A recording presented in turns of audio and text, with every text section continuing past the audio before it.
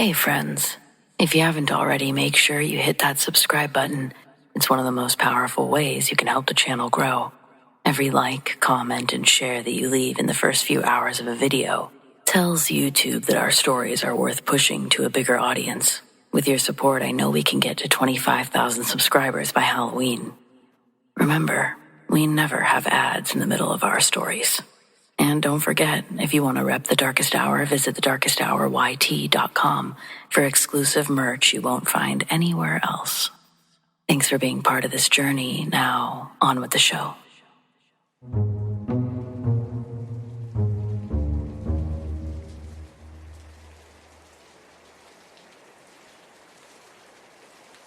When I was little, I spent a lot of time at my grandparents' house, who loved to save everything. So their living room was a mix of old furniture, faded rugs, and a faint smell of mothballs. But the centerpiece, at least for me, was the television. It wasn't a new model for the time or anything, just a bulky secondhand set that they'd picked up when I was maybe 5 or 6. My grandmother was quite proud of it. She'd gotten it for next to nothing from a shop in town. The screen had that thick glass front that reflected the whole room when it was turned off. I used to sleep on the couch in front of it when I stayed over. At first it was exciting, like a little adventure, but after a few nights I started refusing. Because sometimes when the room went dark and the TV screen turned into a mirror, I'd see a face. It wasn't my face, or any that I recognized. I'd lie there, blanket pulled to my chin, watching the dim reflection of the curtains, the lamp, the edge of the couch. And then out of nowhere, there it would be. A face hovering in the glass, pale, featureless in some ways, yet sharp enough to make my stomach drop.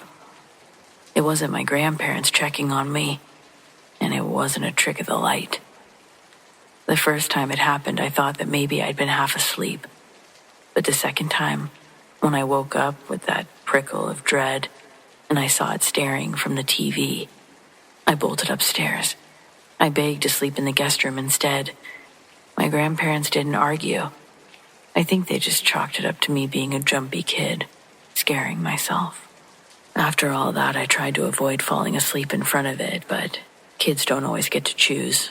And on nights when I drifted off in the living room, waking up was terrifying. Usually the face would already be there when my eyes would open. Faint but clear, watching.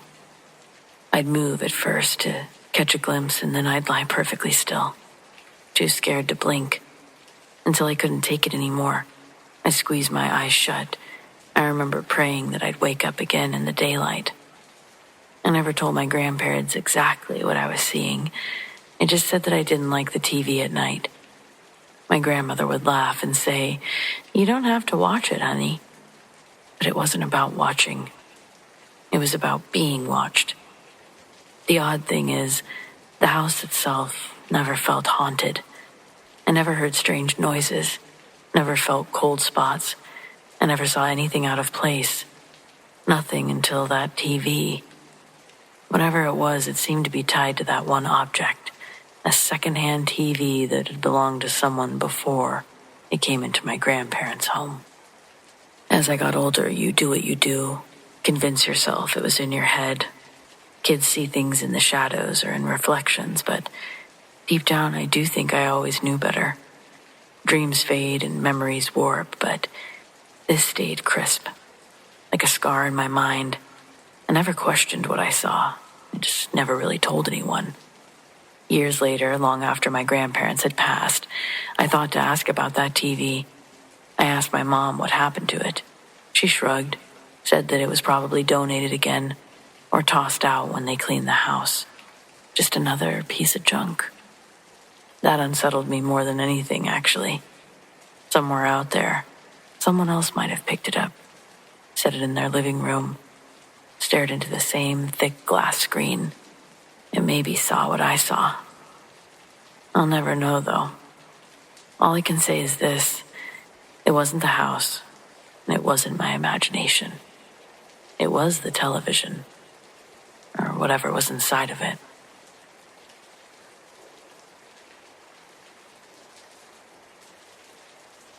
was 13 when my parents decided I was old enough to have my own space downstairs. The bottom floor of our raised ranch was mostly finished, and what used to be a spare room became my bedroom.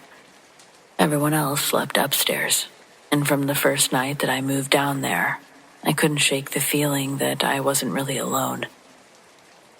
At first, it was just a heaviness in the room, like being watched.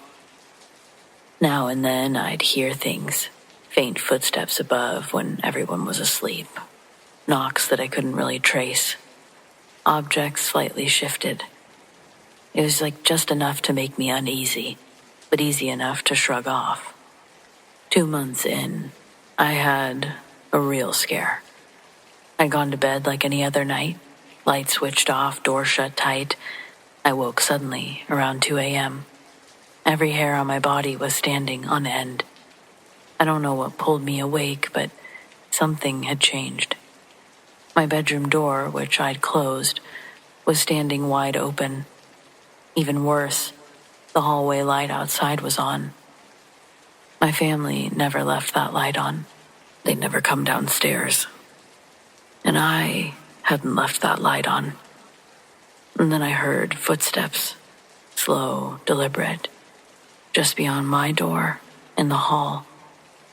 My heart hammered as I stared into the doorway, too scared to even move.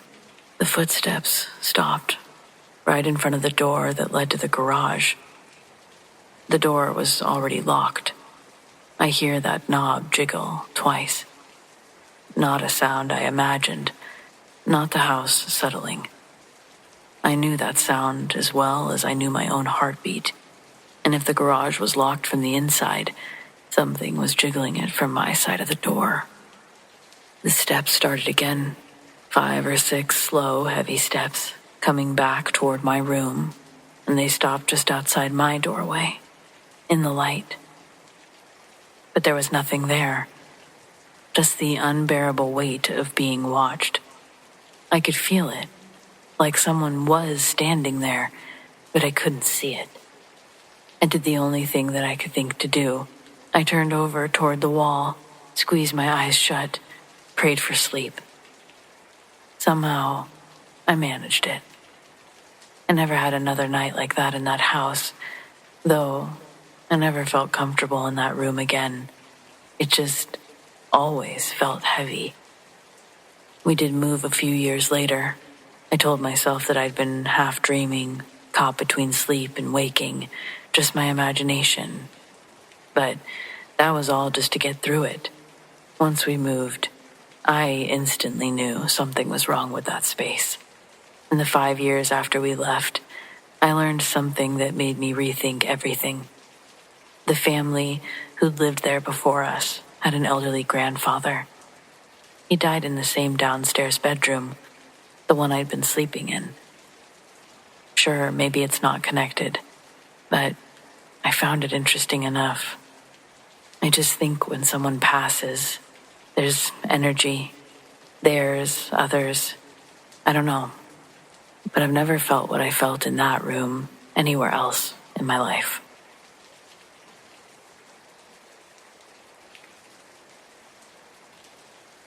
I've been the school nurse in my district for a year now, which is long enough to know 3 things. Kids will fake a fever if it gets them out of math. Nobody actually eats the cafeteria meatloaf. They just shuffle it around on the tray. And my office at one school is haunted. Now, don't give me that look. I know how it sounds. I didn't believe it at first either. I thought it was just old pipes, maybe going stir-crazy from all the fluorescent lighting. But no, I've got stories, and they're mine. It started with whispers, I think. Little voices just at the edge of hearing, like a secret being shared in the next room. The first time I spun around so fast I nearly tripped over my rolling chair, certain that some kid had snuck in for a Band-Aid or a chance to dodge gym class. But the office was empty. No kids, no teachers. Not even Mr. Whitman, who seemed to wander in daily for ice packs and attention. But I'd heard the whispers. So, how do you explain it? Well, then came the laughter, all around the same time. But this wasn't the happy playground kind. It was different. Quick, breathless giggles. Like someone was hiding behind the exam curtain and thought they were being clever. I pulled that curtain back with all of the authority I could muster, half expecting to actually see a third grader doubled over. But there was nothing but a cot, neat as a pin. I told myself, fine, you're just tired. Nurses don't exactly get 8 hours in a spa day. But I think what sealed the deal for me was the door incident. I like to keep the door cracked just a little, enough that I can see the hall but still have a sense of privacy. One afternoon, I was heading back into my office to do some paperwork. I noticed in the narrow silver line of light spilling in through the gap, and the line, clear as day, was a child's face. I saw an eye, the curve of a cheek, pressed right up against the crack, watching me as though they were behind the door. I fully expected that when I entered the office, I'd see the child. But, you guessed it, there was no one there. Empty as a tomb, which is not the phrase you want to use about your workplace, let me tell you. But it was empty. And that was the moment that I just stopped pretending, because you can excuse whispers, especially in a school. That goes for giggles, too.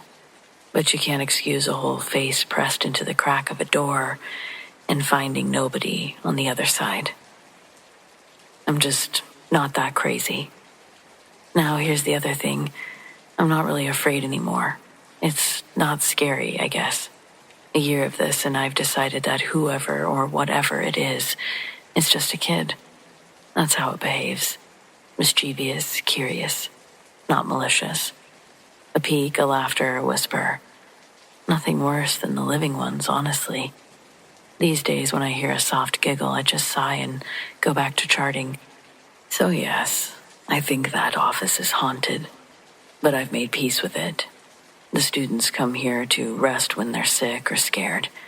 Maybe this one did too, once upon a time. Maybe they just never left.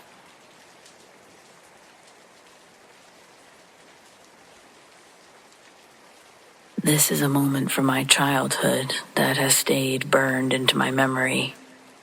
Burned in a way that no dream ever has. I grew up in a 130-year-old house, just down the road from a graveyard. You'd think that combination would guarantee a lifetime of strange happenings, but my childhood was pretty ordinary. There wasn't the flickering of lights or slamming of doors, just the usual creaks of an old house. But one night when I was 8 or 9, I woke up suddenly. It was a wakefulness where I didn't know why I was awake, but my eyes were clear, my heartbeat was steady. The dream was already slipping away. I rolled onto my back, and that's when I saw her. My mother was standing at the side of my bed. The room was dim. It was lit only by the glow of a streetlight outside, but I could see her clearly. Same familiar outline. It wasn't strange to see her there. I thought maybe that I'd had a nightmare and she was checking on me. Relief washed over me. I lifted my arms to hug her, and then, in a span of a heartbeat, her face changed. Wrinkles spread across her skin like time-lapse photography. Her eyes sank deep, her cheeks hollowed, her lips pulled back from yellowed teeth. It was as if centuries had passed in a single second, and I was staring at the corpse of someone who had lived and died long before me. And then she was gone. It wasn't a fadeaway. She just disappeared. My arms still outstretched, reaching for empty air. I sat there frozen. Every nerve in my body was buzzing, but I couldn't move. I don't know how long I stayed like that. Long enough for the house to feel incredibly quiet. Long enough for me to know that I wasn't falling back asleep into a dream. Eventually, with no choice, I turned toward the wall and forced myself to close my eyes. For years after that, I could only ever sleep facing the wall. too scared of what I might see if I turned back toward the room. That was the only time I ever saw anything in that house, but it wasn't the last time I heard something. Years later, in my 20s, I was upstairs alone with my cat. Out of nowhere came the sound of a gentle strumming, clear, distinct notes being plucked one after another from my guitar, which sat untouched downstairs. I saw my cat, ears sharp, eyes locked on the stairwell. The strumming went on for maybe 10 seconds, soft, as though someone was just idly playing, and then it stopped. When I finally worked up the courage to go downstairs, I searched for a logical answer. A draft, maybe? A curtain brushed against the strings. But the windows were shut, and nothing nearby seemed to have touched the guitar. I'm obviously still a skeptic. I don't tell people that I believe in ghosts in all forms, but when I think back to that night or that house, especially the second my mother's face aged 200 years right in front of me, I know I wasn't dreaming.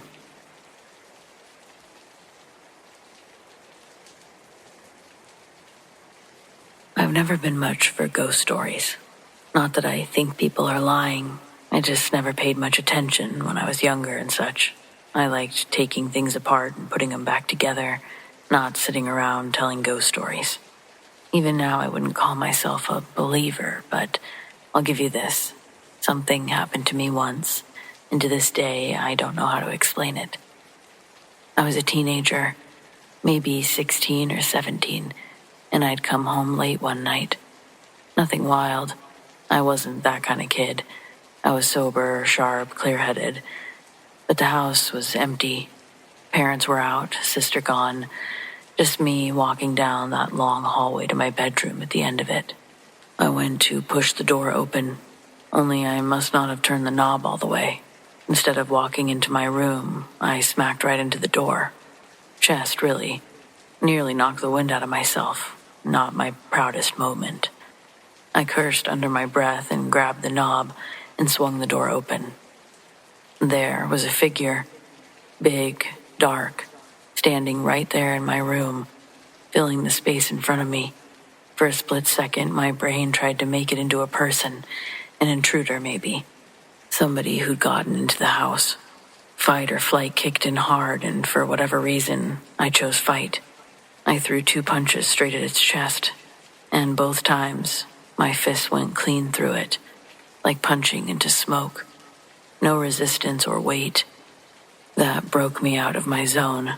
I stumbled back, scrambled for the light switch, but all I managed to do was turn on the ceiling fan.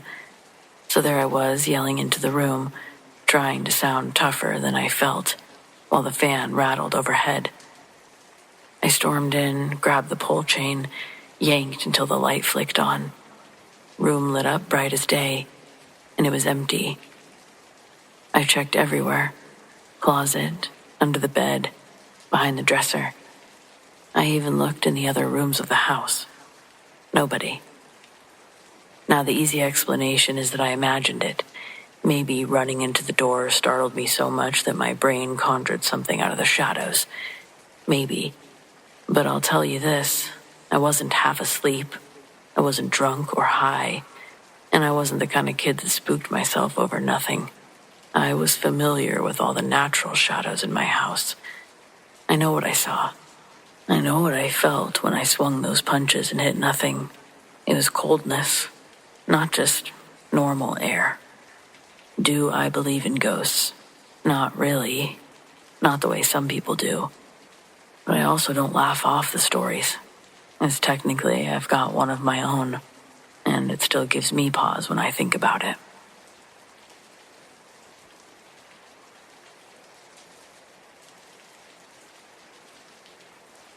I wasn't supposed to be alone that night. It was a simple overnight trip.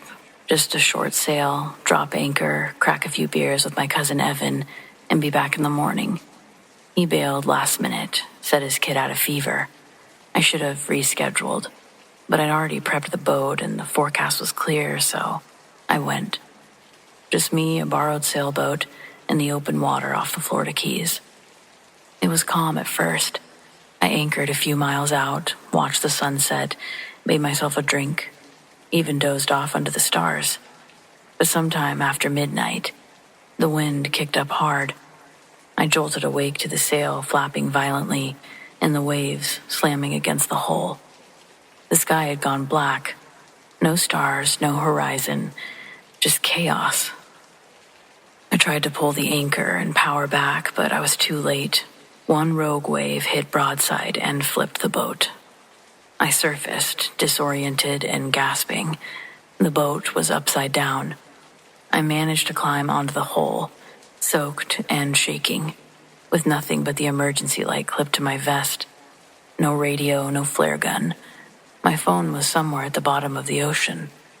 So I waited. The hours passed slowly. The wind died, but the water didn't calm. Every little splash made my heart jump. I shouted at passing shadows that turned out to be nothing. At one point, I saw lights, distant and bouncing, like a boat's mast, but they faded. No one came. Then came the voice. At first I thought I was imagining it. Delirium, maybe. But it was clear and close. "Hey, over here." A woman's voice. Young, crisp. I turned in every direction. Nothing but waves and sky. And then again. "Help me, please." It was so close it sounded like it was coming from the water itself. "Where are you?" I yelled. No answer. "Hello?" Silence. And then splash. A few feet off the starboard side, something broke the surface. Just a ripple. I leaned forward, squinting into the dark. "Help me." The same voice, behind me now. I spun around, but the water was empty. It just kept happening. Every few minutes the voice called again, always from a new direction, always panicked, always too close. But the worst part was, I recognized it. It wasn't until the third or fourth time that it clicked. It was my sister's voice. But that was impossible. She was thousands of miles inland. "Over here, Danny." She used my name next. I almost swam away from the boat. I don't know what stopped me. Maybe the rhythm of everything. Every call sounded exactly the same. Same inflection, same timing. Like a recording on a loop. Like it didn't understand how real people would speak. But it knew enough to sound like my sister. Around dawn, a Coast Guard chopper finally spotted me.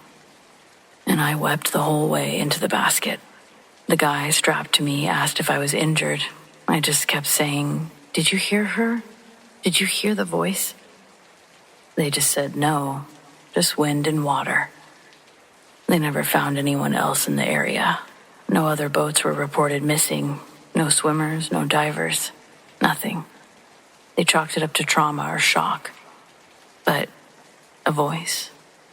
I'm fine now, mostly. I don't go out into the water anymore. Not even really ferry rides.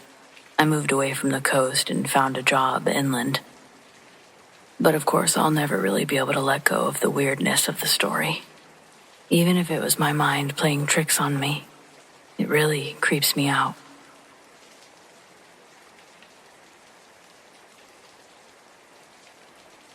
This story isn't mine exactly, it's my dad's. But he only ever told it to me once, and he made me promise that I wouldn't repeat it unless I truly believed him. So, Dad, if you're listening somewhere, I do. I believe you now. This happened in the early 1980s. Back then, my dad worked for the local utilities company in Oregon. Small town, mostly remote accounts. Lots of back and forth across mountain roads. One of his summer routes was delivering gas and basic supplies to the cabins around Patriot Lake. Most of them were seasonal, rented by families in the summer for fishing and camping. It was a nice place where people left their cabins unlocked and their extra key in a coffee can under the porch. Patriot Lake wasn't fancy. but it was known for being peaceful, isolated, quiet. There was one cabin, though. It was different. It was listed on his supply sheet like the others, but something about it always felt off. It was at the farthest point on his route, tucked down a rutted road, one that barely passed for a driveway. He said even on the hottest day, the trees around it made the air feel cold. Not shady, cold. The weird thing was the cabin was marked as currently leased every year. He was supposed to drop off propane tanks and refill water drums, but every time he got there it looked abandoned. The windows were covered in thick dust, cobwebs on the porch swing, rusted lock on the door, no tire tracks, no sign of anyone having driven in or out. But the order always came in like clockwork. The first few years, he did his job, dropped the supplies, checked the boxes, and moved on. One summer, though, he thinks it was 83, something changed. He pulled up and noticed that the front door was open, just slightly, enough to see that the inside was dark. He called out, thinking maybe someone finally was staying there. No answer. He stepped into the porch and got this overwhelming feeling, like something inside the house knew he was there. Not in a paranoid way, just aware. He knocked. Nothing. And then he reached out to leave the propane tank just inside the door. And that's when he saw the table. It was set. Plates, silverware, cups. Like someone had just stepped away. But everything was covered in dust. Even the chairs. They had thick cobwebs stretching between them and the floor. No footprints. No recent movement. Just a frozen dinner table in the middle of a cabin that shouldn't have been in use. He backed out slowly and shut the door. He said it felt like if he touched it again, something would shut it for him. He didn't report it, didn't mark it on the sheet. But when he got back to the office, the dispatcher said something strange. "Hey, next time you're up at Patriot, don't skip the old cabin. The renter called in and said their delivery never arrived. They need you to come back." Dad never went back. He switched routes that summer. Dad said, as he drove away from the cabin that day, he felt someone sitting next to him in his passenger seat. A feeling, an entity that stayed with him until he got back onto the main road.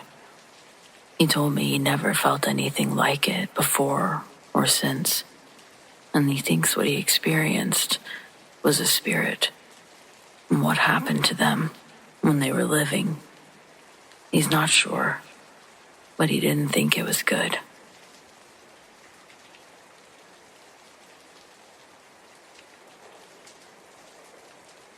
For legal and privacy purposes, I've obviously changed the names here, but this is a personal story of mine, and the only paranormal experience I've had to date. I'm sure the previously stated reasons for my anonymity will be forthright by the end of my story. Until then, my name is Jane, and my dead ex-husband we'll call Flynn. Before he became my dead ex, he was my living spouse who'd swept me off my feet right from the moment we met. I was a new hire at the office that we worked at, and my cubicle was next to his. Flynn was a charmer, and we were dating within the same week of my hiring.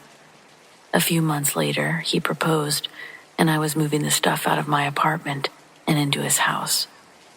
Flynn had been at the company longer than me, and though our workspaces were back to back, his paycheck made mine look like funny money. I didn't know this at the time, but I gotta tell ya, I didn't get too upset when I found out. He also got a raise after a year of us working together, and I could quit my job. I'd also be lying if I said that change in lifestyle was easy to get accustomed to. Sadly, it was the carefree life that I didn't want to leave, not Flynn.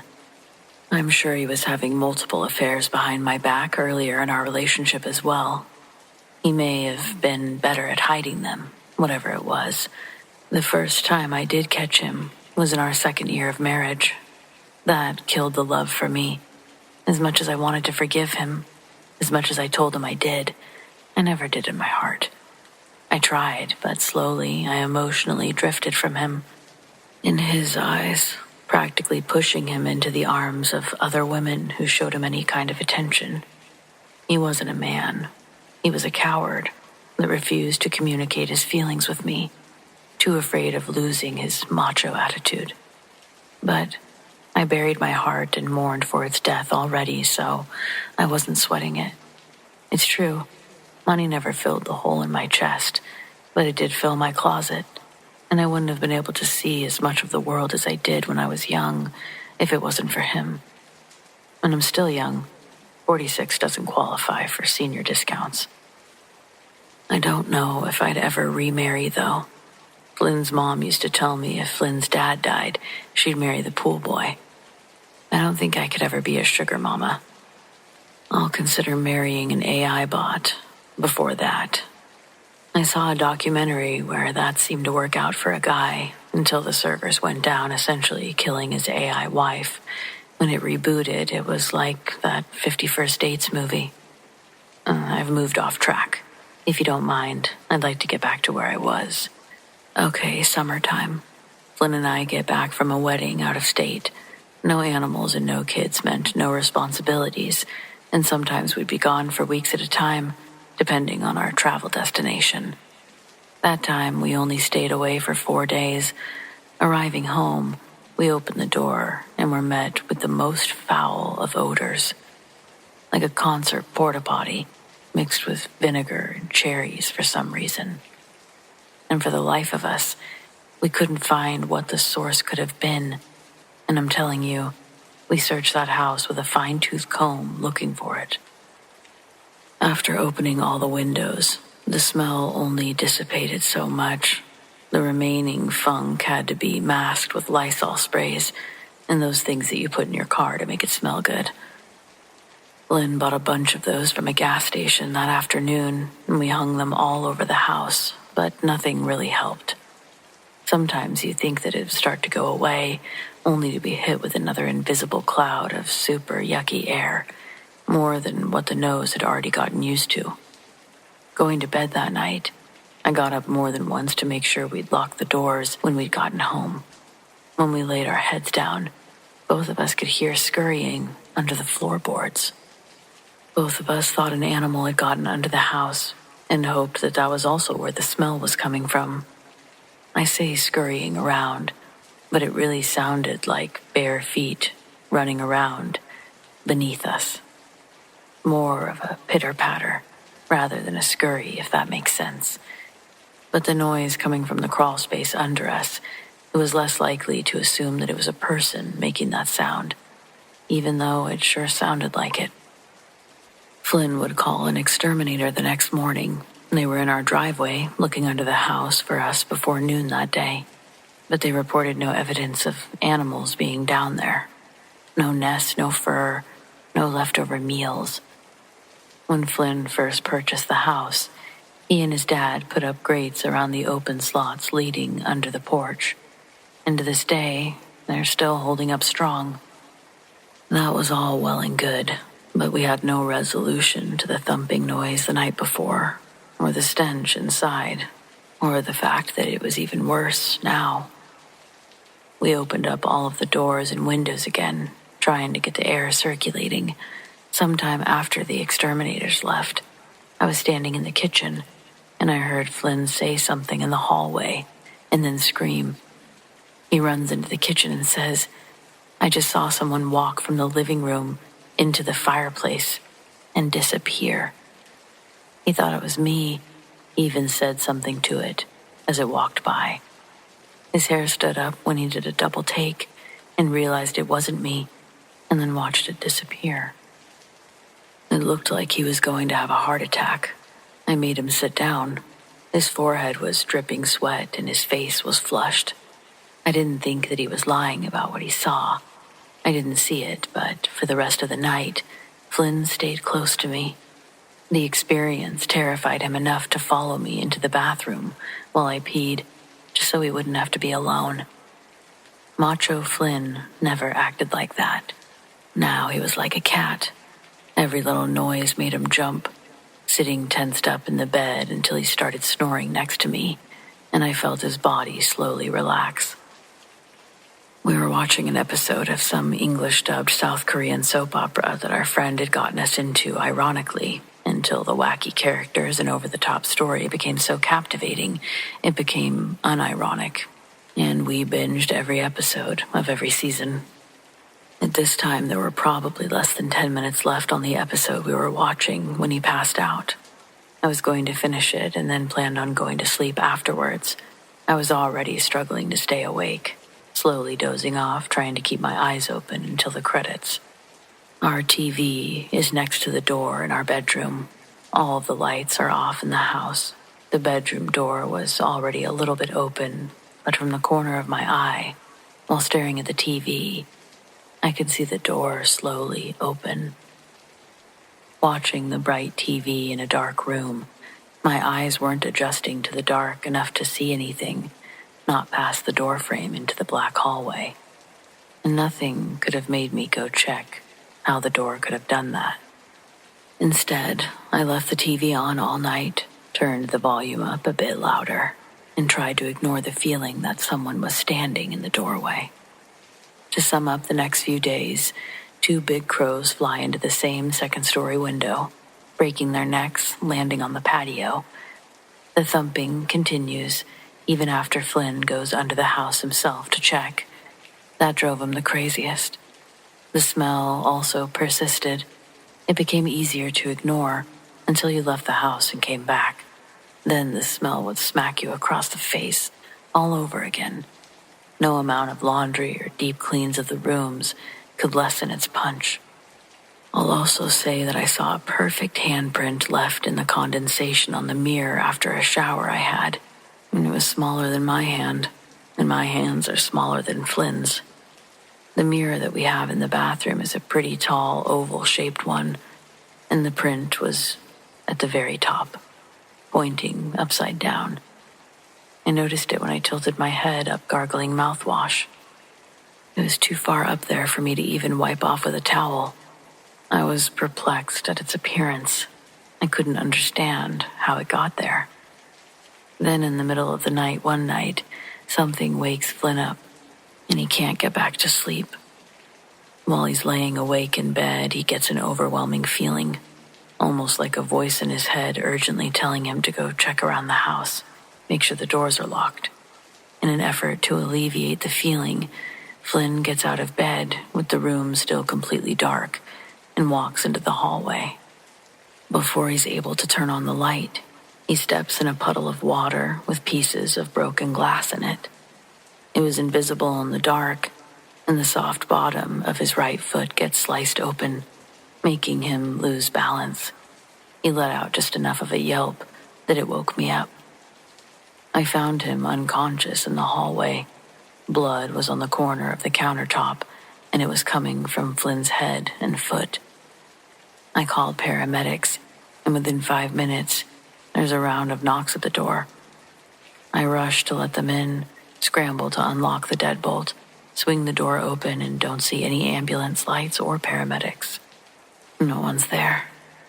I was still on the phone with the operator, and she told me that they were still on their way to me. I deadbolted the door again before returning to Flynn. All of the lights in the house were on at this point, and when I checked on him, his skin was turning pale blue. I sobbed into the phone, begging the operator to make the ambulance drive faster. She tried to keep me calm, but the scene was too much. It's still too much. I hate that when I see it in my head, it was the worst, most horrible, saddest thing of my life. In my marriage, it was safe to say that Flynn and I didn't love each other anymore, but we were still friends. I would have never wished his death. It all moved too quickly after the EMTs picked him up.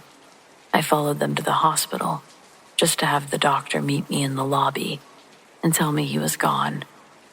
They let me go in to say goodbye, and then I was pushed out of the emergency room. Gathering a deceased loved one's finances and assets to disperse amongst family was a nightmare that took over a year to settle. But right after Flynn's death, I went home, and the smell of the house was there to meet me at the door with open arms. Life as I knew it had changed, and it dulled my senses. I threw the keys on the table, and I laid on the couch, cried my eyes out for hours, thinking about Flynn.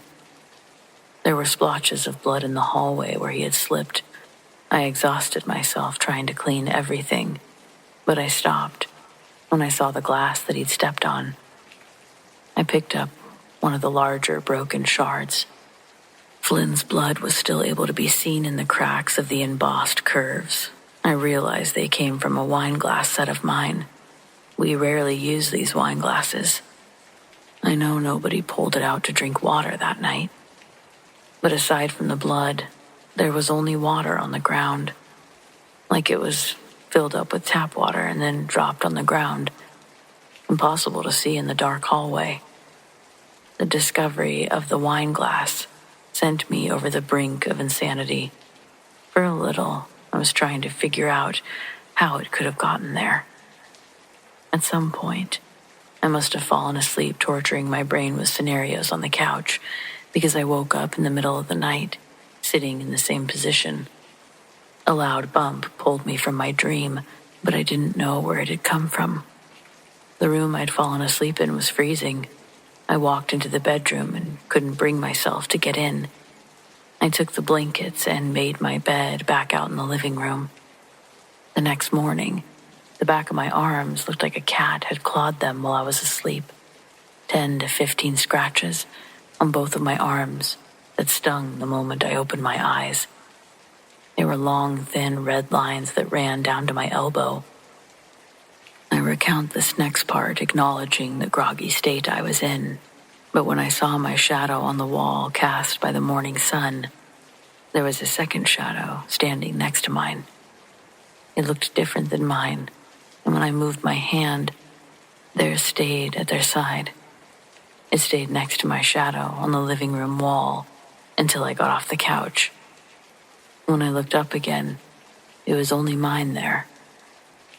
I wish the shadow that joined me that morning resembled Flynn's, but sadly, what I thought I saw scared me to the bone.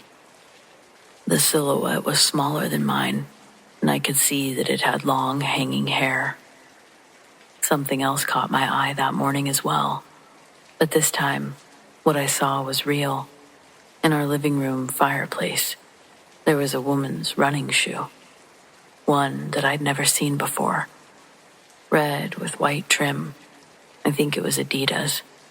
Something that I'd never wear. And the anger bubbled up, thinking Flynn got them for another girl. Grief and anger was a mix that I had felt often before. It felt sickening, and I got down to dig in the soot and the charred wood of the fireplace, looking for a second one. We usually kept it pretty clean when we were burning wood in it. Looking down, I could see that there was no second shoe. There were 2 logs I could easily see behind. I looked at the first shoe and held it in my hand. It was covered in thick black soot. But the fireplace itself didn't have any, except one spot on one of the logs. I quickly deduced the running shoe must have come from inside the actual chimney. As much as I didn't want to, I slowly put my head into the fireplace to look up the chute. The smell that had been plaguing the house for days was the strongest the closer I got my head to it. By the time I was under the hole, I couldn't hold my breath long enough to get a good look up. It was a narrow, rectangular gap the size of a Kleenex box. As heart-stricken as I was, I knew that I had to get the phone book and call someone to check out the chimney. I thought maybe an animal had actually crawled in there and died. When the chimney sweep got onto the roof, he nervously called down to me that there was blood all over the bricks of the chimney. I thought even more that he would find an injured raccoon or cat that had fallen, But neither the young chimney sweep nor I could have expected the decomposing body of a woman. Firefighters, ambulances, and police cars all parked in the grass of my yard while the firefighters broke the chimney apart, enough to retrieve the corpse that was lodged in there. Let's say when they checked the woman's ID, we find out her name's Lori. On top of the roof, next to the destroyed chimney, firefighters also find a bag, one that they described as looking like a kill kit, containing zip ties, duct tape, hunting knives, and an unused Kodak disposable camera. The cops tasked with going to my house for 2 days in a row with 2 different dead bodies had more than a few questions for me. I didn't know Lori, and I'd never seen her until she was being pulled from my chimney that day. Flynn, however, knew Lori very well. I felt nothing but sadness and disgust reading through the text that they'd sent back and forth. Flynn recycled the charming words he used to send me, almost word for word. The chain of messages end with Lori telling Flynn, basically, if she can't have him, nobody can. He left her on red, and that was the day before we left for the wedding. I was humiliated, sitting in a little office while these men read the intimate conversations of my deceased husband and the deceased homewrecker.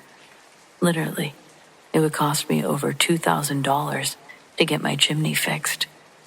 That's not the worst part about it, though. This whole situation was traumatizing on its own, but to add insult to injury, for a few months, I was suspected of murdering the woman.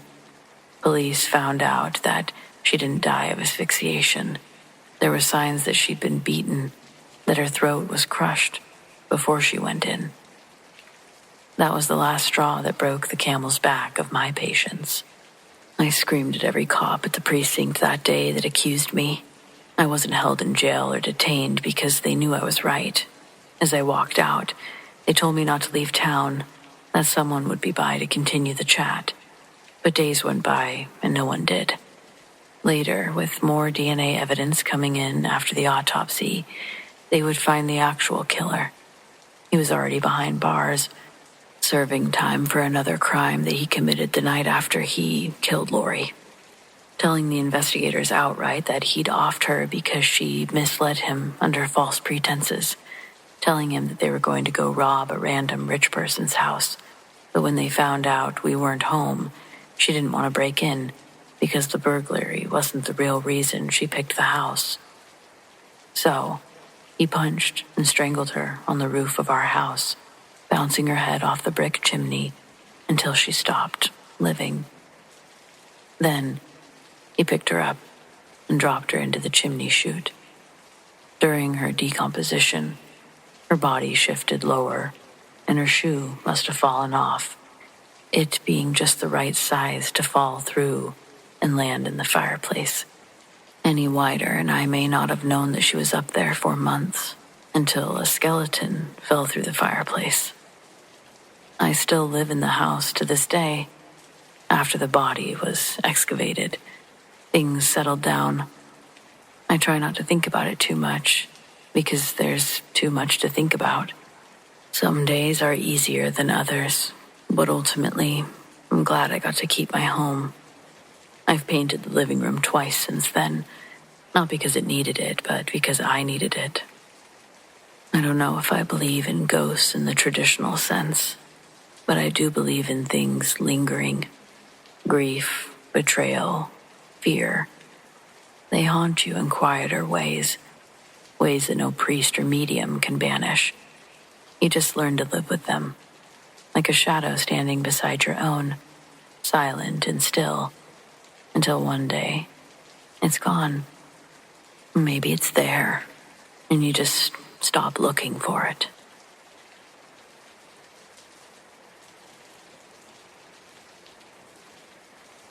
I've been listening to this channel for a while now, and I hear lots of cryptid and ghost stories, but I was attacked by an actual tree.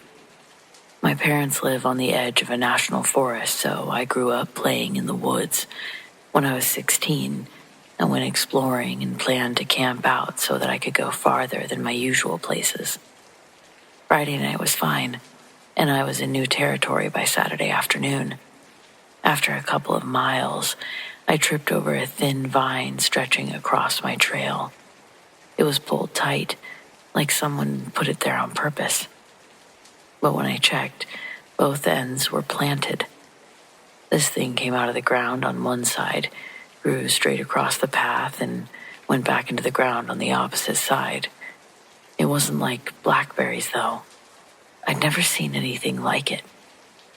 There was a big tree a few feet away, one that's good for sitting under, so I figured it was a good time to stop for a sandwich. All I did was sit down, lean against the tree, and eat my sandwich. I was there for maybe 10 minutes. When I tried to stand, there were vines wrapped around both of my shoes and all the way up past my ankle. I pulled one off, and then when I pulled at the other, it started getting tighter. I had to use a knife to cut it. Once free, I leaned back against the tree and looked down at the ground, watching to see what would happen again. There's just no way vines can grow that fast. After several minutes, nothing happened. I decided that I must be crazy and was getting ready to move on. But when I pushed off against the tree, I fell right back against it. There was a whole new vine around my neck. It wasn't tight yet, but it had wrapped all the way around from the tree, and it was hanging loose on me like a necklace. It's like the tree was trying to keep me there. This one was too thick to break. It was also covered in thorns, unlike the others, so I had to cut it too. A dark green liquid oozed out, some kind of plant blood. It was thinner than sap, but thicker than water. Honestly, I was super freaked out.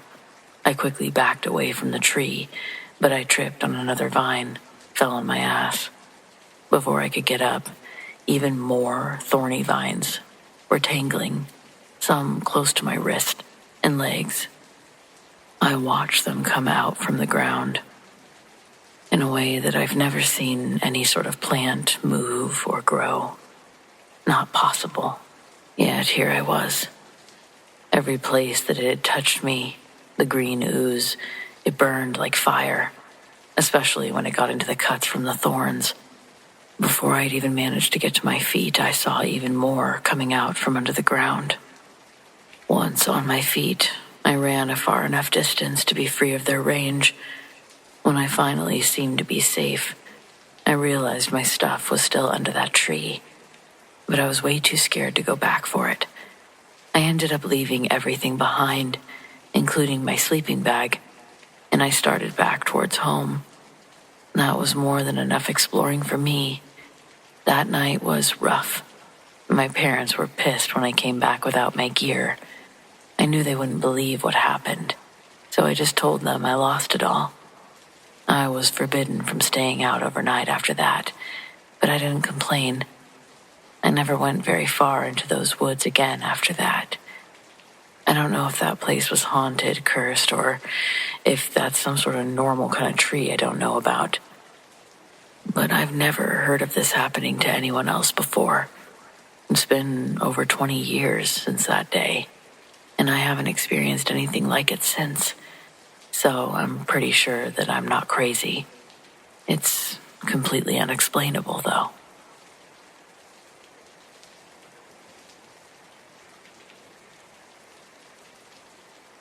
This happened back in the early 2000s. I was in my 20s, and my best friend Liam and I decided to take a weekend camping trip to the Siskiyou Mountains. Nothing too rugged, just a couple of nights, a borrowed tent, and enough beer to make it feel like a real break from life. We set up near a little ridge with a great view of the valley.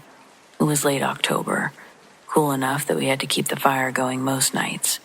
We talked about nothing, life, work, girls, just a nice trip.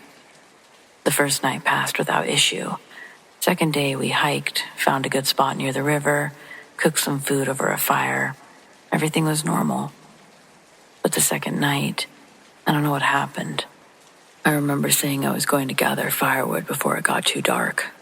I wandered off just a little, maybe 20, 30 yards. Found a few decent branches, snapped some dry ones off a log. I couldn't have been gone for more than 10 minutes. When I came back, Liam was sitting stiffly by the fire, staring into the flames like he'd been trying to burn a hole through them. I dropped the wood in a pile and said something dumb like, "Hope I didn't miss any ghost stories." But he didn't even laugh, just wouldn't even look at me. I sat down across from him and tried to shake it off. Maybe he was tired. Maybe the cold was getting to him. We sat in silence for a long time. Eventually, he muttered, "You seem off." I asked what he meant. He finally looked at me just for a second and said, "You weren't moving right." That stuck with me. I laughed, made a crack about him needing sleep, and said, "When?" He said, "A couple of seconds ago." What was that about? Why were you moving like that? I had no idea what he was talking about.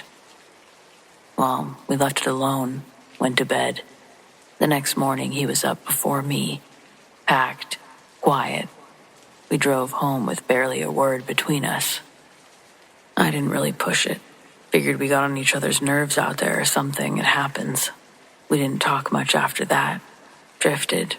No falling out, just the slow fade of adult life.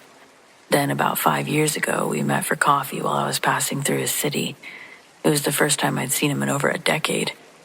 Halfway through the conversation, he brought it up. "That night by the fire," he said, "I thought you were going to kill me." I blinked. "What?" He looked dead serious. "When you came back, or before you came back, something was wrong. You were moving all crazy, holding your knife all crazy. Your face, it wasn't moving or saying nothing, just blank. You stared at me for a long time before you finally ran off. I don't know what I saw, but it wasn't the same guy that came back a few minutes later. I could never shake it."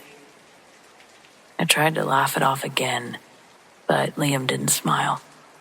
Just looked out the window. I know I should be able to laugh, but man, really creeped me out. I didn't laugh that time, but I told Liam I never came back dancing with a knife. I don't know what he saw either, but I definitely didn't do that. He seemed to believe me, but the whole thing, I'll just never forget that.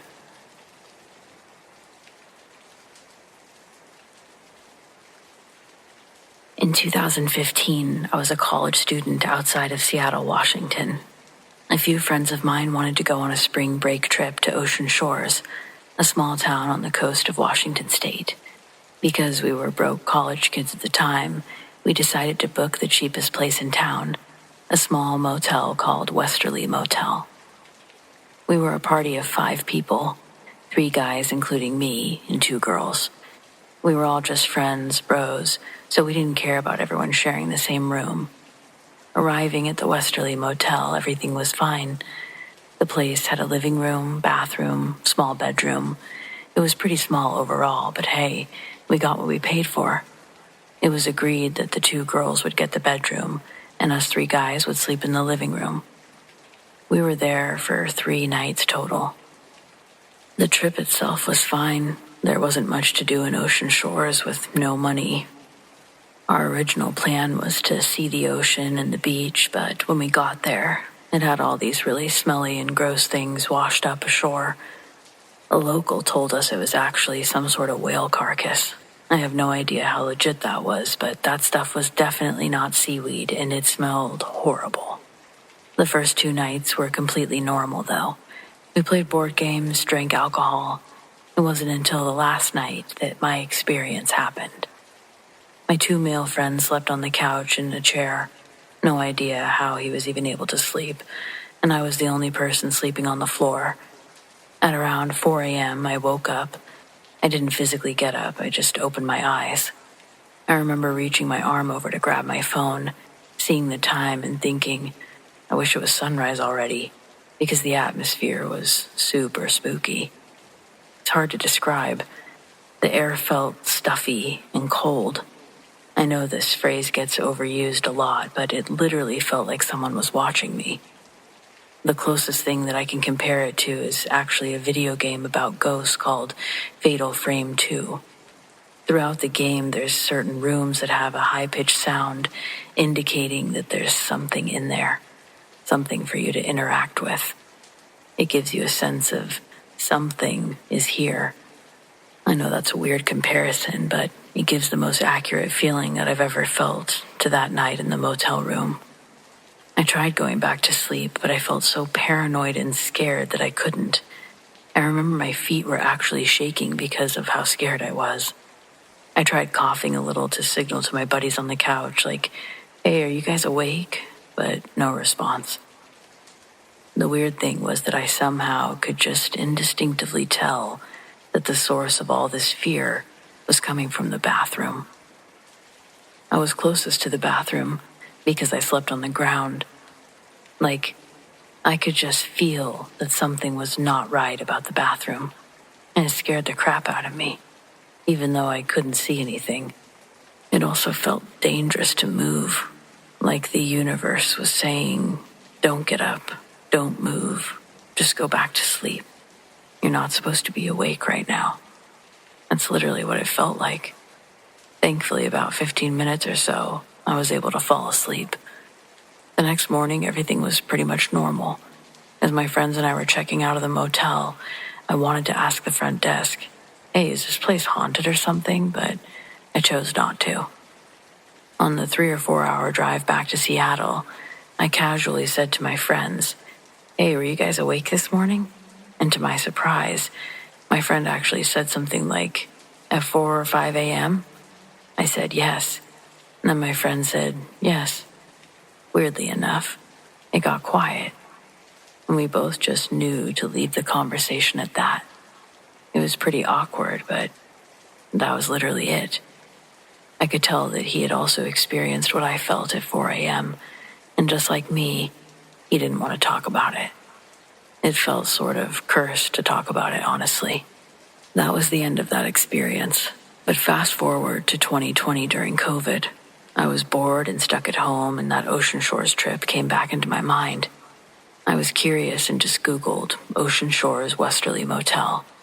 And the first thing that came up was actually a Como 4 news article written in 2014.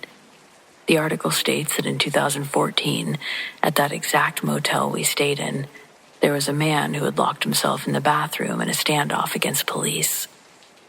He'd started a fire and died of smoke inhalation in the bathroom before being taken to the hospital or something. You can find the article itself if you just Google Como News Westerly Motel. When I read that, it scared the hell out of me because I remember that night and I remember sensing something in that bathroom. I would definitely consider myself a skeptic, but that night felt very supernatural. Like you could just feel it in the air that this is not normal. Before that, I had to snicker at anyone saying they felt watched, but now I get it. I was looking at reviews of Westerly Motel and was secretly hoping that someone else had had a similar experience, but alas, nothing. But yeah, I just wanted to share that story. The motel is actually still around, so if by chance anyone else experiences something like this, just know that you're not alone.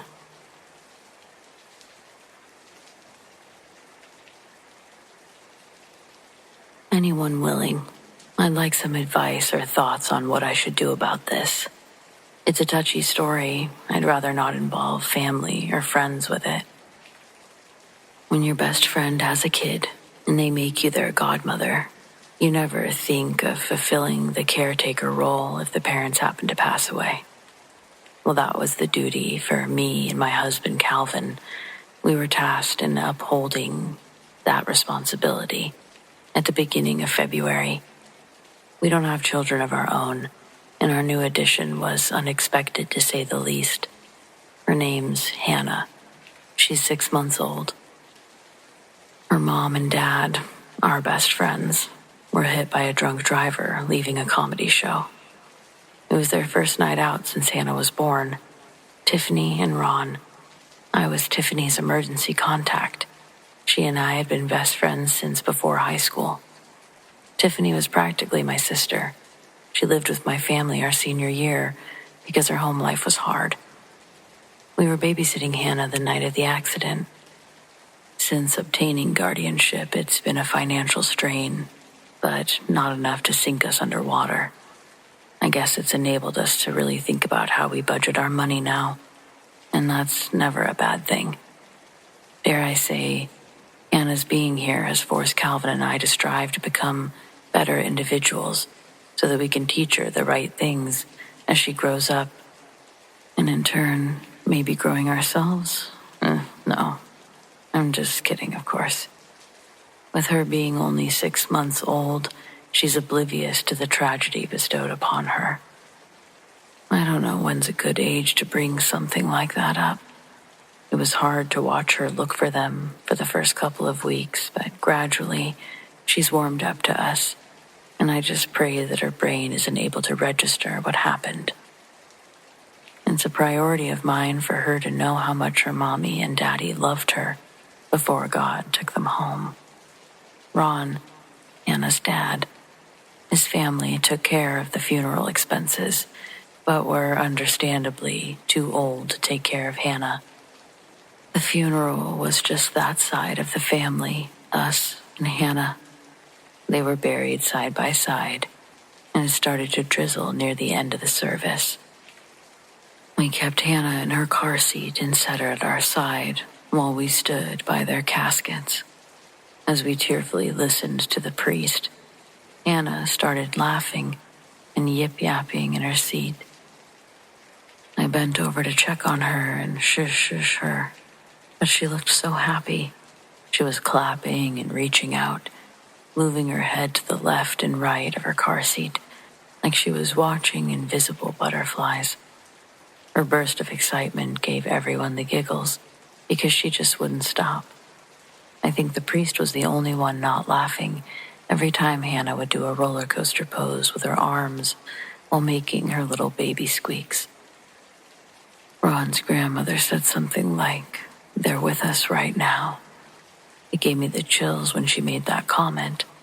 Looking back at Hannah with that perspective in mind, yeah, it did look like something was actively working to get her attention, something only she could see. The next day, the thought of Tiff and Ron saying their last goodbyes to their daughter really hurt my heart. I vowed out loud to them that I'd take Hannah by to visit once a week. I crossed my heart, and that very next Sunday, me and my goddaughter got dressed in our Sunday best. This time, I put Hannah in a stroller because the graveyard's located less than a mile from the house. It gave me a chance to try my hand at being a certified stroller operator. By the time we got to the gates of the graveyard, I was practically a stroller pro. I could get the thing up curbs, hairpin turns, and through gravelly areas, no problem. Getting to the graveyard was not the trouble I thought it would be. It actually gave me more faith in doing it weekly. It was in the graveyard I started to rethink it, because this time, for some reason, Hannah was not having a good time. I wasn't expecting her to put on an adorable baby show every time we went there, but when I say polar opposite reaction, I mean night and day. This time, as we got close to Tiff and Ron's grave, Hannah started to get visibly scared, crying, with her hands bunched up close, squirming, pushing her body as far back as she could get, like a snake was snapping at her. When we got to the tombstones, I pulled her out of the stroller to try to console and check to see if she was okay. She was going on enough that I started to think a bee had gotten her, or that she was laying on a toy. Pulling her out of the stroller only made her freak out more. She was desperately trying to crawl out of my hands to get away. She became so out of control, I almost dropped her. Feeling myself lose hold, I put her back in the stroller bed. and I apologized to her mom and dad, promising that she's taken care of, that she doesn't act like that. Her distressing behavior almost sent me into a full panic attack. My heartbeat was thumping in my ears, and my nose got really sweaty. Then the handles of the stroller started to shake in my hands.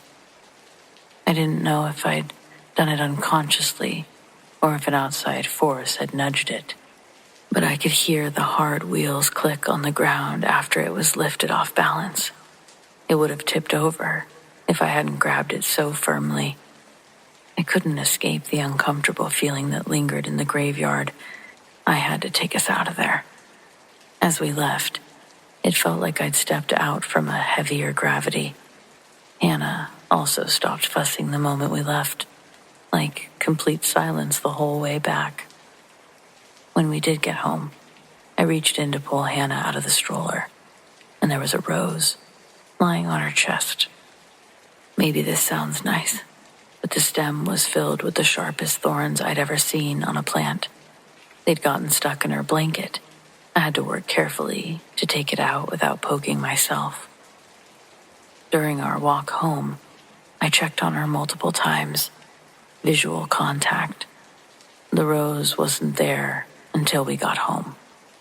Not wanting to bring the creepy flower inside, I left it in the front yard, but I should have known that Calvin would grab it.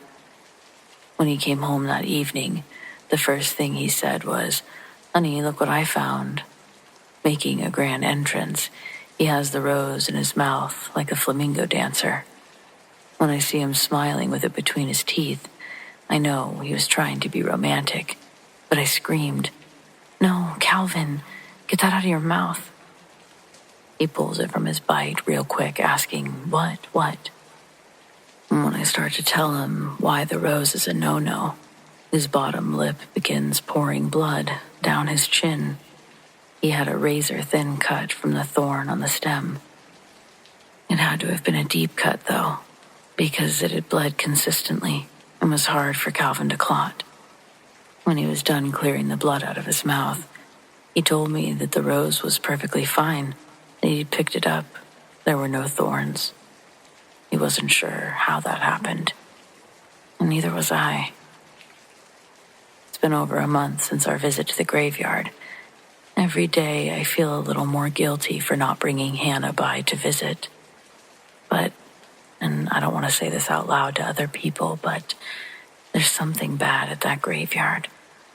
Maybe not Tiffany and Ron's plot, but maybe it's a specific spirit that's hanging around there. I don't know. I don't know what to do about my godmother obligations, taking Hannah to visit. What would you do here? Can't really ask my friends because how morbid and insensitive does this all sound? I'm asking for reals. Is this insensitive? Am I protecting Hannah or acting like a chicken? Weigh in on this because I might take an extreme alternative route. Take Hannah to a completely different graveyard in a different part of town and point to 2 different graves and say, "Yep, there's your mom and dad. Good old George and Linda." I'm not even trying to make morbid jokes, just genuinely curious. What would you do?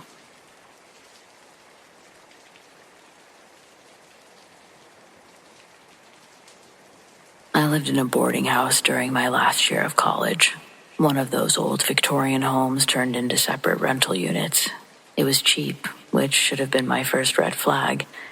There were 5 of us in that house, all students, and the landlady, Miss Evelyn, who lived in the basement unit. She was ancient, nice but quiet, and very particular about the house rules. Mostly normal stuff. No parties, no candles, and no guests after midnight. And one big one. Do not enter the locked room upstairs. The house had 6 bedrooms. 5 were rented. The 6th door was at the very end of the hallway, right past mine. Always locked. Heavy old wood, big brass knob, no sign or number. I thought maybe it was a storage unit, but I always had this feeling when I walked past it, like the air was colder. A couple of us joked about it once. One of the other tenants, Sean, said that he tried the handle one night just to see. The next day, Miss Evelyn told him that she'd evict him if he ever touched it again. No warning, no smile. Things started getting weird about 2 months in for me. I'd hear noises at night, soft thuds, shuffling. Once or twice, a dragging sound, like furniture scraping across hardwood, always from behind that door. One night I was up late studying and heard whispering. I couldn't make out the words, just a low, steady murmur from the other side of the wall. I pressed my ear to the door. The whispering stopped. Then something tapped. 3 slow knocks. I didn't sleep much that night. The next morning I asked Miss Evelyn about it. She smiled like I'd told her a knock-knock joke. She said, "That room doesn't like attention." And then she just walked away. I started avoiding the end of the hallway, kept my headphones in, stayed out later just to dodge the creepy sense of dread that seemed to leak out of that locked room. But then came the night that I heard my voice. I'd just gotten into bed. My door was shut, the house was quiet, and from the other side of the wall, faint, muffled, I heard my own voice whisper, "Hey, it's me. Hey, it's me." It wasn't just similar. It was exact. The cadence, the tone, like someone had recorded me and was playing it back. I wanted to believe that I'd imagined it, but I know what I heard. I moved out 2 weeks later, broke my lease. Evelyn didn't fight me on it. She just handed me my deposit and said, "The house is easy when it's quiet."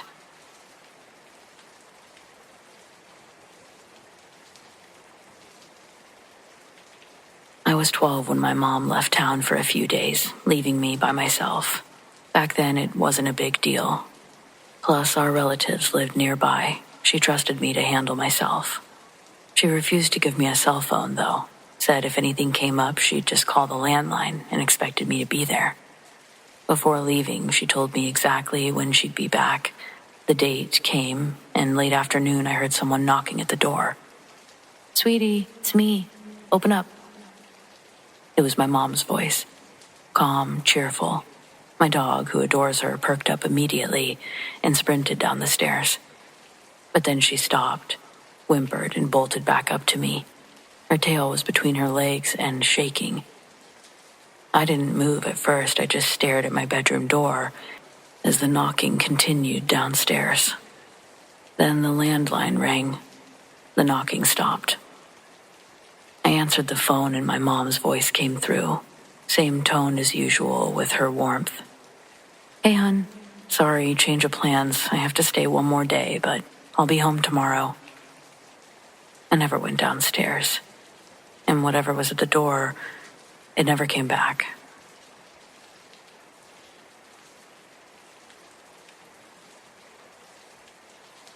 I'm not someone who considered myself a paranormal believer. I'm a back-end dev at a tech startup, and if you know anything about that world, you know the culture tends to be more skeptical and spiritual. We debug, we optimize, we don't sense things, we prove them, and we fix them. But I'm writing this because I don't know how else to explain what happened. I joined this company about 6 months ago. Small team, big ambitions. Your standard post-Series A grind. I was mostly tasked with cleaning up legacy code. Deep, ugly stuff that's been patched over by too many hands. A lot of it dated back to a major product overhaul from 2 years ago. During a launch that nearly tanked the company. One of the original developers died around this time. No one talked about it much. I didn't ask. Anyway, I was combing through a set of error logs that kept throwing up warnings tied to a module I hadn't touched yet. The logs referenced lines of code that didn't exist in our repo.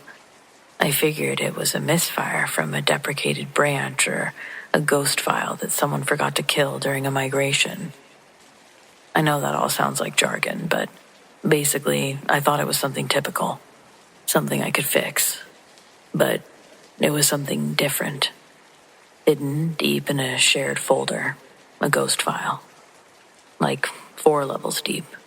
It was a script that hadn't been touched in over 2 years. At first, it looked like test junk, but I opened it. I noticed something weird. The comments. Most developers leave shorthand notes, quick stuff like fix later, this is a mess, don't touch, that kind of thing. But these were personal. I love you, Anna. I miss you, Katie. Thank you, Taryn. At first I thought someone was messing with me, but no one knew that I'd be the one assigned to this module. My name, Taryn, wasn't anywhere in the system when these were written. I hadn't even applied to this company yet. I tried to delete the file. The second I did, the lights in the office started to flicker. My monitor cut to black for maybe 5 seconds, and I was sure that I'd just broken everything. It was just long enough to make my stomach flip. And then it came back on. The file was still there, untouched. I left for the day. That night, curiosity got the better of me. I looked up the guy who worked on the project during the original launch. His name was Michael Rain, had died suddenly. There's a memorial post buried in the company's blog archives, full of polite corporate language. But I found the real obituary in a local paper archive. Survived by his wife, Anna, and their daughter, Katie. I don't know what made me do it, but I reached out. I tracked down an old email address listed under a freelance site that he used. It was still active, forwarding to his wife, I presumed. I sent a message, explained who I was, what I found, and included the lines. I told her that I knew how strange it sounded, and that it wasn't meant to be intrusive. I just thought she should see it, because it felt like it was meant for her. She never responded, and honestly, I didn't expect her to, nor do I know if she ever got the message. The file's still there. The comments haven't changed. No new messages. No more glitches. Just silence now.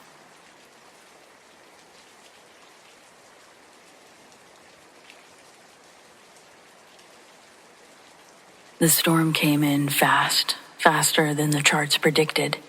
We were off diving a small research vessel, just me and my wife, Lena. Our last trip before she transitioned out of the field for good. She said her body couldn't take the pressure anymore, but I think she just got tired of chasing shadows at the bottom of the sea. We were hunting sound. Not whales or seismic shifts. A tone. An anomaly that kept showing up on deep sea recorders off the Mariana Shelf. Lena had found it on an old Navy hydrophone archive. It was from the 90s, and she became obsessed. She called it the lullaby. We had one shot to drop in before the storm swallowed us. She begged to go with me. She said that she wanted to hear it with her own ears.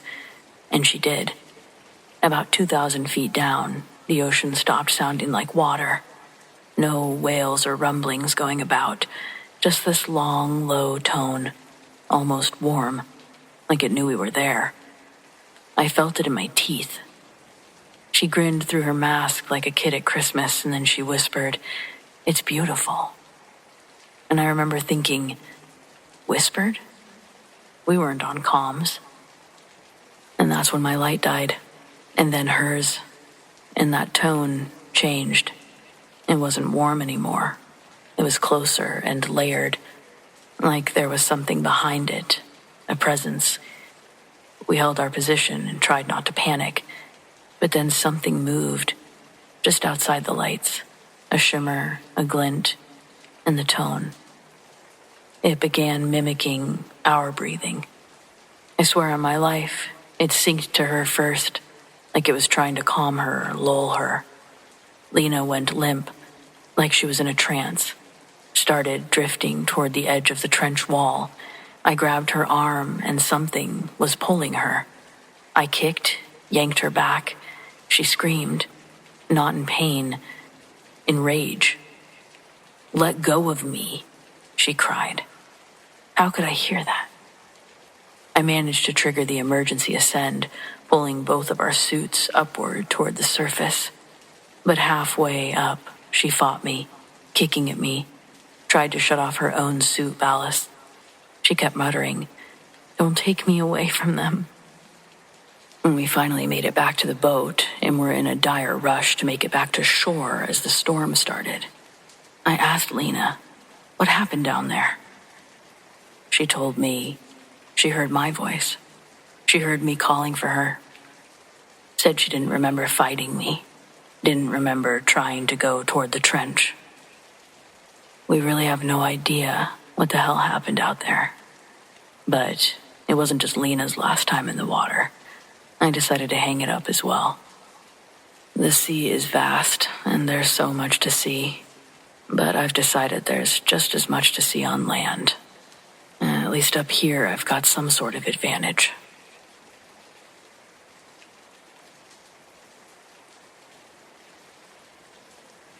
I've told this story before somewhere, so if you've heard it, sorry, but once I was staying at this lodge with my family.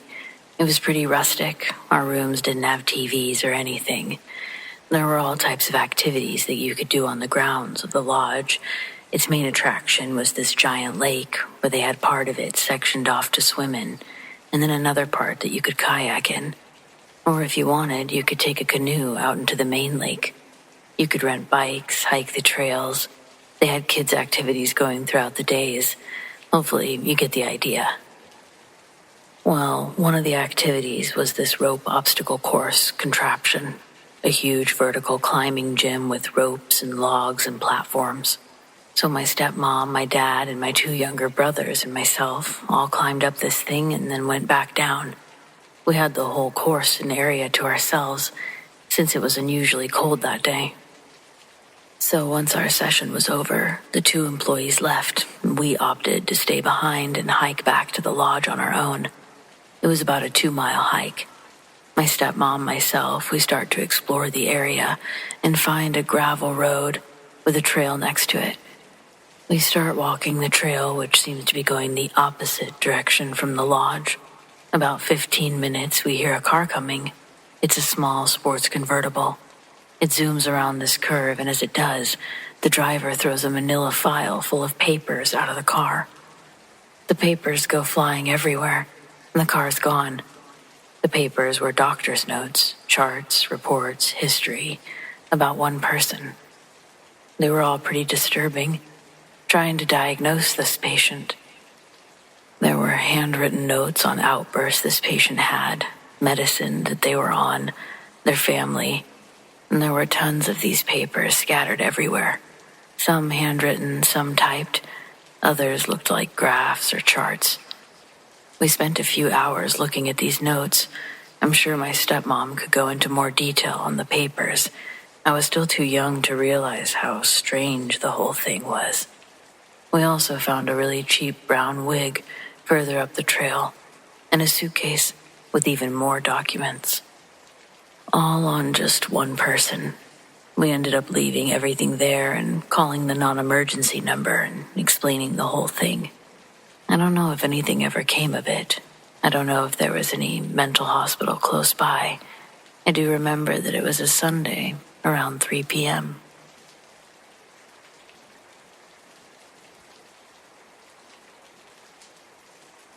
I was up north, far north British Columbia, Canada, working in an oil rig, camped out in the woods. I was working as a cook. I went out one afternoon for a smoke on the back deck. It was about 2 o'clock in the afternoon, and it was really quiet, still winter day. It was snowing, those kind of big snowflakes, the ones that make it look like everything's moving in slow motion. So as I was standing there smoking, just staring off into the distance, not looking at anything in particular, looking left, right, up and down, whatever, I felt something looking at me. And then I looked straight ahead. About 30 or less feet in front of me was the tree line of the forest, and directly in front of me, in between 2 trees, I see the most gigantic wolf I've ever seen.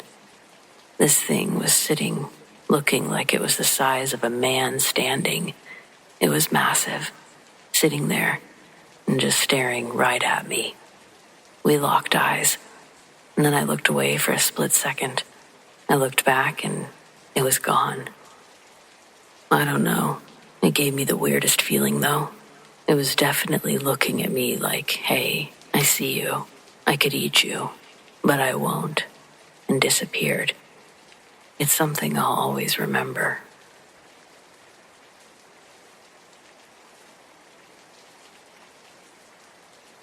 I live on a farm with my parents and 6-year-old sister, Beth. Behind our house is an old well. The previous owners put a grate over it, so it's supposed to be safe, but non-functional. Beth has been playing by it a lot for the last few weeks. She sits by the stones and has little tea parties.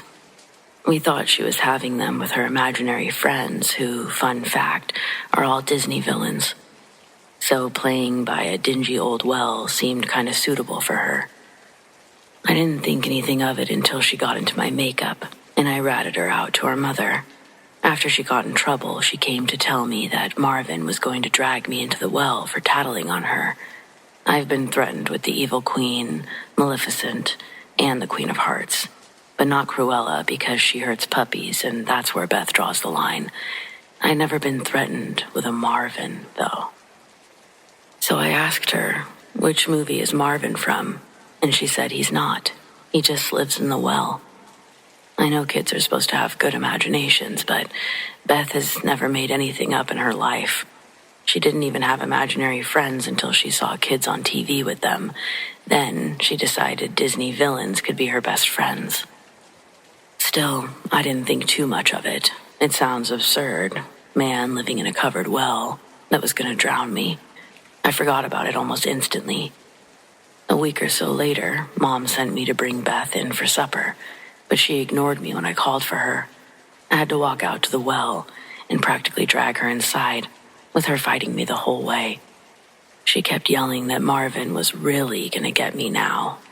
Then the same thing happened a few days later, only that time, Beth bit me and ran back to the well when I let go of her. And I mean a proper bite. She broke the skin. Dad had to go get her. He said that she couldn't play by the well anymore if she was going to behave that way. She threw a tantrum for the rest of the night and got herself grounded through the weekend, which was this past weekend, by the way. On Sunday, my parents went to a friend's wedding, left me home to babysit. Beth was not supposed to be allowed outside. Normally, I would have let her and just brought her back in before they came home, but I was still mad. I knew she would sneak out while I was in the shower, but sue me. I didn't mind the idea of dragging her back inside. Sure enough, I got dressed, and there she was, out by the well.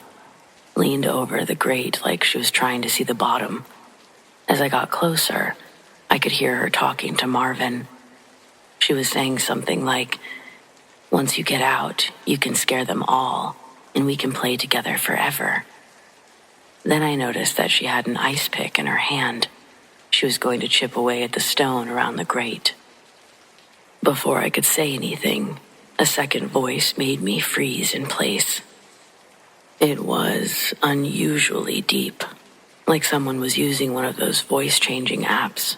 I couldn't make out everything it said, but it was definitely agreeing with her.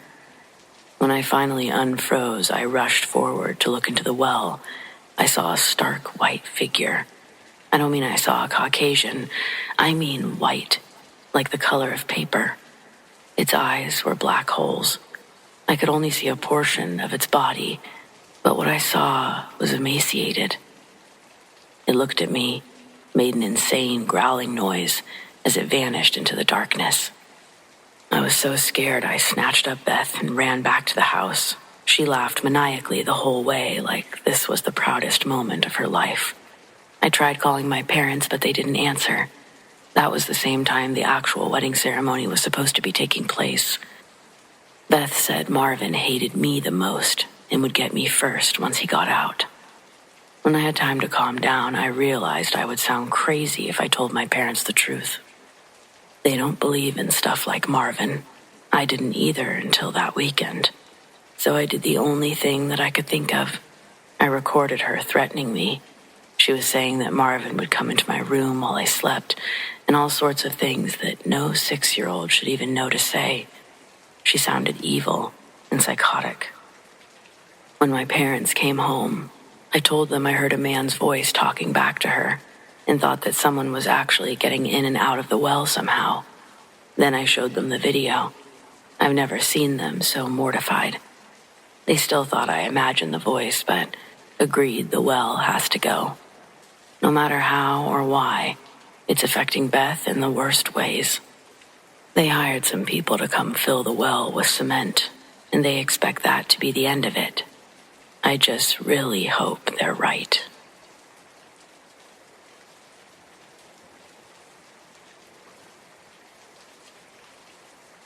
I have several stories that I would consider paranormal from when I worked as a mortuary transport tech. The job was basically transporting the deceased from where they were to where they needed to go. Turns out dead people can have a lot of appointments.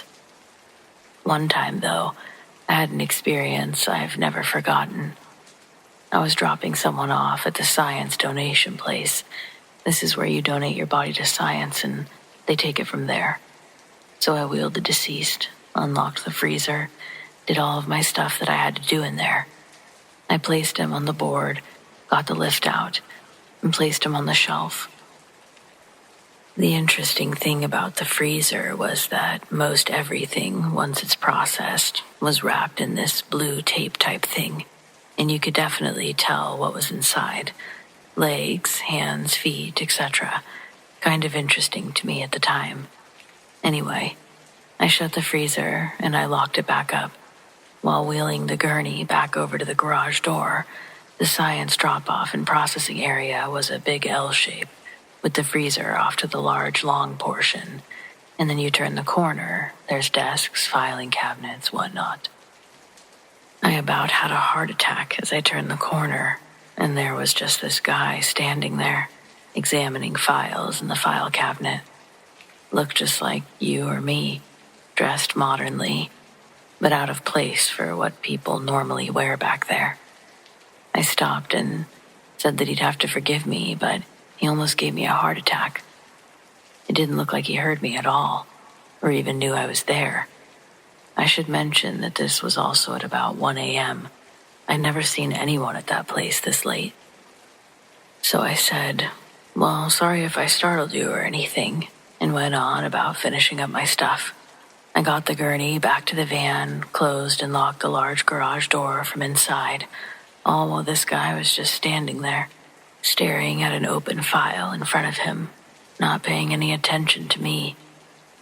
I had to use the bathroom, so I told him that that's where I'd be going and that I'd be right back. Again, no response. I thought maybe he's deaf and couldn't hear me. So I went to the bathroom, came back to the garage, and the guy was gone. But the file cabinet was still open. I didn't know where he went. I hadn't heard anyone walk down the hallway past the bathroom. I checked and made sure everything I was responsible for was still locked, and it was. So I just announced I was going to be leaving and locking up to set the alarm. No response. And that's what I did, and I just left. I'm not sure who he was or is or what happened, but it was definitely an odd experience, and one I still remember perfectly. I have a few other memories about the time at that job. That one sticks with me the most, though. And I have that nagging feeling of, why didn't I go look at the file? I don't know.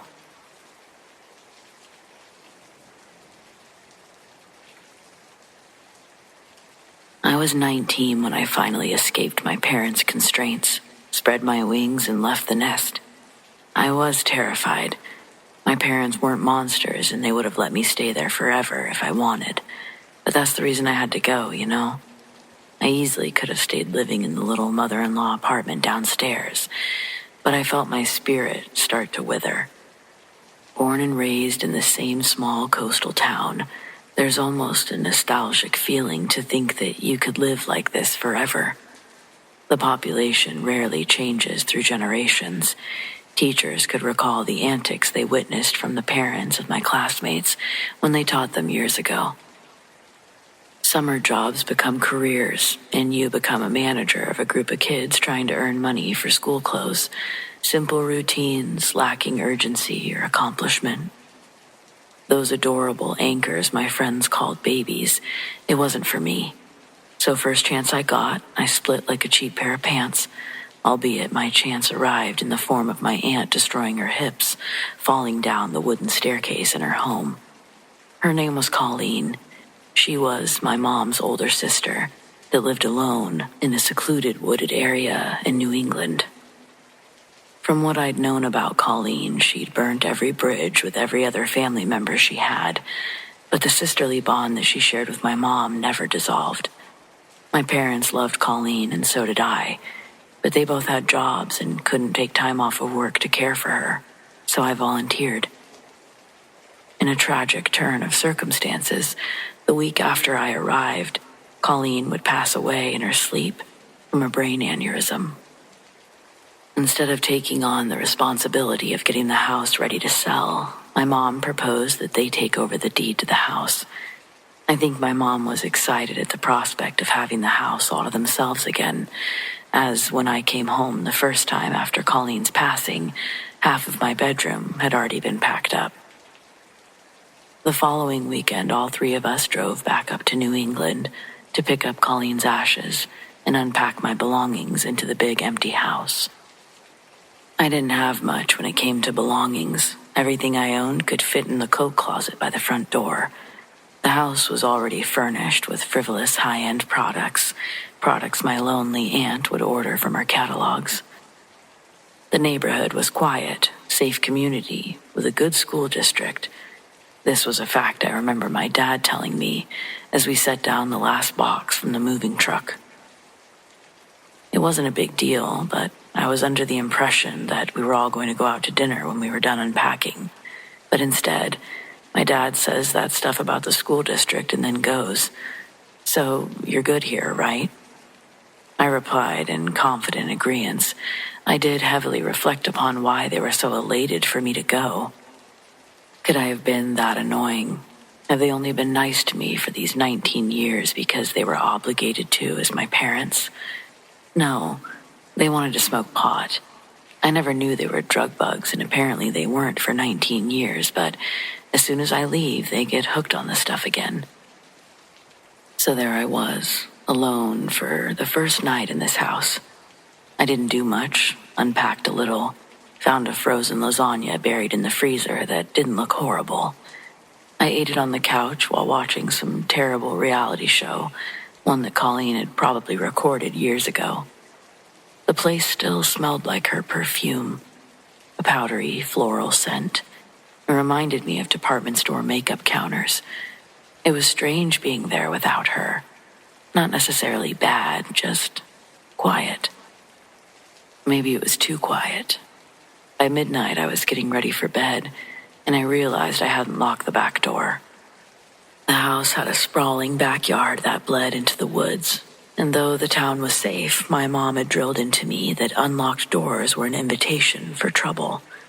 So I patted down the kitchen, flipped on the light, and checked the deadbolt. Locked. I frowned. I swore I hadn't touched it earlier, but I must have. I grabbed a glass from the cabinet and filled it with water, leaning against the counter as I stared out the window above the sink. The backyard was pitch black, the porch light barely illuminating the first few feet of grass before the trees swallowed the rest. The woods were so much darker here than back home on the coast. Less sky, no streetlights, just a wall of blackness stretching endlessly beyond the house. I was about to turn away when something moved. A shadow just past the porch. I caught my breath. I squinted, trying to see through the darkness. It had been quick, just a flicker of movement against the trees. An animal, trick of the light. What light? I thought. Then something moved past the window. I jerked back so fast I nearly dropped my glass. A figure, tall, broad-shouldered, had moved along the side of the house. No flashlight, no sound, just a slow, deliberate stride. My stomach turned to ice. It wasn't my parents. They wouldn't be back until the morning. No neighbors, no expected visitors. Someone was out there. My heart was pounding as I rushed through the house, checking all the doors, flipping off as many lights as I could. I didn't want to see whatever was out there, and I sure as hell didn't want it to see me. But curiosity got the best of me. I crept back toward the kitchen, keeping low, peering out the window at an angle. The yard was still, empty. Maybe I'd imagined it. Then the porch light flickered. For a split second, I saw something at the edge of the yard. Not a person, something else. It was tall, wrong, its arms hanging far too low, its shoulders unnaturally high, its legs bending oddly, like they weren't jointed correctly. And though I couldn't see its face, I knew it was looking at me. The second the light cut out completely, I ducked below the counter. My pulse was hammering in my ears. The house felt impossibly big all of a sudden. Too many windows, too many ways for it to see me. I needed to close the blinds. I moved as fast as I could, yanking down the shades in the kitchen, then the living room, the hallway. My hands were shaking so badly, I fumbled the last one, the cord tangling in my fingers as I struggled to pull it down. And then I heard it, a deep, rhythmic clicking. It came from just outside the glass door. I went still. I practically stopped breathing. The sound I heard wasn't human.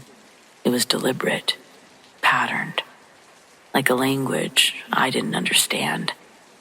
I forced myself to move, to shut the last blind, sealing myself in darkness. I stayed crouched on the floor for what felt like hours, barely breathing, waiting for some sound, some sign that it was gone. But the night stretched on, silent, except for the occasional creak of the house settling. Just when I thought it would be safe to move, I'd hear that clicking sound. So I stayed put. And apparently I stayed put for hours, because eventually headlights swept across the driveway. My parents were back. I ran outside to meet them, nearly barreling into my dad. I told them everything about the shadow, the clicking, the way it moved. My dad sighed, rubbing his face. He told me it was probably a deer, maybe an owl. My mom said that I had been alone too long, and my nerves were getting the best of me. They really didn't understand. That night, I laid in bed, staring at the ceiling, trying to convince myself that they were right, that all of it had been my imagination, a trick of the light, an overactive mind. But deep down, I knew it wasn't those things, because as I drifted into uneasy sleep, I swore I heard it again, the same slow, deliberate clicking, somewhere beyond my walls. When it didn't happen for a few days, I decided I was safe, that whatever it was had decided to move on. This was over 4 years ago, and though I've settled into the house quite nicely, I do constantly wonder if and when I'll hear that clicking again. And as much as I don't think I want to know, I still wonder, what was it?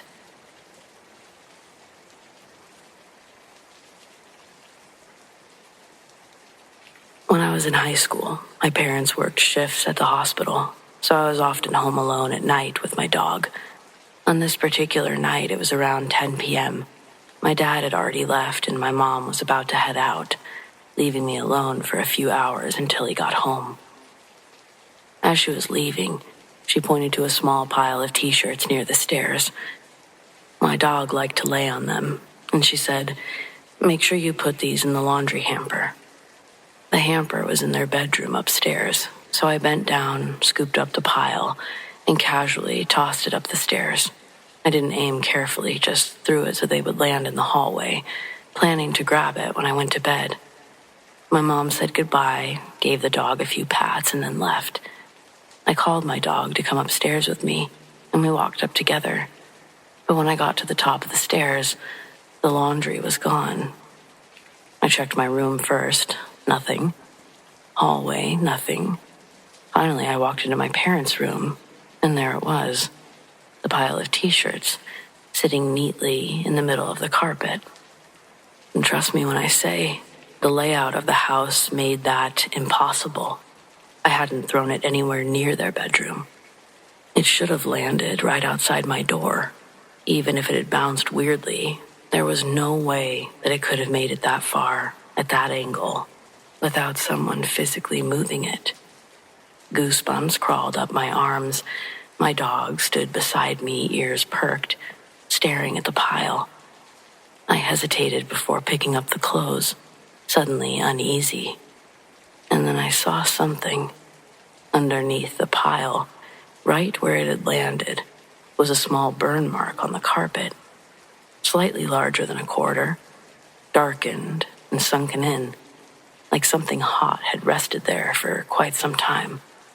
There was no smell, no smoke, just that perfect scorched imprint. I stood there for a moment, heart pounding. I'd been in this room every day. I would have noticed this mark before. I didn't really know what to do, so I just grabbed the laundry, tossed it in the hamper, and got ready for bed as fast as I could. I tried to sleep, tried to push it out of my mind, but I still think about it all the time, and I still don't have an explanation.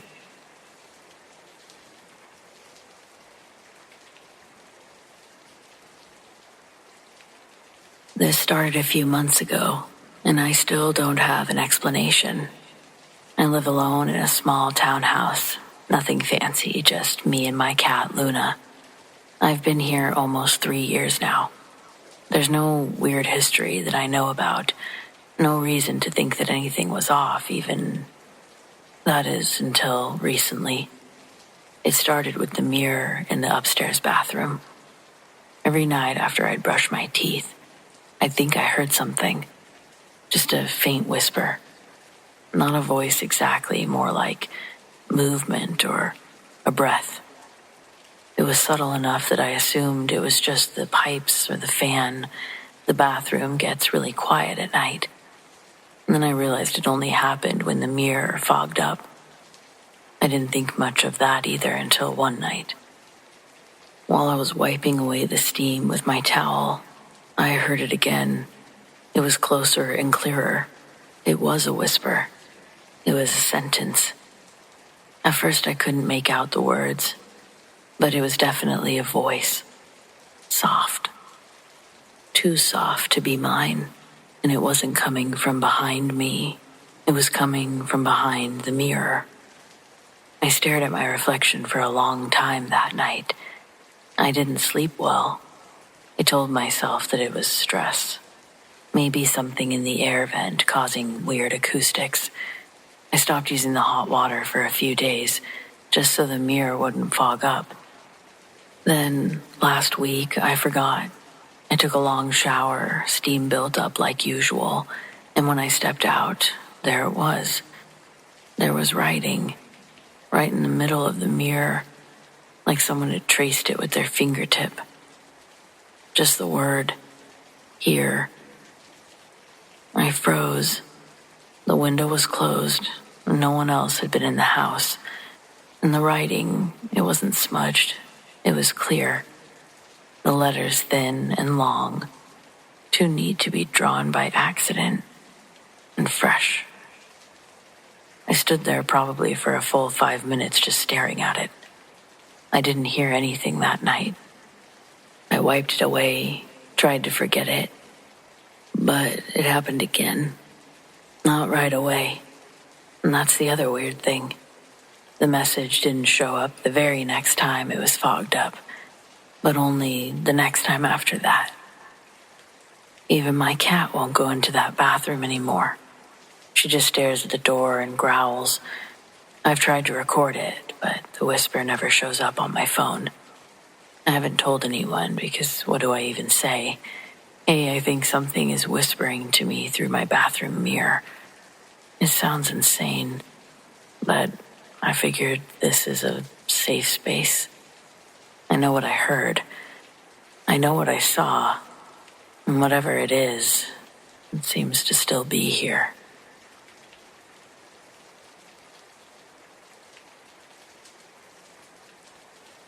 A few years ago, I landed a summer internship at a pretty well-known architecture firm. The building was old, like heavy oak banisters and creaky floorboards old. It had been retrofitted with just enough modern tech to pass inspection, but it still had that pre-war office with secrets kind of feel. Because I was the intern, I stayed late a lot, filing, digital rendering, cleanups, scanning blueprints. It was boring, but I appreciated the space and the quiet. That's when I noticed the drafting room light.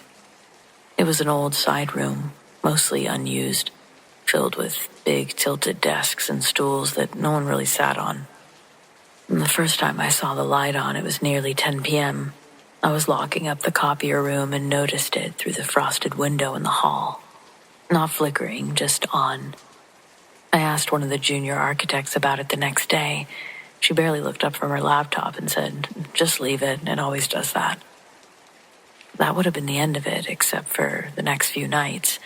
I noticed that it would be off when I arrived and on again by the time I was finishing up. Always that room, never others. And it wasn't on a motion sensor. None of the lights in the building were. Curiosity won out. And one night I walked in. The room was cold, smelled faintly of pencil shavings and printer toner. There was nothing particularly spooky about it, just forgotten tools and the hum of old electronics. But sitting on one of the desks, centered perfectly, was a rolled-out drawing I hadn't seen before. The building in the drawing, it didn't look anything like what we were working on. A real brutalist structure. Dark, towering, but there was something compelling about it. The lines were clean but aggressive. The signature in the corner had been half erased.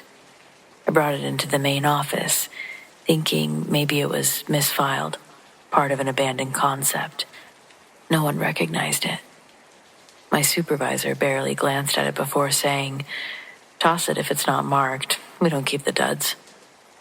I didn't toss it. I scanned it, did some digging. The name on the partial signature matched a former architect who used to work there. He'd been with the firm for a long time, but left abruptly in the early 2000s.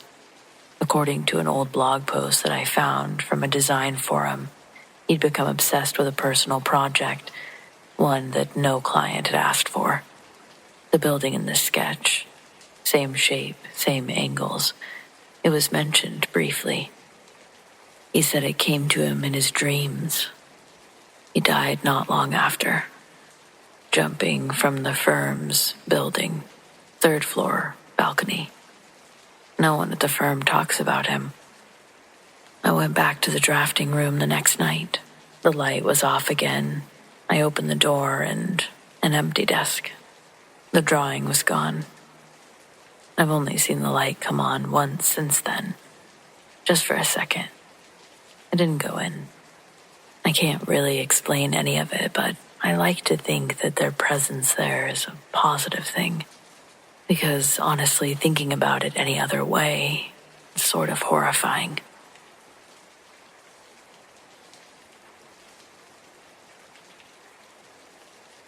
This happened about a year ago when I picked up a few overnight shifts at a hospital outside the city. I'm a float nurse. Basically, that means I go where I'm needed. Mostly short-staffed units, sometimes admin support. It's not glamorous, but I like the variety. The building itself was one of those older, multi-wing hospitals that's been expanded over and over. Some of the older floors aren't even used anymore, sealed off or partially converted into storage, depending on the budget that year, I'm sure. On my second night, around 2:30 a.m., I got a page for room 419. I was on the third floor, so I figured maybe the patient number was wrong. Most of our active rooms start with 3-something. I double-checked the system. There was a room 419, but it was listed under the 4th floor, which hasn't been in use for over a decade. Thinking it was a system glitch, I cleared the page and moved on. Half an hour later, it came through again. Same room, same tone. I flagged it to the charge nurse, just in case I missed something. She gave me a weird look and said flatly, "There's no one on the 4th floor, just ignore it." Okay, easy enough. But a little before 4 a.m., I went to grab something from the supply closet near the back stairwell. And then, standing at the far end of the hallway, near the fire door that leads to the 4th floor, I saw a woman, hospital gown, barefoot. She was facing the wall, completely still, like she was listening to something through the plaster. I took one step toward her and said, "Ma'am, are you all right?" She didn't move. I blinked, literally just blinked, and she was gone. I don't mean she walked away or turned, just gone. The hallway was empty. The fire door was closed. I checked the door out of sheer instinct. It wasn't just closed. It was locked, bolted from the other side. No way someone could have slipped through, much less barefoot and unnoticed. I didn't report it. I just stood there for a while trying to make sense of it. The next morning, I casually asked the day staff if they knew anything about room 419. One of the older nurses looked from her notes. She asked, "Why? It's not in use." When I pushed a little bit more, she paused and said, "A patient died in there, long time ago. There was a whole investigation. I think they shut the whole wing down after that." She didn't offer details. I didn't ask for any. I've worked a lot of hospitals. Weird things happen on nights. Alarms go off, lights flicker, and machines behave strangely. But I've never been paged to a sealed-off room before. I've never seen a woman who wasn't really there. And I've definitely never left a floor so fast in my life.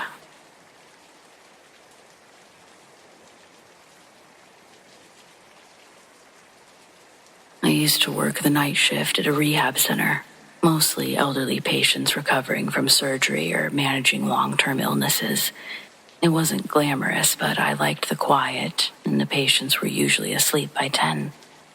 There was one woman I always checked on last during rounds. Miss Evelyn. She was 93, alert, and had the driest, sharpest wit of anyone I'd ever met. Every night she insisted on watching her old black and white TV until she dozed off with the remote in her lap. That night was no different, at least not at first. I walked into her room around 11:45. She was asleep on her side facing the window, the remote dangling off the edge of the bed like it always was. But something made me pause. The air, I guess it felt heavy, charged like a storm. And then I saw her blanket, this thin floral blanket, begin to shift, slowly, like invisible fingers were sliding up the corner, tucking in beneath her arm. It moved inch by inch carefully, the way you'd tuck in a child. Then it gently fell flat, pressure pushing down across her hips. I didn't move. The whole thing took maybe 10 seconds. She didn't move, didn't seem to notice. I stepped back into the hallway and stood there for a moment. I didn't report it. What would I say? that I saw her blanket move on its own, that something invisible tucked her in with almost as much care as the staff would. The next morning, she told me that she'd slept better than she had in weeks, said that she felt like someone had been sitting with her all night, watching over her. I just nodded, but I've never forgotten the way that blanket moved. It wasn't random. It was intentional. And whoever or whatever did it had done it before, and possibly cared for patients.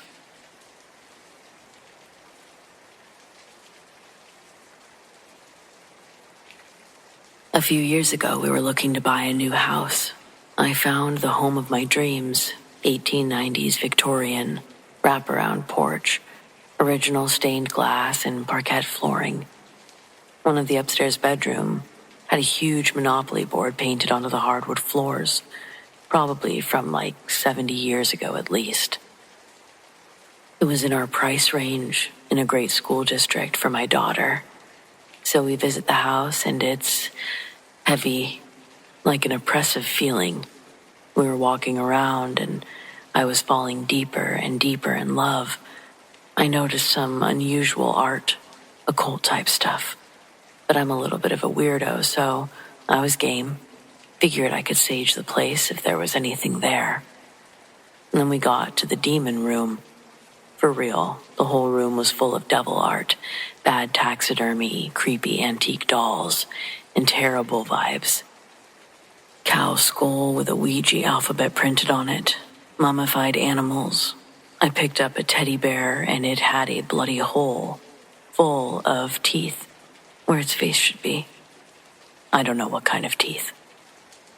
This whole time, the realtor was just standing outside the room, sweating and looking mortified. I'm giggling a bit because, once again, I'm a weirdo, and I asked if she knew this was all going to be here.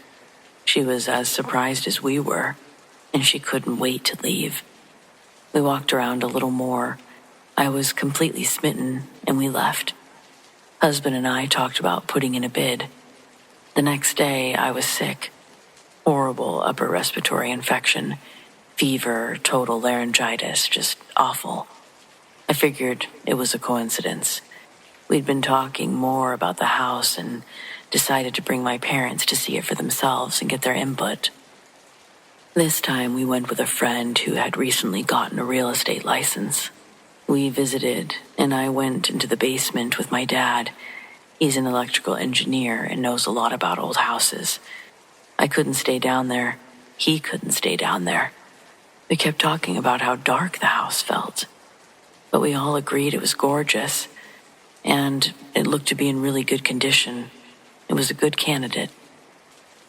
This time I went home and was hit even harder.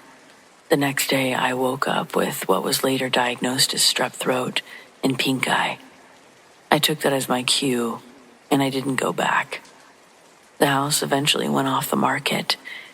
This house should have been snatched up so fast, but the sign was up for at least 8 months.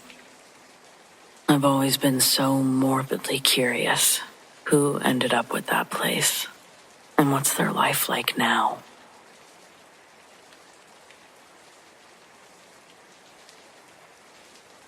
Here's something I've never really been able to wrap my head around. Basically, this is how my last relationship ended, but the story is less about that and more about why or what the hell happened. I didn't think much of it the first time. I thought my girlfriend was joking, maybe trying to freak me out. We were brushing our teeth, standing side by side at the sink when she said, "Why were you standing outside the kitchen window last night?" I paused, toothbrush still in my mouth. "What?" She looked at me through the mirror, serious. "I woke up around 2 a.m. I went to get water, and you were just there, standing on the fire escape, staring in." I laughed. "You mean outside?" She didn't laugh back. "You didn't blink, and you didn't move. It scared me, so I told you to come in, but you wouldn't respond to me. So I went to go put on my robe and go out there to get you myself, but..." She paused at that point, like she didn't want to finish her sentence. I tried to joke again, something about sleepwalking or body doubles, and she cut me off. "Don't. It wasn't funny," she said. "You were asleep in bed right after. Like, how did you get inside first? Or whatever." Anyways, we argued about that for a while. I obviously wasn't standing out by the fire escape, but I could tell that she was serious, that she'd seen me. After that, she stopped mentioning it, but I noticed her checking the window locks more than usual. We lived on the second floor. There wasn't even a ladder to the fire escape. You'd have to climb up the side of the building to get there. But I guess she was genuinely worried I was sleepwalking or something. A few nights later, I came home to find her in the living room, with the lights off, just kind of sitting in silence. When I asked her what was wrong, she just wouldn't look at me. She said that something happened in the shower. That earlier during her shower, she heard me shout from the bedroom, something casual like, "Hey, do you want to order dinner?" But she knew I wasn't home, and the tone was just off, but it was my voice. She said it could have been someone being friendly and trying to sound like me, but that didn't make it any better. She thought that it was weird. So she stepped out of the bathroom to check, and the bedroom was empty. I argued that I hadn't been home, and she said that she knew that, but she wanted to tell me anyways. A couple days passed, and then our upstairs neighbor caught me in the stairwell. "You feeling better?" she asked. Yeah?" She gave me a half smile. "You were pacing out back the other night, muttering to yourself. I almost said hi, but you didn't look like you wanted to talk." I told her I hadn't been outside. She frowned, like she didn't believe me. "Maybe you've got a twin." I told my girlfriend the story. Seemed to only make things worse for her. She told me that she kept hearing me when I wasn't there, that the apartment made her feel crazy. The next few weeks were tense. She slept with headphones in. I started keeping the closet doors shut, and for no other reason than a gnawing discomfort that I couldn't really name. Nothing ever moved, nothing attacked us, but I could feel something settling in like a bad draft. It was quiet, but constant and slow. Then one night I woke up and she was gone. No note, no text, just gone. She came back the next morning to pack a bag. I didn't ask where she went, but before she left, she just stood in the doorway and said, "I don't think whatever this is wants to hurt me. I just think it really likes mimicking you, and that makes me uncomfortable." And then she just walked out. Honestly, I almost could have chalked this up to her just coming up with a really clever excuse to break up with me, but I can't really explain my neighbor. I don't have a rational reason to feel as uneasy in my place as I do. I just do.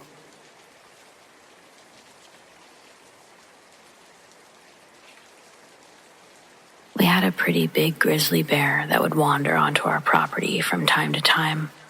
My husband, John, named it the Blimp because, dear God, this was a round bear. We have a variety of other bears around, but the Blimp was a spectacle to behold. Whatever her diet consisted of did not involve cardio or climbing. We thought Blimp was a pregnant grizzly the first time we saw it, but when she never gave birth and continued getting bigger, we started to reconsider our first assumption. Our house and the other properties around us are relatively new, and still, we're the furthest you can reach before the road ends in a roundabout whose only entrance is its only exit. We don't mind its isolation, nor do we mind the occasional visits from the larger wildlife population. Blimp was never a nuisance. We have bear-proof trash bins out here for obvious reasons. One morning, John and I were unloading groceries from the truck after church when Blimp came out of the woods, less than 5 yards away. Both of us stopped what we were doing and held our breath. Up close, Blimp is by far the biggest bear I've ever seen in real life. She was so large that her walk was more of a waddle as she scooted by. She didn't even look in our direction. She must have seen we were there, but she couldn't have cared less about our presence. John dove into the back seat as I jumped into the passenger seat, and we slammed the doors of the truck. Then we watched Blimp continue through the tree line out our front yard. I think Blimp might have been one of the grizzlies that I could have possibly outrun, at least endurance-wise. Though, thankfully, my bold theory never had to be tested. Blimp was a chill bear. I'm sad to say, however, that this story breaks my heart before terror sinks in. One evening, near the end of last year, John went out to get firewood. It was a task that he did regularly, but this night, he'd returned with tragic news that Blimp had been killed. It was heartbreaking. Both of us are big animal lovers, and we'd really grown accustomed to having Blimp around. Surely an animal that size did not have predators. She wouldn't have been able to grow so plump otherwise. I asked if it looked like she'd been shot. Was it possible one of our neighbors didn't have such a passive relationship towards a giant grizzly waddling through? John says no. He's white as a sheet. As he tells me, the scene he came across was much more troubling than an accidental or even intentional killing by anything he could think of. And certainly, a gun was not responsible for this carnage. A ways beyond the grassy part of the backyard, there's a long pathway starting at the bushes by the tree line. This leads to another small clearing in the forest. There, we have a chopping block made from an old stump and a beautiful fire pit that John welded himself. When John finished collecting the wood, he turned around with the bundle in his arms and noticed one of the trees was a completely different color. Walking closer to inspect this anomaly in nature, John would discover that it's only the side facing him that seems to be splashed with this pigment. A wide red streak, starting from the base of the tree, straight up into its branches. As John got closer, the red line looked wet. He placed a finger into the liquid. It was much thinner than the sappy consistency he was expecting to touch. Then, John visually begins to follow this red trail all the way up. John saw Blimp. Its limbs dangled as her body laid straddling a thick branch high up in the trees. The rib bones are exposed from a wound that looks like something had taken bites from her. Blimp's head was missing altogether. Touching the blood between his fingers again, it registers to John that the sickening mess of carnage above him had recently happened. Quickly scanning the other branches near the body, John starts to slowly back out from under the tree. The lack of noise around him became discernible as John's footsteps and heartbeat soon became the loudest sound he could hear. It was like the forest around him fell into stasis. A wave of nausea suddenly hit John with such force that he began dry heaving. Growing with the pain in his stomach was the overwhelming feeling that he was being watched. All sense of safety was pulled away in the atmospheric fluctuation, and that's when John rushed back to the house. With terror stuttering his words, that was his declaration. The next morning, we both went out to the fire pit to get a better look at the situation. I know some of you wouldn't, but there was no way I couldn't see it for myself, the mess John described. It seemed incomprehensible, and I was going to see what my husband saw, if for no other reason than sharing what's now a core memory. It was easy to see the blood in the daylight, and we noticed a trail started before the tree. There was a streak coming from further in the woods where Blimp had been dragged from. Claw marks cut deep into the bark of the trees nearest, all leading to a part of the grass that was saturated in blood and pieces of Blimp's fur. No way a mountain lion could have done something like that. Even if they got lucky and did somehow get the better of Blimp, it's absurd to think they'd be strong enough to drag the body vertically up a tree. I'm quite sure 0 North American wild animals possess the strength to accomplish such a feat. Also, when John and I actually walked to the bloodied tree and looked up, the body was no longer in the branches. I would have thought to ask if we had the wrong tree if it wasn't obviously the only tree with a river of blood climbing one side. What was left of Blimp was gone, most likely retrieved by whatever got the best of her. The next week, we set up a large fence that surrounded our house. We also got a semi-automatic and a Dalmatian named after one of the Marx brothers. Now, almost 6 months later, tensions have settled a bit. No new evidence has been presented to further our suspicions of an invasive apex predator. Though, there's some parts of our 20 acres that we don't bother exploring because they're simply too overgrown by thick woods. We try to make our way around the other areas of our property monthly to check on things, make sure we don't have anyone camping on the land, stuff like that. Recently, John and I were doing one of these routine checks with Harpo. He's up ahead sniffing and peeing on things, and I see him pick up a scent that gets him curious. The wagging of his tail stops, and he's focused on locating the source of the smell. It brings him towards a bush that he quickly starts digging and climbing into the vines of, all the way until his upper half disappears. My attention now is on Harpo's excitement, and I'm wondering what he's going to pull out of the bushes. Harpo begins tugging on something that he's got a hold of. The bush shakes as Harpo struggles to free the object. Finally, the branches snap and release Harpo backwards, with his new treasure tightly clenched in his teeth. At first glance, it looked like Harpo caught a giant raccoon in his mouth. I sprinted at him and yelled for him to drop it.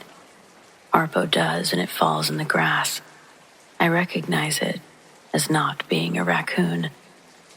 Harpo had a bear skull. Part of it, anyway. I got the leash out of my backpack, and Harpo walked closer to us. A river runs through the end of our property. It's the line that separates us and our neighbor's property. Harpo's always been a fan of playing in the water on our walks. So when we got there, I unhooked the leash from his collar, but Harpo didn't leave our side. Instead of running off as he normally would, he stayed glued to our hip all the way back to the house. So far, it's been the same ever since that day. We'll see how long that behavior sticks around. Since then, we've gone on plenty more walks around the property. Last weekend, we got the courage to make s'mores in the fire pit. We surely haven't solved any mysteries, but at this point, I think we're just grateful nothing happened to either of us out there, and that we feel somewhat safe again. We aren't exactly close to our neighbors, but I'm tempted to talk to the family or couple a mile down the road. They've lived here longer than the rest of us, and it just makes me wonder, what do they know about this area that we should know?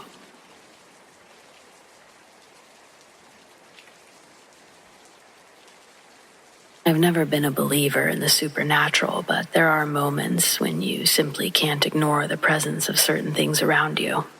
Apologies if this story turns out to be a bit lengthy.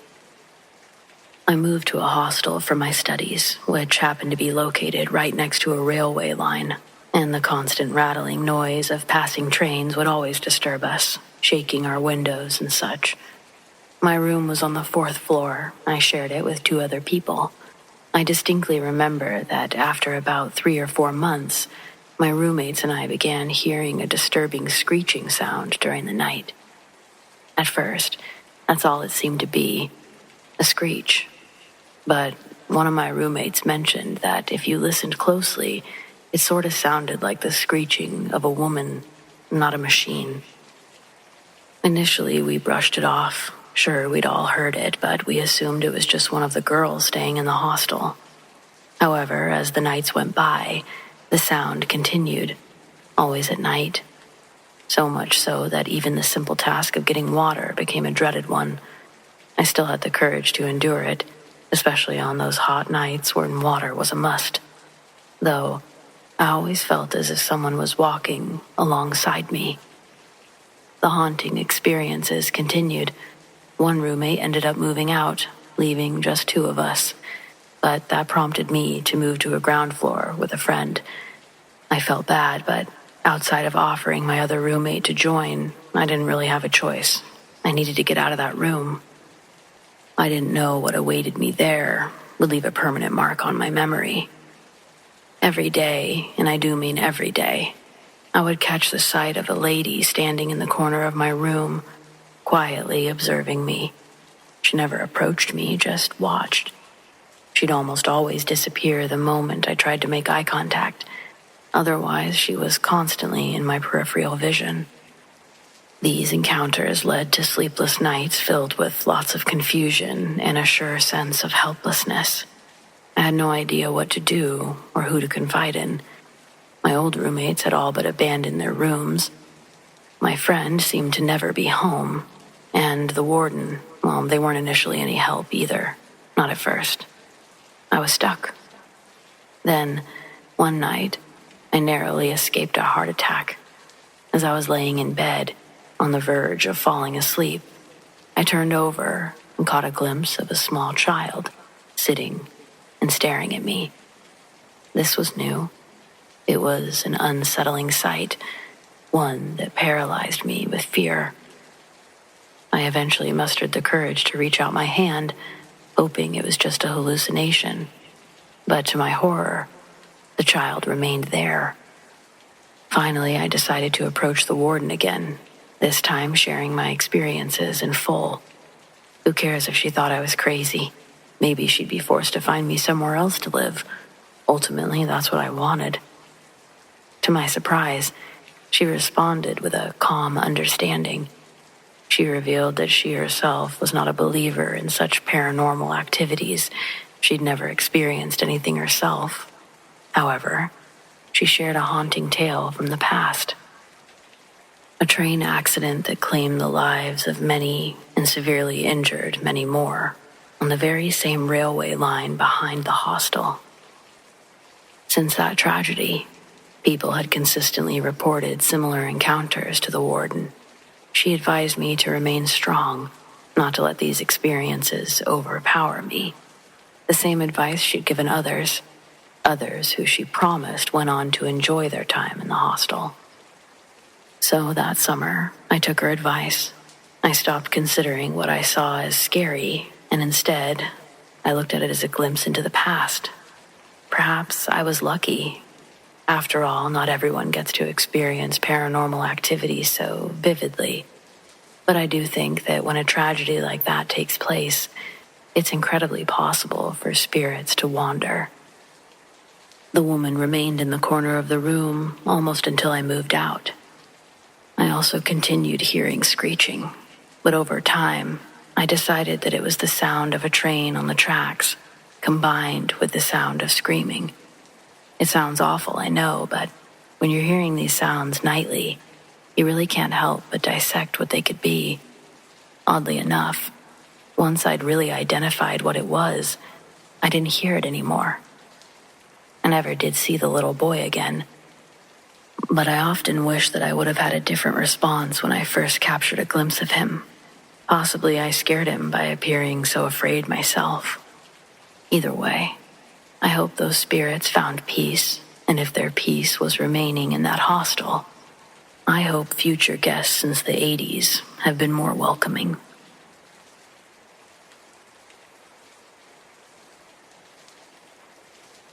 This happened about 4 years ago when I was working on a home renovation show.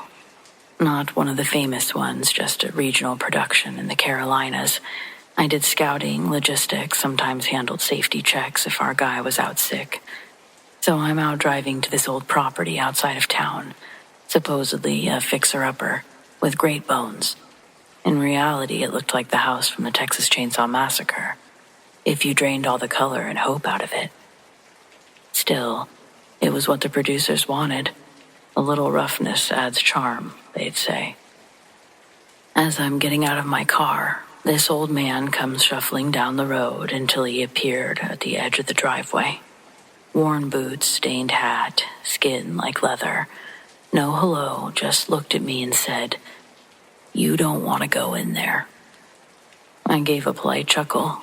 "Yeah, why is that?" He just stared at me for a long moment. He said, "Some places don't stay empty 'cause no one wants them. They stay empty 'cause something else already has them." Then he turned and walked away. Didn't wait for a reply, just disappeared down the road like he came out of fog itself. I stood there for a beat, trying to decide if it was a threat or a crazy person monologue. Either way, I was already behind schedule, so I went inside. And yeah, it was a wreck. Sagging floors, water damage, a smell like mildew and rot and something faintly sweet underneath. As I was taking photos, I started hearing this soft knocking sound. Not loud, almost polite. Just tap, tap, tap, every 10 seconds or so. Thought maybe it was the pipe settling, until I realized it was coming from upstairs. Problem was, there wasn't an upstairs. The house was one story. I checked the layout. No attic, no second floor, just a roof. The knocking kept going. I left. Fast forward to the production day. I begged them to pick a different property. Told them it had structural issues, black mold. I made up anything I could. They didn't budge. We get the camera crews out there. Cameras, mics, lighting. Everyone's on edge for no reason that we can really explain. The house is quiet. We film the intro. Then, about 10 minutes in, one of the sound guys drops his boom and just stares down the hall. "I thought someone was behind me," he says. No one was, but on playback we hear something on his feed. A voice, not a whisper, not a scream, just one word. "Stay." And for some reason, that's when I really thought about what the old man said. I thought about the look in his eyes when he had said it.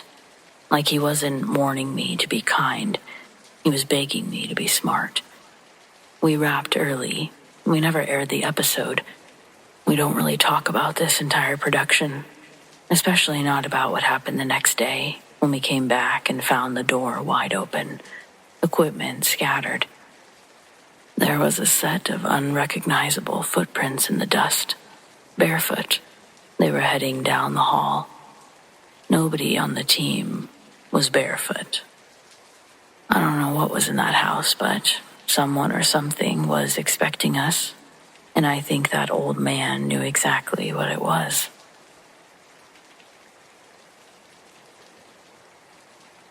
In another timeline, me and my partner most likely wouldn't have gotten married, simply from my horrible first impression of him. Nowadays, his emo fashions transitioned into a comfortable ska surf punk style, and he's about 5 cans short of a six-pack he once had. But back in our early 20s, Liam went by Lee, and he was a flippy-haired scene kid that indulged in the macabre, with an equally shocking and dark sense of humor. On the inside, he was a soft, gentle boy whose sadness poetically filled a notebook hidden in his closet. Liam truly had and still has a beautiful mind and a beautiful soul. But when we first met, he came off as a total pretentious asshole. Well, he really just came off as a big old drunk. The occasion was for a mutual friend's birthday. It was a house party on a Saturday night. I hadn't planned on staying out too late or drinking too much because I had to work in the morning. Plus, I'd already been there all day to help decorate. The house had a huge sound system in the living room that, for the most part, stayed at a reasonable low muffle from outside. I'm on the back deck giving my hugs goodbye before I get on the road. And as I'm getting ready to leave, a few of Lee's friends were asking around if anyone had seen Lee. With the amount of attendees at the party, I hadn't even known they were there that night until they approached us. Nobody on the deck had seen him. We all shook our heads no. They were both stumbling drunk and couldn't narrow down a time frame beyond them being 100% sure that Lee had been with them when they got to the party. Both friends looked stressed, but I hadn't known Lee well enough to share their emotions, and when they walked away to ask the next group, I wrapped up my goodbyes and left. On my way home, a pervasive smell kept wafting up my nose, so I closed the vents. And that didn't help, so I opened them up and rolled the windows down, and that helped a little. But as soon as I'd rolled the windows back up, this foul odor was immediately right in my face again. I'm thinking that I must have stepped in something or hit a pregnant skunk on the way out, because that was how unbelievably overpowering it was as I drove. The route home was long, and the 2-lane highway was windy with zero visibility past my headlights. Then I started hearing low, animalistic growls that couldn't have been human.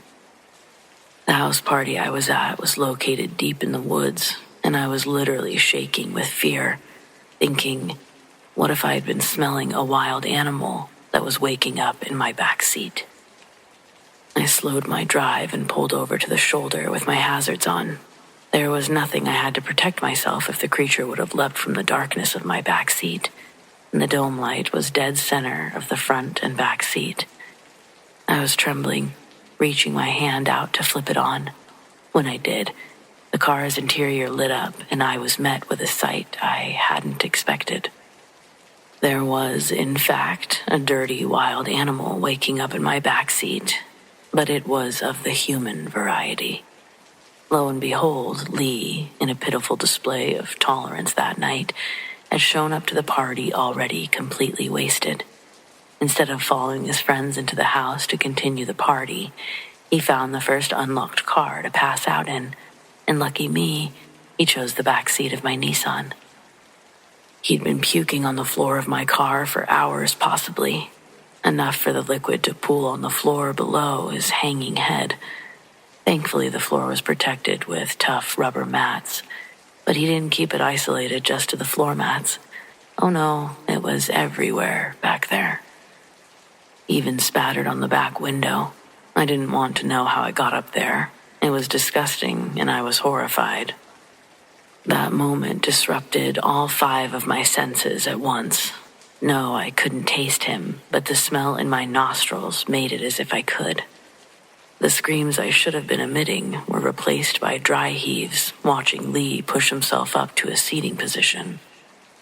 This bold Romeo that had just awoken chooses not to acknowledge any of the many things wrong with the moment, but instead, he says, "Hey, baby, you fine. What's your name?" Before I can tell him to get the fuck out of my car, he feels another wave about to hit and dives out on his own accord. My car was already ruined. He might as well have just finished what he was doing in the back seat. It was all the same at this point, but I was grateful for his gesture, I guess. Lee walks a couple of yards into the tall grass and starts the second round of his waterfall impersonations. I'm trying not to look in that direction to give him some privacy, but if I wanted to see a pile of his puke, I could have satisfied my cravings by looking into my back seat. Hell, I could have looked directly up and still seen some. Now, I bet you're thinking, Doris, the story of how you met your future husband is scary, but in a more esoteric way. And that's not what I came here for. Up to now, you would be correct, but this is when an authentic scare happens. One that we can all feel weird about. While Lee's throwing up outside the right passenger door, I'm drum tapping on the steering wheel, waiting for him to finish. That's when, from the opposite side, so on my driver's side window, I hear 3 taps. I thought I'd dropped an eyeliner between the seats because the taps were gentle. But when I glanced in the direction of the noise, there was a man pressed up against my window. If I hadn't been wearing my seatbelt, the shock of seeing him there would have launched me out of my seat. There was no reasonable place for this man to have come from. I was parked on the side of a 2-lane highway, dark, miles from any house or business, and it looked like my scream of distress. It made him smile, like his intentions were to scare me, and he got what he wanted. His big, toothy grin only intensified my emotions. I was pretty terrified, but also a little embarrassed now. Keeping my window rolled up, I start yelling at him, "What do you want? Get away from my car." And to this, he takes a few steps back from the window and says, "Hey, you haven't seen a little black dog running around here, have ya?" He was an older man with a straw hat, dressed in a coat too big for his body. Under, he wore a dirty white button-up, thick black suspenders holding up his pants that also looked baggy on him. I shook my head no to his question, and he says, "Yeah, okay. Thanks anyway." From the other side, I could still hear Lee in the bushes. He had no clue what was happening only a few feet away. The man in the straw hat continued to stand there, staring at me. All I could do was stare back at him. Then he finally turns like he's going to walk away, but before he goes, he says the most unsettling thing, all with the creepy smile that never left his face. He says, "I wouldn't be out here too long if I were you. Those red lights blinking like that will attract demons out here." I didn't respond. The man's presence was intimidating, not in the way of a physical threat. He was an elderly, small man, but there was something about him that scared me deeply, internally. From the way he arrived to the way he left, it was like I'd met the devil himself. Then he turned to his left with his hands raised to his mouth to project the sound of his voice, and he called out, "Sandy, come out, girl." He whistled loudly, putting 2 fingers in his mouth. I turned to see if Lee got startled by the whistle, but he was already back in the car. The front of his shirt was covered in puke, and he looked miserable.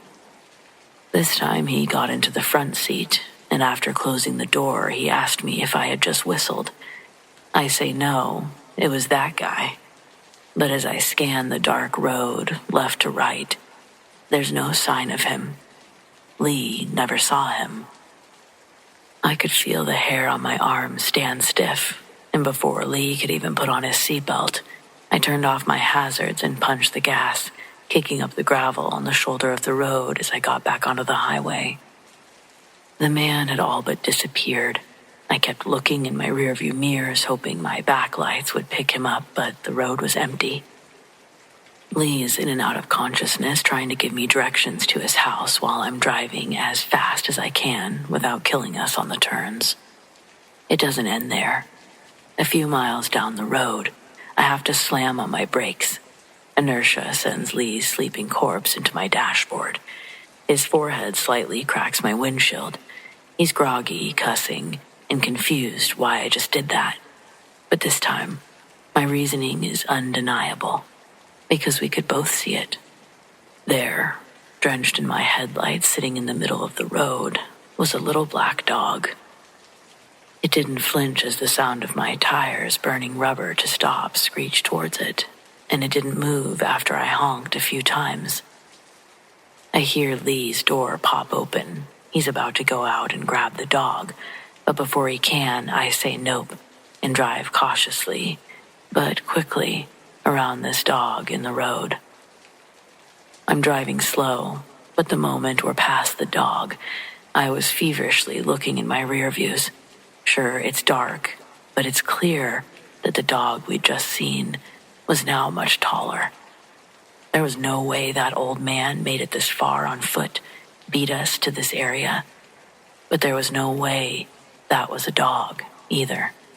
I slap Lee on his chest and tell him, look, and he sees it too. Even in his drunkest, he slurs out, "What the fuck was that?" My foot got a little heavier on the gas. No way had that just happened. Honestly, it had me so rattled, I'd forgotten Lee was in my car. Only 2 minutes away from my own house is when I realized it, and I decided he could shower and sleep on my couch. Someone was going to need to clean my car out the next day anyway. So yeah, my love story and horror story essentially took place on the same night. Lucky me.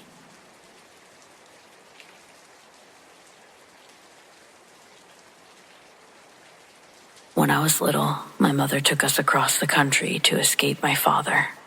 The courts in Alabama gave him custody, but she said she knew better, so she packed us up and fled to Washington. We ended up in a shelter for battered women and children. It wasn't much, but it was safe. And that's what we thought anyway. One night I looked into the mirror in our room, and something looked back at me that wasn't me. It was hairy, snarling, maybe a demon. I screamed so loud, it brought my mother running. She checked the mirror, soothed me, told me just my imagination, maybe even a trick of the light. But I knew what I saw. And that same night, a man appeared at the end of my bed. He looked kind, older. His eyes were soft and sad, but his presence was nice. Someone who didn't want to scare me. I couldn't explain why, but I didn't feel afraid of him. He didn't speak, didn't move. He just stood there, quiet and still, watching me. When I woke up the next morning, he was gone. But that night, he came back, and the next night, and the one after that. He stood there, night after night, for 3 months. He was always in the same place, and he never said a word, never moved. It got to the point where I expected to see him. I'd fall asleep knowing he was there, like some kind of silent guardian. I never told anyone about him. I didn't want to lose him. Then one night, something changed. I woke up to his voice, something I'd never heard before. It was warm and gentle, but urgent. He's coming. Get out now. That was all he said, but I believed him, and I knew who he was. I woke up my mom and my siblings. We packed what we could and left for a cheap motel across town. I'm so glad my mom never asked too many questions. Maybe it was a mother's instinct. Maybe it was the way I said it. But she listened. The next morning, we returned to the shelter. The police were already there. Someone had broken in overnight, gone room to room, searching. We were supposed to be in one of them. I never saw the man again, but I still think about him all the time. The one who stood guard and who warned us. The one who disappeared once his job was done.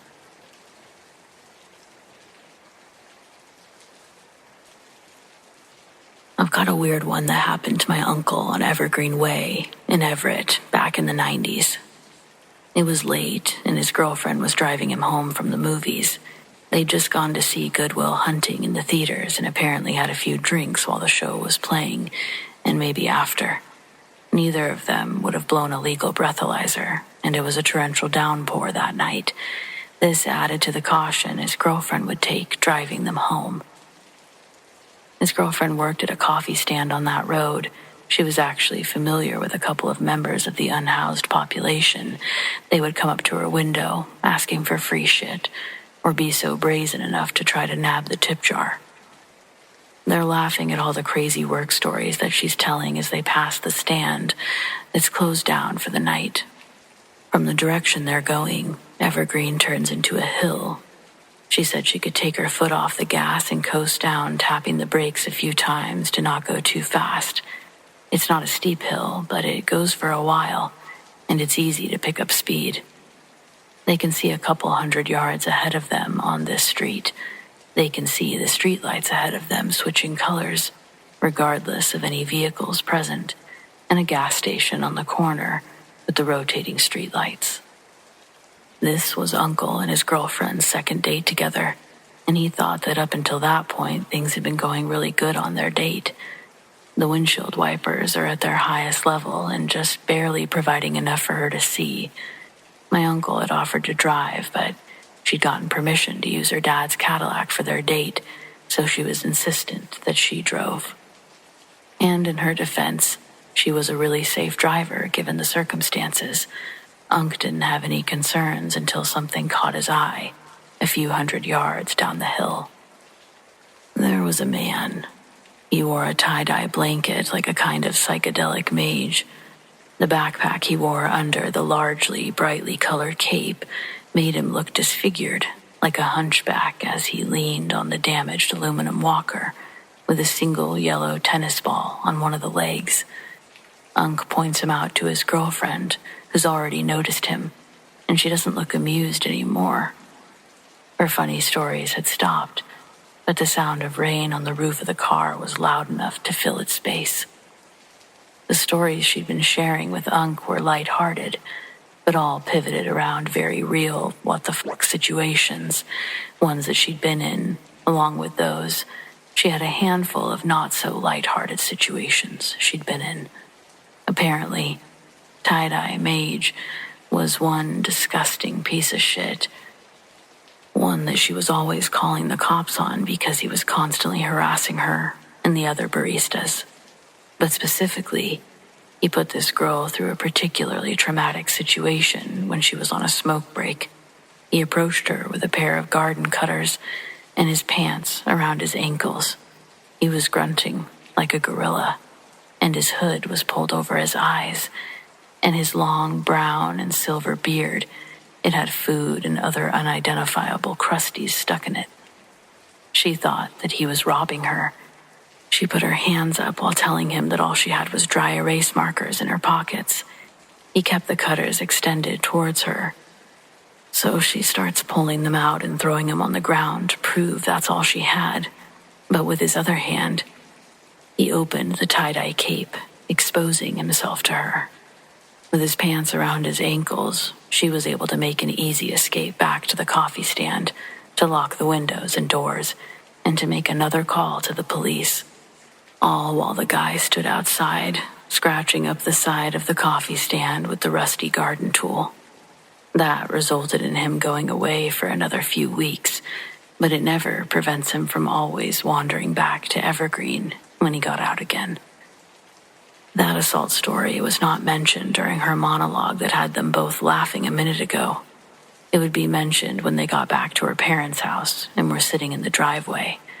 But before that, Unc had no idea, and as they're coasting down the hill, she puts her foot back onto the gas pedal, and he feels the SUV start to pick up speed. He asks if she sees him standing on the curb. She tells him yeah, but the Cadillac continued to gain momentum down the hill. He says the guy looks handicapped. If he steps into the street, he wouldn't be quick enough to move back onto the curb. She says something like, he's not handicapped, and if he steps out onto the street, he's gonna die, because I'm going too fast to slam on my brakes in the rain. I won't be able to stop in time. It'll be his fault. Whatever it was verbatim that she told Unc, it was clear she knew exactly what she was doing. And she'd been thinking about it since she saw him far in the distance. She probably saw him before Unc did, and the whole time, she's in the driver's seat, plotting. At the bottom of the hill, it's a straight shot to the light where the guy's located. Unc's gripping his seat as they're getting closer. In his head, he's thinking he's going to either be an accessory to murder, or he's going to have to work with the police to ensure himself that he never gets with this girl again. He was having a moral dilemma of tremendous proportions. Grabbing the steering wheel would kill them both if the SUV lost control, and so the only choice was to sit back in his seat, watch the show taking place out the front windshield. 100 yards quickly turned to 50, and sure enough, the tie-dye mage set his walker off the curb and steps into the road. Unc's stomach sinks like a rock. They had approximately 20 yards before the SUV would make contact. It looked like the homeless man was dancing in their lane and expecting them to swerve around, but she was gripping the steering wheel with both hands and no plans to change lanes. All Unc had time to do was put his hands in a half-hearted attempt to block his face from the shards of glass and human corpse that would potentially be flying his way. With his eyelids glued open, he sees the homeless man dissolve into nothingness as the hood of the Cadillac goes through him without making a sound or any vibrations from the expected thud. The tie-dye man dematerialized from their viewpoint over the dashboard. Then, the road in front of them grew like a concrete wall. Unc still had his arms out in front of him when the passenger airbag deployed and shattered one of his wrists and most of the bones in the fingers. The big, sturdy vehicle they'd been driving had just gone from 50 to 0 within a fraction of a second. This was on account of a pothole the size of a bathtub in the far right lane on Evergreen. The whole front of the SUV had been swallowed by a jagged pit made of concrete, metal, and asphalt. The airbag on the driver's side releases with enough velocity to knock the girl unconscious. It takes Unc a second to regain his sense, and then using only one of his hands, he gets his door open and climbs out of the vehicle. The day's rain had accumulated close to a foot of water in the hole, and when he climbed out, it was impossible not to be soaked. Then he crawls his way out of the pothole. It was waist deep, and when he turned around, he saw the SUV with its back end at a 60-degree incline. Its front end was completely crushed and hidden under the pavement of Evergreen Way. He looked in all directions and quickly discerned how alone they were out there. The streets were vacant of anyone except him. His girlfriend hadn't exited the Cadillac, but Unc was too injured from the accident to climb back in and check on her status. There was a gas station across the street at the same four-way intersection. They let him use their phone to call for help. The girl would rise from the pothole before ambulances arrived. She was bruised, but overall got out of it unharmed. They were taken to the hospital to be evaluated. While they were both in the ER waiting room, they discussed not bringing up the homeless man when they were asked about what happened. It wasn't a necessary part. They were driving down Evergreen Way, doing the speed limit with their SUV, and it was destroyed by an unmarked construction area. There was a sign set up, but the wind blew it into the pothole earlier that night. She never saw the tie-dye man return after that. They were both convinced that what they saw that night was his ghost. But what they can't agree on is if he was trying to help them avoid the pothole, or if he was leading them to it. Unc thought that he was hoping she'd swerve to avoid him, but she never stopped believing that he influenced her to fall in that pothole. Coaxed her, per se. So what do you think? Let's say that it was a ghost. Do you think someone could still maintain human infatuations after death? Personally, hearing that story, I think he was trying to get them to avoid the pothole and didn't expect her to go right for him. Maybe he did. I'll be checking the comments periodically. I want to see if you all think this ghost did that shit on purpose or not.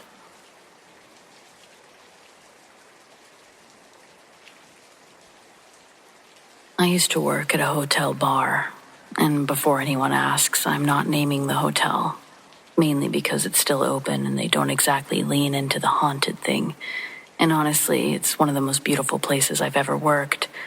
Don't want to tarnish that hardwood polished to a shine, chandeliers that looked like they belonged in an old ballroom, or the lobby that makes you want to whisper when you walk through it. Of course, with a place like that, you don't just inherit the decor, you inherit the history. And this hotel had plenty. Every hotel with a few decades under its belt has a ghost story, but ours had the lady in red. She was the celebrity haunting. Guests swore that they'd see her late at night, sitting at a two-top by the window or perched at the end of the bar.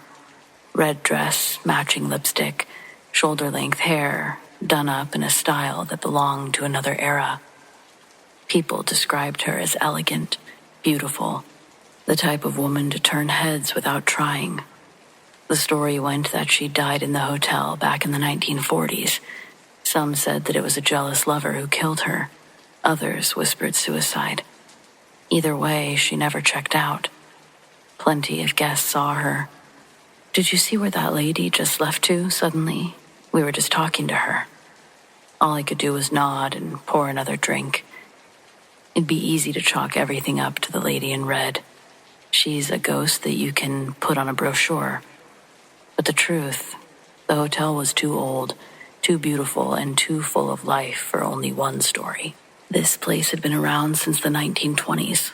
That means 100 years of guests checking in, birthdays, affairs, honeymoons, breakups, late-night confessions, even a few deaths that made the papers. A building like that doesn't belong to just one spirit. And I think that's why the activity was so varied. My first experience didn't feel like the lady in red at all. It was late, a Monday, quiet as can be. I was polishing glasses and I looked up at a mirrored wall behind the bar. There was a man standing behind me. Not a reflection of someone at the bar. The bar stools were empty. This was a man in a suit in wide lapels, old-fashioned cut, something from the 1940s. He was tall, pale, blurred at the edges. I turned around immediately. No one. When I looked back at the mirror, he was gone. If you want to tell me that was the lady in red showing off, fine. But unless she decided to wear a fedora and a suit that night, I don't think it was her. Other bartenders swore about the voices, murmurs that carried in from the lobby when it was empty. Laughter that broke out and then cut off like someone flicked a switch. One guy I worked with swore that he heard his own name being called, clear as day, when he was crouched in the cooler. He popped up expecting to see the manager, but the bar was empty. Lady in red? Maybe. But laughter and men's voices sound like a whole different crowd. And then there was the elevator. Every so often, in the middle of the night, the elevator doors would ding open in the lobby. Empty. Nobody riding it. No button pressed, no call from upstairs, just opening on its own, like it was letting someone out. More than one guest asked me why the elevator felt strange. One woman told me that she was riding down alone when the air turned icy cold. When the door opened to the lobby, she swore that she heard footsteps behind her, even though she was the only one in the car. Here's my theory. The lady in red is the face of it all. The one everyone loves to talk about. But she's not alone, not by a long shot. It's such a beautiful place. I guess I could see why it would be hard to leave behind. You can sit in that lobby with the chandeliers glowing and the piano music drifting in from the corner and almost convince yourself that it's still 1932. Maybe that's why the spirits stick around. Because they liked it there. Because the place still holds a piece of them. None of them seem to want to harm anyone. Scare us, sure. Remind us they were there, absolutely, but it wasn't malicious. It was more like sharing the space. Like they were saying, we're still here too. I worked there for 3 years. I never saw the lady in red myself. But I believe the guests who did. I believe the servers who heard voices after closing. And I believe what I saw in the mirror that night. When I quit, it wasn't because I was scared of ghosts. It was just time to move on. But I'll say this. That hotel bar wasn't just serving cocktails. It was serving stories. And not all of them came from the living.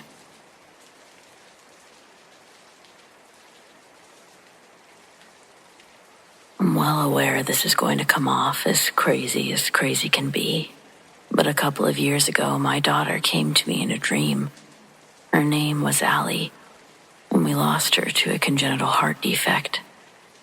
But in my dream, she was a teenager, a beautiful spitting image of her dad and I's best features. I knew instantly who she was in my dream, and our interaction felt natural and warm. I don't really remember what exactly we were doing, but I know it was something menial, driving somewhere in the car, the one I have now. She was telling me a story, sitting in the passenger seat.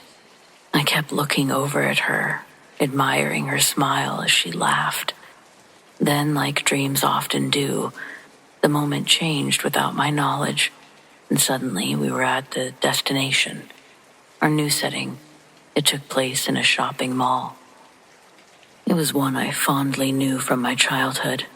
I'm pretty sure this mall that we were exploring had been demolished in the early 2000s, but in my dream, it was the location where we were going to buy Allie some shoes. Walking through the food court, I pointed out the table that I had my first kiss. I could still recap the layout of where all the stores were. Walking next to me, Allie suddenly stops and starts violently coughing. Each cough began to sound worse than the last, and then she began grabbing at her neck, like she was choking. Dream me watched helplessly as my beautiful baby girl's eyes rolled into the back of her head. Both hands release and drop down to her sides, and her head stays tilted upwards. When I look around for help, I realize everyone shared the same features that she did. At a standstill, all looking upward with wide eyes. Then, only Allie turned her head to look at me, and when she spoke, her bright, happy voice sounded like she was inhaling while trying to talk. In this raspy, low voice, she said, "There's a spider in the web. Leave it alone. Go home." And then I woke up in a cold sweat. The collar of the shirt that I'd worn to bed was soaked. The rest of the morning I kept repeating what she told me over and over again in my head, trying to make it make sense. There's a spider in the web. Leave it alone. Go home. Felt like I'd received premonition, a weird one, but I'd obsessed over it for weeks to follow. I obsessed over the meaning and treated anything spider-related as bad luck and tried to avoid. Once, I even made myself late for work because the car in front of me had a Spider-Man bumper sticker, and I refused to drive behind it. I turned down a street that I'd never taken just to get away from it. But nothing seemed to happen. Nothing obvious anyway. And eventually my paranoia became a kind of superstition. I'd whisper her words every time I saw a web, like a nervous little prayer. There's a spider in the web. Leave it alone. Go home. It wasn't until almost a month after the dream that I finally understood what she meant. I'd just gotten off work and remembered a return that I needed to make at this little consignment shop downtown. It was barely a 10-minute detour, and for some reason, I felt like I had the energy to knock it off my to-do list, so I went on a whim. I parked in the alley behind the shop like I always did. As I stepped toward the back door, something caught my eye. There, perfectly spun across the door frame, was this massive, glistening spider web with this beautiful spider. It stopped me in my tracks. It wasn't just big. It was beautiful, symmetrical, almost glowing in the late sunlight. And at the center, that pretty spider, still as stone. And suddenly, there it was again, that voice from my dream. There's a spider in the web. Leave it alone. Go home. I stood there staring at it for just a second. I'd have to break the web just to reach the handle. I don't know how to explain the feeling that washed over me, but it was like I wasn't supposed to be there anymore. Not in that alley. Not in that moment. So I turned around, walked back to my car, and got in. As I pulled out of the alleyway, 2 men came tearing around the corner on foot, so fast and sudden I nearly hit them. One of them almost ripped off my side mirror as they darted past, barely noticing me. I remember the way they looked, wide-eyed, wild, running like they were on fire. I thought it was weird, but I was too shaken to do anything but keep driving. Later that night, I was half watching the local news when a story came on and made my stomach drop. There'd been a robbery at the very consignment shop I'd gone to. The suspects had entered through the back door in the alleyway, the same one I'd nearly walked through just hours earlier, and just moments before they did. They shot the first people they saw walking inside, 2 were killed. 2 more were critically injured. The suspects fled but were killed in a shootout with police later that night. I sat there for a long time staring at the screen. If I'd walked through that door, if I'd destroyed that web and stepped inside, not gone home, I might have been the first person they saw. But I didn't. I guess because I listened. I used to think that dreams were just noise, our brain's way of filing away fragments. But now I know better. Sometimes the ones we've lost, they're still with us, still watching, still warning. Sometimes all it takes to be saved is leaving the spider in the web, leaving it alone, and going home.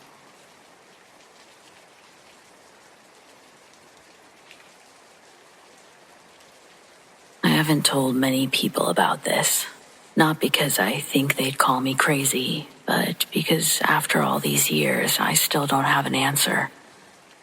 Just a handful of memories that won't fade away the way I expected them to.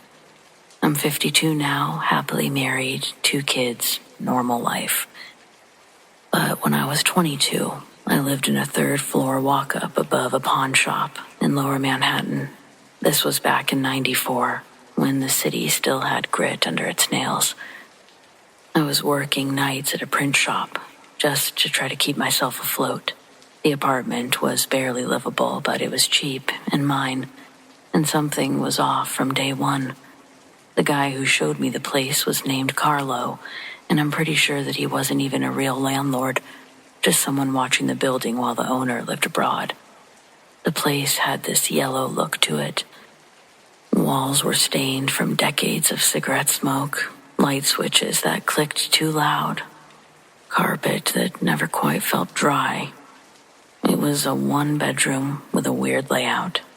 Like the living room had been one of 2 rooms before somebody had knocked out the wall halfway and gave up.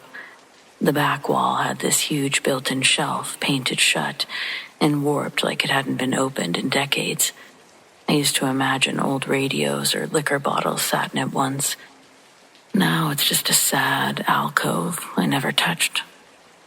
The first night I slept there, I woke up at 3:12 a.m. to a crash in the living room. I bolted up thinking someone had broken in, but nothing was out of place except that shelf, the one that hadn't opened in years. One of the wooden panels was hanging. I chalked it up to settling wood, maybe air pressure. But I shoved it closed, wedged a broom in front of it, so I'd hear if it moved again. It did. 3 nights later. Crash. I ran out, broom on the floor, panel hanging again. Inside was nothing. No rodents, no old bottles, just this deep recess in the wall. Maybe 2 feet deep, painted black inside. It was colder than the room by at least 10 degrees. I reached in just to feel around and jerked back like I'd touched static. And that's when I think everything started for me. Little things at first, knocking, rhythmic and hollow. It was behind the walls when I was trying to fall asleep. Always in patterns, never random. 3 knocks. Pause, 3 more. Sometimes I'd leave the room and come to find the faucet running.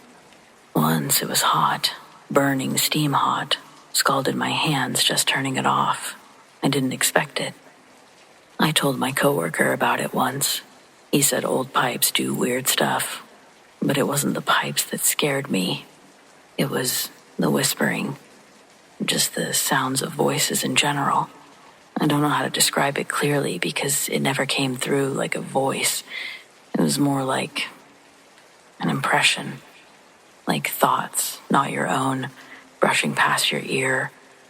I'd be reading and suddenly I'd get this overwhelming feeling that I'd forgotten something. Not something normal, something urgent, like I'd left a door open and someone had gotten in, but every door was locked and the windows would be shut. Then one night, I walked into the bedroom and I found my mattress pushed halfway off the frame, like someone tried to drag it. I lived alone. I set up a camcorder facing the shelf. This is 94, so we're talking big, clunky, high-8 tape recorder. It had about 90 minutes of recording time. I set it on a chair, and I hit record around 2:45 a.m. I sat in my room, waiting. The next morning, I played it back. For the first 60 minutes, nothing. Then at 3:12, the broom I'd leaned against the shelf fell over. Not slowly, like it had been thrown forward. Then the shelf creaked open. It stayed open. And then, this part makes me sick. Something moved across the floor in front of the camera. Low, crawling, just barely out of frame. You don't see it, not fully, just a sliver of a shadow, a dragging sound. And then the camera drops its view and goes static. Dead tape. I moved out days later, left my security deposit behind. I didn't care. I didn't even try to explain it to Carlo. I think he knew. I think that's why it was so cheap. The only thing I took with me from that place besides the camcorder was a little scrap of wood that I found on the floor near the shelf that day. It looked like a tag, flat and burned on one end. Written in faded ink were the words, "No one live here." I always assumed the word that was burned off was let no one live here. When I couldn't bring myself to look at the tape again, I gave it to a friend to check it out. They told me there was nothing, that it was just a static tape. Dead tape. I can't explain any of it.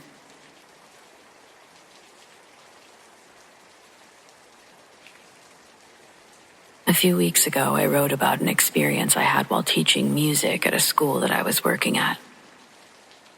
A child in one of my classes had seen someone walking into the music room, whom I did not see, and later, I saw a child, which I later realized was a ghost standing by the light switch. I have been to this school several times and wanted to do an update. The first time I went back since I saw the apparition, I was really nervous, and I had to relax because I knew that my imagination could start playing tricks on me. Once I got there, I was a lot more relaxed, and I just went with the flow of the day. Nothing out of the ordinary happened at first. Although I was walking down the hallway, I felt someone touch me in the middle of my back. It almost felt like a light, slight push. I thought it was a student, so I turned around, but no one was there. That was the only thing that happened. The next time I went, I once again was worried about what would happen, but to my surprise, nothing occurred whatsoever, and I was actually able to just teach and enjoy the day with the students. Today I went back to this school, and to tell you the truth, I didn't think about ghosts at all. I have really been enjoying the students and staff, and it's become one of my favorite schools to teach at. Also, today we got hit with a really nasty snowstorm, so I was more worried about the roads being slick. Anyway, I got there with no problems, and during lunchtime I was enjoying a potato bar that was set up for the teachers. I was also talking with one of my staff about all the snow that we were getting and if the roads would be slick later on. As I was leaving the staff room and head into the classroom, I thought to myself, I wish I could just teach here full time. And I swear, out of nowhere, I heard a child's voice as clear as day saying, "We don't have any full-time jobs here at the moment. Sorry." I turned around. The only person I saw was a little girl. She was looking straight up at me and then ran quickly into the bathroom. I don't know if she's the one who said it, but still, how did she read my mind? I'm not 100% sure if she was a real student or another apparition. She ran into the bathroom really fast as I made eye contact. Can ghosts read minds? Later, I was in the library talking to the librarian while kids were at recess. There were a few kids there checking out books, and then they headed back to go outside. As the librarian was showing me a project she was doing with the second graders, Christmas cards for soldiers serving in Iraq, I saw a little girl peeking out in between the computers. I just assumed that it was a kid who was still checking out books and had gotten on the computer card catalog. But when I looked again, no one was there. The only people in the library were me, the librarian, and her assistant. They were admiring the cards the second graders had made, so didn't see what I saw. I even said, "Where did the little girl go?" And the librarian answered, "The kids are all out at recess." The computers are in the middle of the library, so there's no way a child could have ran out the door without me seeing her. By the way, the library and the music room are on opposite sides of the building. The place where I felt the hand on my back and heard the voice in the hallway is nearest the library. Nothing else happened the rest of the day, and I didn't linger long after school because of the snowstorm. Anyway, I will be back at this school next week. It's on my regular route now, so I'll see if anything happens again. It is funny that one day where I completely didn't worry or even think about seeing ghosts is the day when I see them. Odd.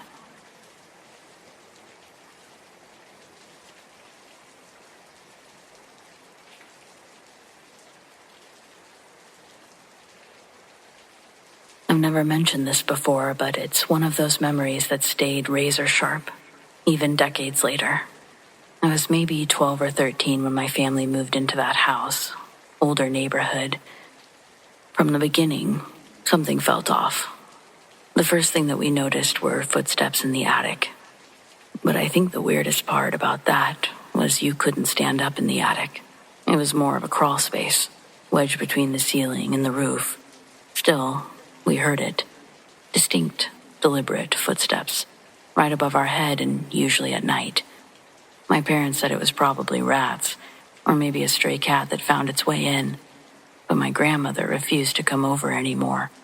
Said the house made her chest feel heavy. My grandma, she's been like that though, a little woo-woo. But then the sightings started happening. Glimpses, mostly things that you could explain away if you really wanted to. Other things were a bit harder to explain. A woman peeking around the corner when no one was home. A little boy darting past the bathroom door.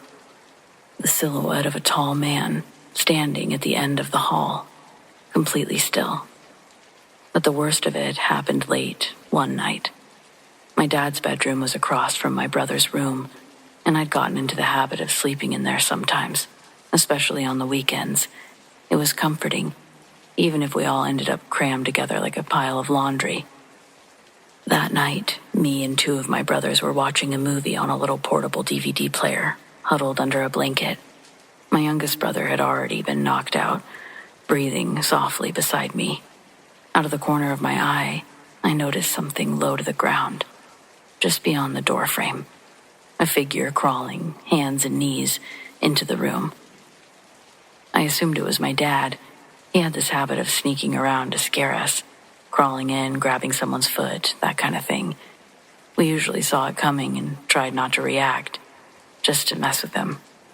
So, thinking it was one of his pranks, I gave a tiny nod toward the door. A silent, "Yeah, I see you," to my older brother. He smirked and rolled his eyes. We both looked away, waiting for the foot grab. But it didn't come. Instead, the hallway lit up. My dad's bedroom door opened directly across from us. Bright light spilled into the hall, casting long shadows across the floor. He stepped out, rubbed his eyes. "Everything okay in there?" I sat straight up, heart in my throat. There was no one in the room but us. No one was crawling. Nothing to explain what I'd seen. And furthermore, my dad came out because he said he heard us yelling. I must have turned pale because my brother asked if I was all right. I didn't answer right away. I was still trying to make sense of it. The The thing I saw didn't vanish. It didn't blink or dissolve into mist. It moved like a person, with weight and intention. But it hadn't been our dad. It hadn't been anything. Still, I don't know what it was. Just that it wasn't supposed to be there, I don't think. And in that house, things like that didn't seem to care if you noticed them or not. They just were there.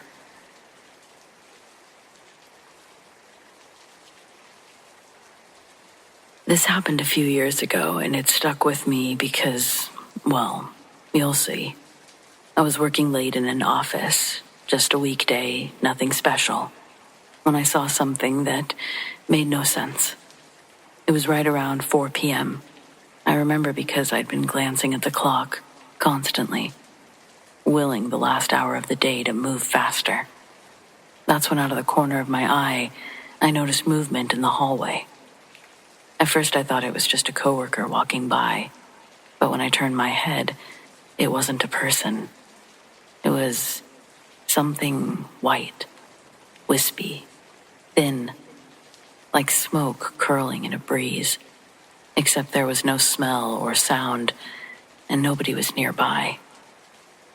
I watched it drift directly through the doorway into the office I was in, moving with intent, not randomly like dust in sunlight. The second it crossed the threshold of the office, every hair on my body stood up. I got this full body chill, literally, like my insides dropped out from under me. I didn't stick around. I jumped up from my chair and walked out of the room without looking back. Whatever it was, I didn't want to be in the same space with it. The next day, around the exact same time, it happened again.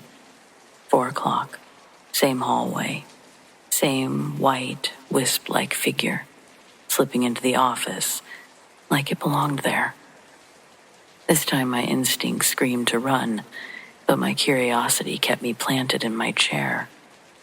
I sat, frozen and heart racing, waiting for something to happen. But after it entered, nothing changed. There was no noise or sudden movements, no objects shifting around. Just silence, like it had passed through and was gone. And then it never happened again. Not that week or the week after. Never. Just those 2 back-to-back days. I told my cousin about it. I thought she's probably the only one that would believe me, but was also half expecting them to laugh or tell me I was overtired. Instead, they got pretty quiet. Said it sounded like a spirit. Their thought was that it might have been attached to someone who came through the office around that time each day. Maybe it wasn't even meant for me. It was just passing by.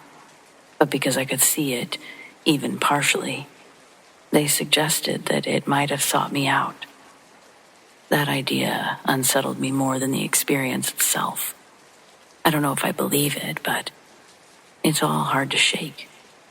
2 quick moments, 2 afternoons, 1 unexplained presence. And for whatever reason, I was the only one who saw it.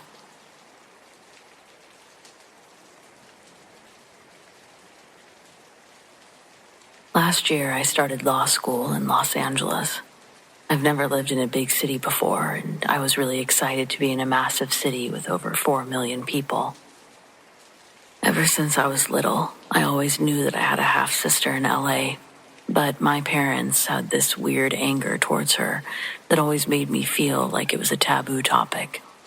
Of course, I had looked her up on social media, and I knew what she looked like, but that was about it. We had never actually met. She was never that active on social media, so there wasn't a lot to see. Out of nowhere one day in my first year of law school, I got a friend request on Facebook from my sister. Her profile picture seemed legitimate, as did her profile. She had Facebook friends. Her pictures were clearly her. She sent me a message inviting me to a little dinner party at a park with her friends. We could finally meet each other after all this time. I was new to the LA area, still am, so I had no idea which parts of the city to avoid at night. I was so excited about the idea, but I had a lot of anxiety about it too. It would be nice if we met, totally clicked, became besties for life. But what if we ended up sobbing like we were in some dramatic movie scene? What if I tried to talk to her and she just didn't click with me and she started showing me an attitude? Or worse, what if it's all going well until we have some kind of disagreement? Someone says something hurtful and then we're both crying in front of everyone. Anyways, a lot of anxiety. Honestly, if she had just suggested a cozy little bakery for desserts instead, I probably would have gone. But going to a park with other people, it didn't feel right. I thought it was like a precious moment that I didn't want to have in front of all these other people. I couldn't bring myself to go. I didn't want to risk having a meltdown in front of other people, and I was worried about how messy it could get. A few weeks later, I Googled that park just to see what it was like. Maybe we could meet up, just one-on-one. And that's when I learned something was wrong. I won't say the name of the park, but anyone who's ever lived in LA for long enough will tell you that it's not a safe place for girls to be having a dinner party at night. The area surrounding the park has a very high violent crime rate. It's controlled by gangs. Even people who do illegal business in that park are forced to pay a tax to the gangs in exchange for being left alone. So, now I was really concerned and curious. I actually tried to get a hold of my sister myself. She was an undergrad at the time at a local college. I had a friend who went to her school. I asked my friend to reach out to her on campus, asked if she'd be okay with meeting with us. They connected, and the three of us met at my friend's house. It was great. We got along so well. My friend was also really happy to do that for us. The three of us had so much fun. We weren't just bursting into tears, but we let out a few. We had dinner, we watched a movie, and spent the night at my friend's house. When I told my sister about that whole thing, she said that she hadn't used Facebook since high school. So clearly, someone was impersonating her. I would have told her to report the fake account, but it was already deleted. She knew that she'd been impersonated on social media, though. Another one of her friends had been scammed by someone pretending to be her. It was some scheme involving fake concert tickets or something. Someone had been impersonating my sister. They knew that I was in town, and they literally tried to lure me into one of the most dangerous parts of LA at night. I have no idea what their motives were. I don't know if I even want to find out. Meeting my sister after all these years was a beautiful thing, but the whole backdrop was terrifying.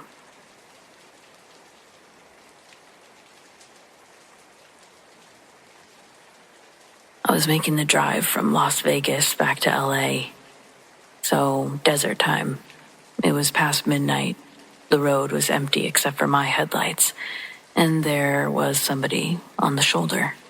A young man, maybe mid-20s, walking with his thumb half raised like he didn't expect someone to actually stop. Normally I wouldn't. Hitchhikers can mean trouble. But I was heading toward nowhere fast anyway. But something about the way he walked, steady, normal, if you will, well, it made me slow down. When he climbed in, he didn't say thank you. He buckled his seatbelt and stared straight ahead. We drove in silence for a while. His clothes looked dusty but not dirty, like he'd been walking a long time but hadn't worked up a sweat. His hands, though, they eventually caught my eye. His fingernails were cracked. The tips of his fingers darkened, as if they'd been burned. When he finally spoke, his voice was calm, almost formal. The sun burns, but not as I burn. He said this, eyes still fixed on the road. I forced a laugh, asked if he'd been out long. He didn't answer. The more I glanced at him, the more I noticed how he was sitting, how he carried himself. No shifting in his seat, no tapping of his feet or fingers. Just upright, belt drawn tight, hands folded together over his lap. with what looked like scorched skin resting against the faded fabric of his jeans. When he did speak again, it was in the same flat, measured tone, steady. "It won't be long now." I asked, "What won't?" He turned then, just enough for me to see his eyes. They were dark, not with exhaustion, more like depth, endless. He asked to be let out at a crossroad a few miles ahead. No town nearby, no lights, just an intersection of two empty desert roads. I slowed and pulled over. He unbuckled. Leaned over to open the door, he said, "You'll see me again when you've forgotten this." And then he stepped away. I guess he stepped away into darkness, but he really seemed to disappear entirely. I checked the rearview mirror as I pulled onto the highway. It was empty. No figure walking away. Nothing. Years passed, and I didn't think of him much.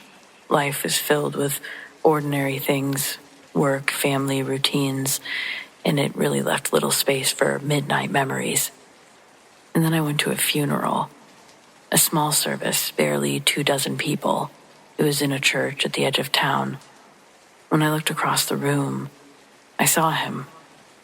Same face, same dark eyes, same hands folded neatly together. His scorched fingertips were even there. He sat in the back row. When I blinked, that same pew was empty. I can't explain that, but I know it happened.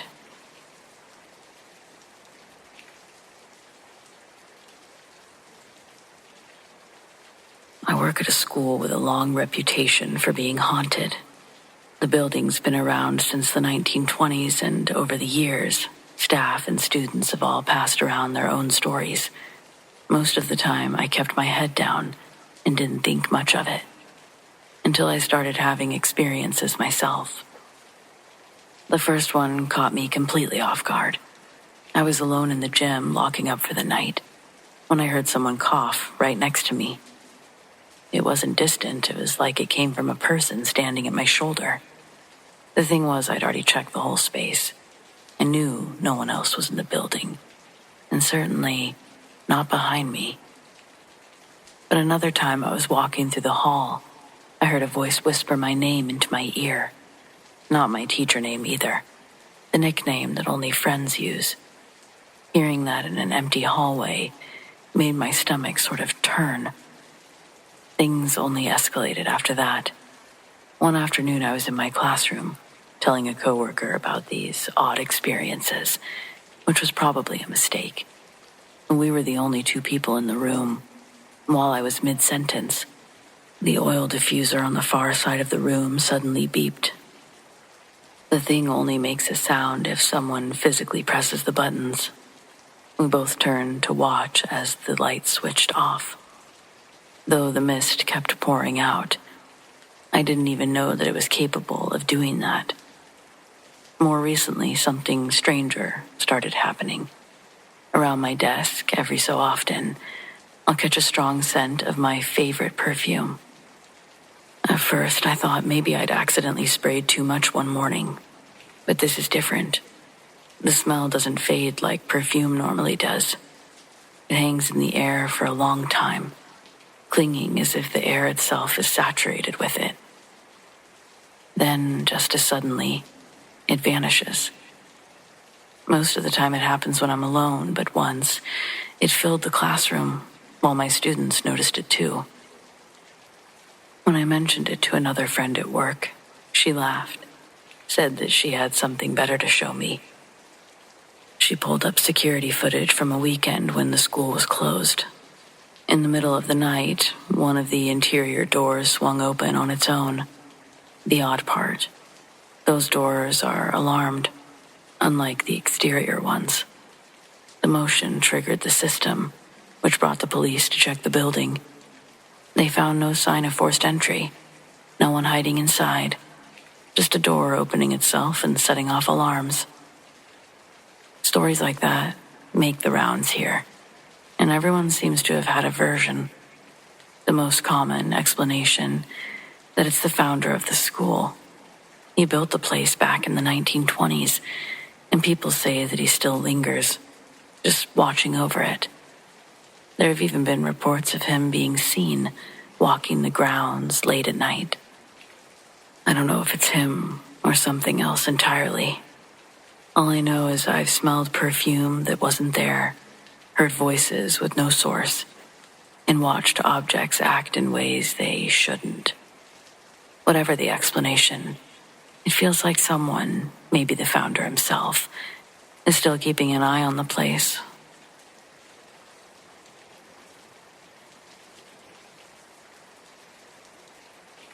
This was in late September.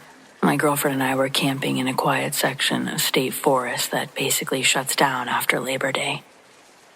We had hiked a couple of miles, set up our tent near a small creek, and had the place completely to ourselves. Sometime after midnight, I woke up. The fire had burned down to embers, and the air was cold enough that I could see my breath. And then I saw off in the trees, maybe 50 yards away, a faint light, a line of faint warm lights. They moved slowly, weaving between the trunks like a group of people carrying lanterns. I sat up and nudged my girlfriend awake. She saw them too. "There's no trail over there, right?" she whispered. And she was right.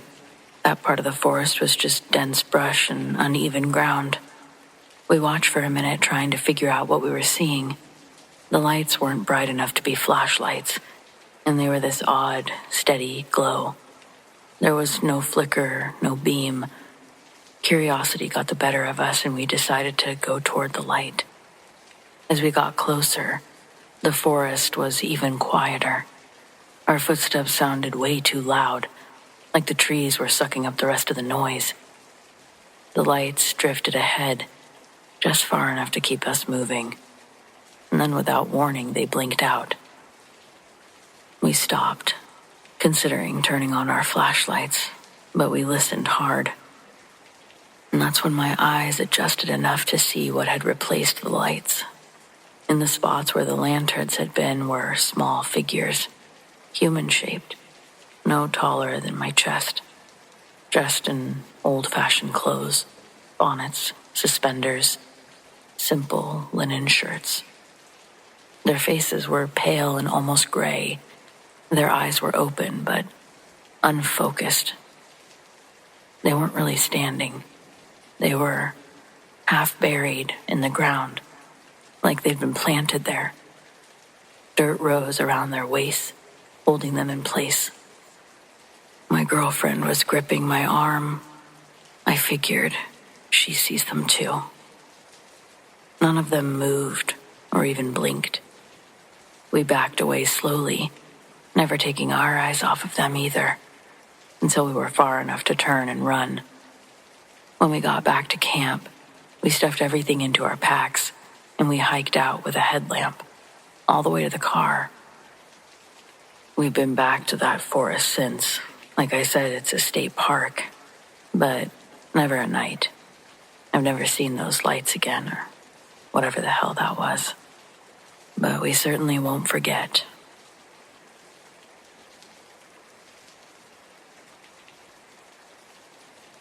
My mother had slipped and fractured her hip, so she was in the hospital for a while. During her time in the hospital, I would visit her in the evenings until closing time, and then go home. During that time, I struck up conversations with a younger male, who I assumed was also visiting family in the hospital. It would always be just the two of us at about 10 p.m. at night, bidding each other goodnight in the hospital car park. One night, I came out of my mother's room to meet him at the lifts on my way down. As we had shared snacks and recognized each other in various waiting rooms, I thought nothing of it when he offered me an unopened can of pop, as he was already also sipping on one. Before stepping into the lift, I opened my can and took a sip. By the time we reached the car park, I had drunk about a third of my drink. Suddenly, My whole body just went numb. I felt like I couldn't swallow, blink, breathe, or even walk. I felt like my body had shut down. I watched as I sat myself on the ground, supporting myself on the man's leg. He told me to sit and wait for him, that he would get his car and drive me around to the emergency room doors. I was panicking, but I couldn't speak, just weakly nodded while struggling to breathe. I lay on the asphalt as his car pulled up, and he helped me into the front passenger seat of the car. It was a white, long car, station wagon type, and he kindly put the passenger seat back so I could lay back and rest. I drifted in and out of sleep trying to work out why we had not yet arrived at the emergency doors. I don't drink alcohol anymore, but I've been extremely drunk before, and this is exactly how I felt now. I could not speak. My thoughts were jumbled, and my body was just not cooperating. I kept opening my eyes, and I could see light shining out of tall building windows as they flew past, but I couldn't squint or focus to properly recognize which part of the hospital these buildings belonged to. I then fell asleep. I was woken after a while because I was being rocked from side to side. I reached over to steady myself, and I touched a wall with knobs. Confused, I tried opening my eyes. I realized that I had touched the knobs of a car radio. As I slowly refocused my thoughts and tried to work out where I was, I suddenly felt extremely nauseous. I knew that I would need to throw up immediately if the rocking didn't stop.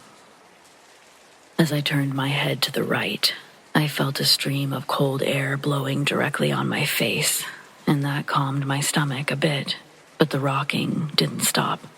Before I could say or mumble anything, I started throwing up. The car stopped, and the next thing I knew, I was dragged onto the ground by a pair of hands. I lay on my stomach, heaving and retching on the ground, and realized I was looking into pure darkness. I smelled dead leaves. I smelled soil. I smelled grass. The night air was cool and welcoming, and I was no longer rocking, so I felt better. Suddenly, I was jerked to my feet and pulled to the back of the car. The boot opened, and I climbed in and laid down. The car then took off again, rocking and bumping. I had so much saliva drooling out of my mouth. I was sick again, but nothing else came out except for the sick, sweet aftertaste of that pop at the back of my throat. Sometime later, I woke up and slowly pulled myself up and peered over the back seat. We were driving along a dark lane lined with trees. Pitch black. As I rested my head on the back of the seat while dry heaving, I tried to focus and work out where we were. All of a sudden, I see a row of lights behind a row of trees to my left. They suddenly disappear, but give my muddled mind enough time to think, why are we driving in a ditch? After some more driving, the car swings into a little lane to our left and comes to a halt, and the headlights and engine are switched off. The front door opens and slams. I lie there trying to open my eyes and focus, but I'm so dizzy. I feel like my eyes are whipping from side to side, so I keep them closed. I tell myself not to fall asleep again as I struggle to get my mind and my body to cooperate with my will. It's like I'm trying to will myself to sober up. Another me is sober, but my mind and body have not yet caught up. I slide over the back seat and I lie down on the floor immediately behind the driver's seat. There is a metal bar that runs across the back of the front seat of the car, but with enough crawl space underneath. I press my face to it. It's cool and welcoming. I wait for the driver to open any of the car doors. I have no idea where he is. I fall asleep again. I slowly wake up again to the smell of cigarette smoke. I know he's near, but I don't know where. Suddenly, the boot opens. I'm not a petite female by any means. I'm 5'8", 85 kilograms in weight. Somehow, I crawl, slither into the front seats. The next door that opens is the back door, and that slams shut too. I slip my legs back under the bar and slither back onto the floor behind the driver's seat again, just as the front door opens. I can't open my eyes or lift my head, because if I do, everything will start spinning and I'll need to throw up again. Suddenly, the driver's door opens, and I hear the sound of a metal baseball bat getting pulled out from somewhere near my head, and the door slamming shut. The driver's door opens again, and music starts blaring very loudly from inside the car. Suddenly, the body of the car starts getting whacked loudly by the baseball bat. There are loud thumps around the car, and they keep going around and around the car. They stop. After a while, the driver's door opens and the music stops. My ears are ringing. I realize the driver's door has not closed again, nor has the car sunk with the weight of someone getting into the car. Suddenly, the boot opens again. I somehow slither back into the front, but this time, I slide halfway out the driver's door, which is still open. As I slowly slide under the car, I hear the back door on the passenger side open. I slide under the car, out of breath, breathing in dirt, dust, and soil. I swallow some. I'm stuck between two wheels, under a car, eating dirt, dizzy as hell. Once again, I have to remind myself to stay awake. I slowly pull myself forward. My arms hurt. My face is being dragged through the dirt, and I realize I have somehow lost my shoes. I want to stay under the car forever and just sleep. But the other me keeps yelling for my body and my mind to match my will. So I keep sliding forward. As I get to the front, I get stuck. There's no more space. As I stretch my arms forward, the car engine starts. I hear the driver door slam. I suddenly have this burst of energy where I scurry and slither to the right and come out near the front passenger door. I keep slithering forward and find the earth in front of me giving way to nothing. I keep moving forward and slide into a ditch hole. I slide forward. I feel the earth get harder and start to rise again. So I slide back in the ditch. The car is still there, and the music comes on again. I hear whacks on the side of the car. I hear whacks on the ground. I hear the baseball bat thrown to the ground. Suddenly, I hear my phone ring. I hear him mutter in a language I don't understand. I hear him whack something hard with the baseball bat. It makes a pinging sound. My phone stops ringing. I hear him grunting and stomping, and I hear him whacking things. Suddenly, the vehicle revs its engine. The door slams, and it moves. It reverses and goes away. I peer over the dirt back to where I came from, and I can't see anything. I can't focus on anything. My eyes are still swinging wildly. I close them again. I realize I need to move along the ditch to the left, as that's where I saw a row of lights. I still hear the music. Even though far, it's not going anywhere. It's still playing in the distance somewhere. I start dry heaving again. My mouth is dry, tastes terrible. My breath stinks. I get up to walk. I fall down. I'm facing my left before the hard, pebbly rise of the ditch is on my right now. I touch it, support myself. I focus on the feel of the pebbles as I walk towards the row of lights. Suddenly, the music is back, loud. I sit down and I lean my back against the hard feel of pebbles and open my eyes and focus on the lights coming towards me. But they move past from my right to my left. I watch it swing in behind a thin row of shrubs on my left. I hear him get out, whack his way towards where I am. I throw myself back into the dirt. The whacking stops. The door slams. The music goes back to where it came from. I keep moving along the ditch, the rise to my right, and the music constantly keeps moving back and forth on my left. I eventually can walk without being pulled to my left and falling over. My eyes are finally staying open longer. My mind starts telling me that it's safer for me with this person I know than me heading towards some unknown. I don't know how many times I believed he was looking for me to take me home, to save me. I was just too exhausted to walk towards the music and the light, so I just kept stumbling along. Suddenly, the music left and left for good. The sky was becoming gray. I started shivering. I sat down, shivering, and fell asleep. I woke up cold, wet, and could see. I looked around and realized I was in a field or forest with trees and shrubs and a dirt road that ran along where I was facing.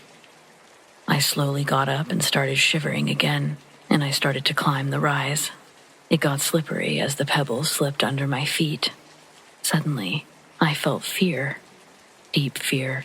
I panicked and clambered, screaming and crying up the slope. I got to the top and realized I was on train tracks. I quickly crossed over and went down the other side. I was so scared, so scared of being found and picked up by this person again. I kept walking. How long? I don't know. All the while, my mind would jump between listening with paranoia to my surroundings, then trying to recall every little detail of the night. I realized my handbag, car keys, details of where I lived, everything were most likely in his car. All I knew of him was his name, Francis. My mind went blank.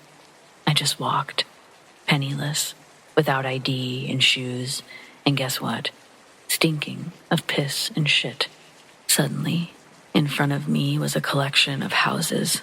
I waited in the bushes for some time, scared shitless of all people, sure that they would hand me back to the person who did this to me.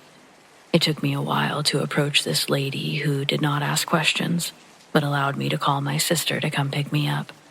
She allowed me to wash my face and wait in her house until my sister arrived. She never asked anything. I was thirsty as hell, but water just tasted horrible. My sister arrived, pissed as fuck. She wanted to know what happened. She wanted me to go to the police. I told her I was exhausted. She told me I stank. She asked about my car. I lied, said that it had been stolen, purse and all. I could hardly speak. I asked if I could sleep at her house. I had a shower. I drank a cold beer in 3 gulps. No idea why I wanted a beer. And I went to bed. I woke up that night, called my mother, told her I wouldn't be visiting anymore. I felt terrible, emotionally, physically.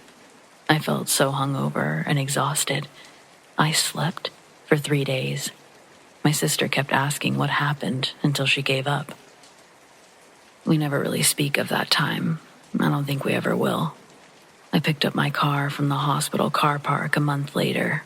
No parking fees, thank goodness. I filed a police report, but other than that, I never told anyone. My best friend and her husband moved me out of my place, back in with my mom a week later. I resigned from my job. This happened in 1993, and this is the first time that I've spoken of it. I still feel fear, but not as bad. It's when I ask myself, what if? That's when I go numb.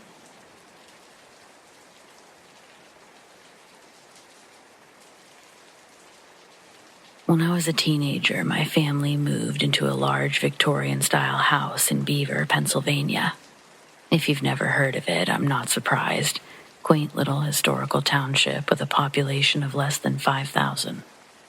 Our family moved there specifically for my mom's work with the Beaver Area Heritage Foundation. At the time, it was one of the few jobs where she could build her own hours, split time between working from home and occasionally going into work for board meetings or something specific. This sort of meant everything to my mom at the time. My little sister was just 3 and not yet in school, and she always hated that she had to work nonstop at the historical museum when I was growing up. But that's just where they were at the time, my parents and their money. But now, she had this opportunity. So, the house. In 2010-ish, my mom was perusing the internet looking at various houses in the Beaver area. She landed on something relatively close to the super historical district. I caught a glimpse of this beauty on my mom's computer and practically squealed in excitement while asking if that's where we were going to live. She was enthusiastic, saying she and my dad were going to look at it that afternoon. Unfortunately, I'd be at school, so it was a no-go for me. I told my mom that she better buy that beautiful house. And the next time we spoke, that's exactly what happened. From the outside, from the photos, I'll admit, the home was incredibly dreamy. It was and still is the biggest place I've ever lived in. But I was a bit thrown off living directly across the street from a history museum. I guess there were worse things to look at, I reasoned. But for me, the dream factor wore off relatively quickly. It should have been great, and sometimes, especially towards the end of my time there, it was. But not always. And those times made it hard to imagine anything would be normal in that house. Cut to the moment where we all see the home together. I was impressed. It held up to my expectations from the outside. But the moment we crossed the threshold from outside to inside, I wondered why it felt so dark. Part of me was expecting to see beautifully painted walls or ones filled with colorful wallpaper. It was clear the photos had slightly exaggerated or had somehow let in a lot more light. The whole ride here, my mom was beaming, totally excited, especially to show my sister and I the house and our rooms. So, I tried to be happy and excited, anything but a bratty teen at that moment. But I guess I failed since my mom asked me, "What's wrong? You don't like this beautiful home?" "Well, just wait till you see your room." She smiled, and I returned the smile. I picked up my little sister and excitedly told her that we were going to go see our rooms. Immediately, I could tell which room my mom wanted for me, the one that I wanted for me. Large bay window, tall white wooden shutters, rose-colored wallpaper, and a gold accent wall. I was already envisioning what it could look like with my special touch. Thankfully, I didn't feel this dark feeling in my room. I chalked up the initial feeling to just being naive, thinking that a home would look exactly like highly edited photos online, ones taken in a way that make the home look exactly like a dream. The house was fine, I concluded. Satisfied, I took my little sister to her room. It was much smaller and sat right next to mine. My sister couldn't care less about going into her room. She preferred to stay in my room. I walked into her room, and again, the moment I crossed the threshold into that room, I felt this dark, palpable heaviness. She also had rose-colored walls, a large window letting in lots of light, but I didn't like that despite all of this, it felt shady. But as a teenager, I dismissed that feeling pretty quickly and went back to my room. But it wasn't long after moving in that my little sister was running to my room, crying, struggling to breathe, shaking me awake.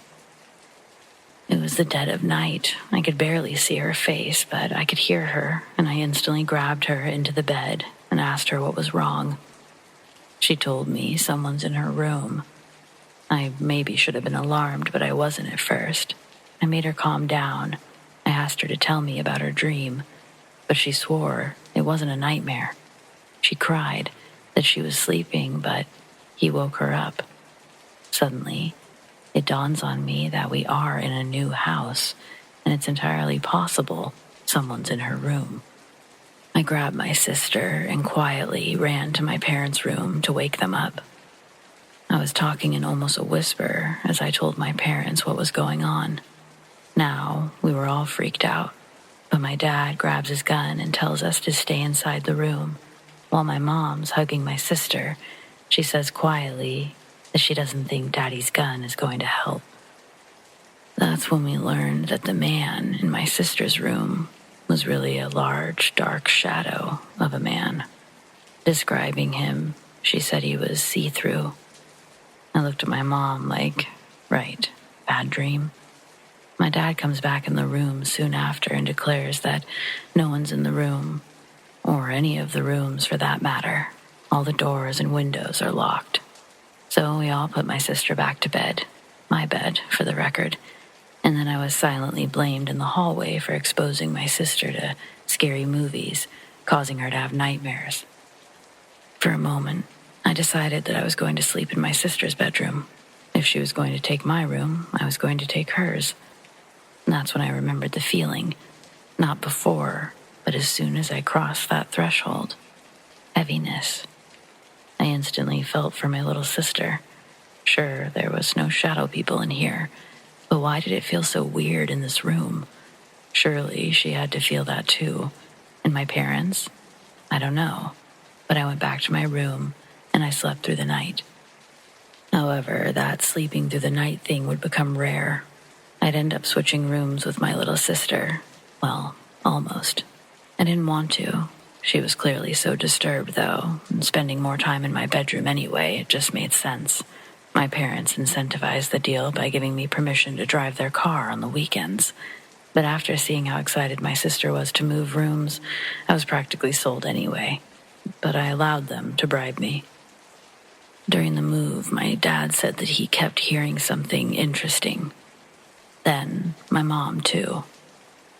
Scratching noises all throughout the room. My dad says that he needs to work on eliminating any possible pests before they make the move. At first, I was so confused, like, what kinds of pests? Rats? Bugs? Maybe it's just the sound of you moving around. I don't want to move into an infested room, though. Then he tells me that he's heard these in the walls before. While he was installing my sister's bed, when we moved in, he thought he'd heard scratching in the walls. He searched around, but he didn't find any sign of actual pests. No feces, nothing suspicious in the basement or the attic. But he tells me that he never officially checked the walls, and that it could be something messing with the electrical in that room.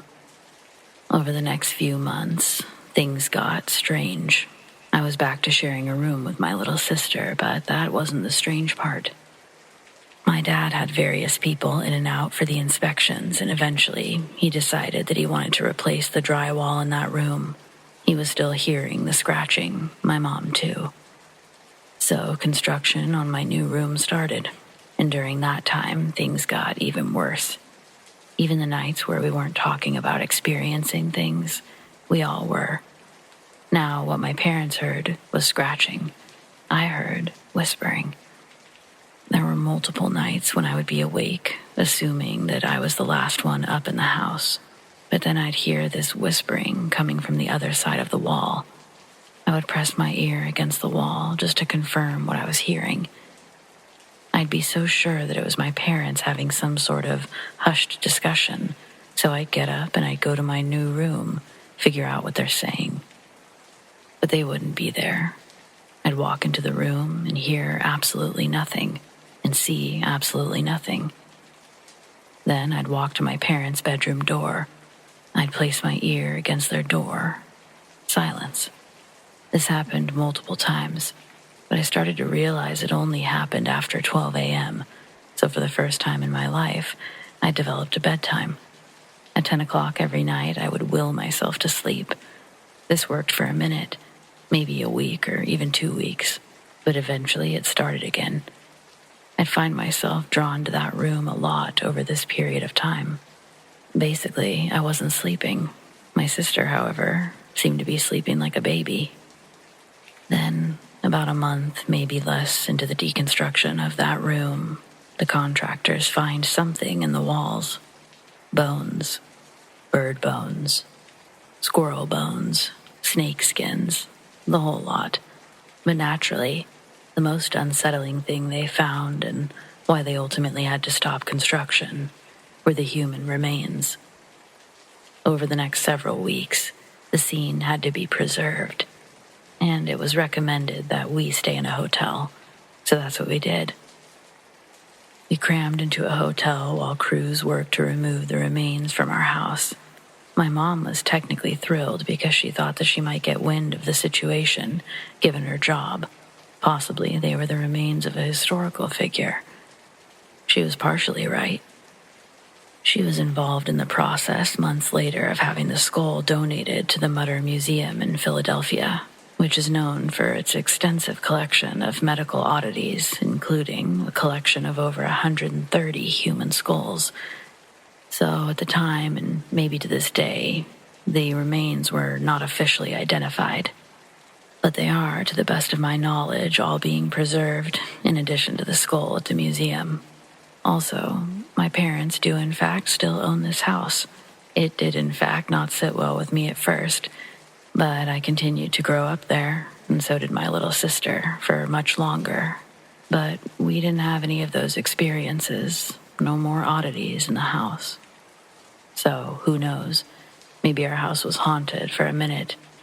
Maybe it was infested by animals that got scared away. Or maybe it was all in our heads.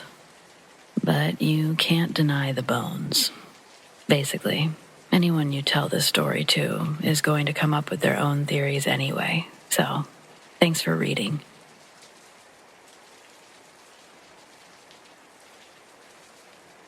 This took place about 12 to 13 years ago. I was 18 when this happened, but I swear I remember it as clear as most days recently. On this particular night, I was a designated sober driver, as I had recently broken my hand playing rugby, and after I had made my last drop-off around 1 a.m., I decided I'd call it a night. As I was driving home, I was approaching a local historic house reserve, and outside of this house was what appeared to be a hitchhiker. I obviously thought this was weird as hell, because being rugby season, it was pretty damn cold at 1 a.m., and due to the recent spat of break-ins in the area, I honestly considered picking up this hitchhiker because I thought that they would be safer crashing at my parents' for the night than on the streets of Belfast, Christchurch. As I got closer to this hitchhiker, I got a look at their face. Now, this is going to sound bizarre, and it's difficult to explain clearly, but the best I can do is liken the face to an old, brown, leathery volleyball type thing.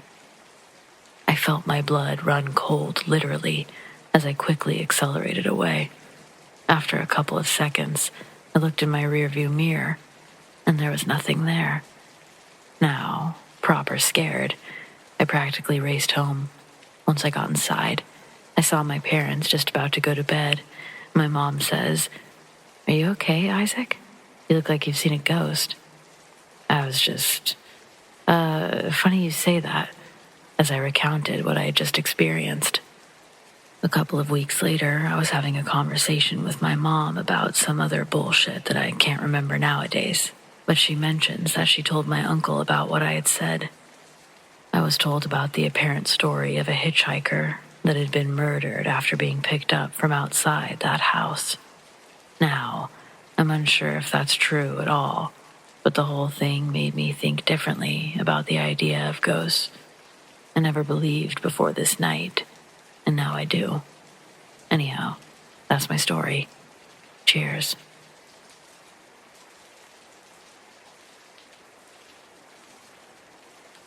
My parents purchased a home situated on 180 acres back in 2018. I was a freshman in college, but still living at home. Although the house itself isn't that old, built in the 1960s, it apparently came with some history. Not one that I know much about, unfortunately, but my family has had enough experiences there to understand there's a certain energy. My sister believes to this day that the house is haunted, and I'm actually inclined to believe her, but I don't necessarily know if it's malevolent. It's been a while since I've lived at home, but I remember the first events and anything I've been told pretty clearly. My family has all but adjusted to this home, and so we don't really discuss it being haunted or whatever anymore. That was the request of my mother, though I think it was on behalf of my sister. However, I'm going to share those first experiences here because I think that you'll agree that they track as unusual. My younger sister, Monica, was practicing the piano. She became increasingly frustrated with a challenging piece. According to her, during a brief break in her playing, she heard a voice whispering from behind. The voice said, "Keep going." It was quite literally encouraging her. She was startled, so she turned around, horrified, when she saw a frail, elderly woman dressed in all black, comfortably seated in a lounge chair. She, of course, didn't recognize the woman, and as such, Monica let out a piercing scream while hurriedly calling for my parents. By the time they came to check it out, the apparent woman had vanished. Barely a week later, Monica was taking a shower in our parents' bathroom when she happened to catch a glimpse of herself in the mirror. She saw the unmistakable outline of a woman dressed in black, just as before. Her face was concealed by the fog. Even still, Monica sprinted out of the bathroom, completely nude, and encountered our parents' startled guests. This fact alone further convinced me that she was not making up these encounters.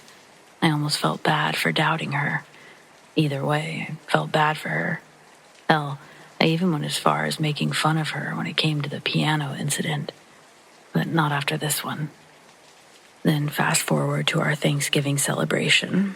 While we're enjoying our first Thanksgiving meal in this home, the inexplicable unfolded.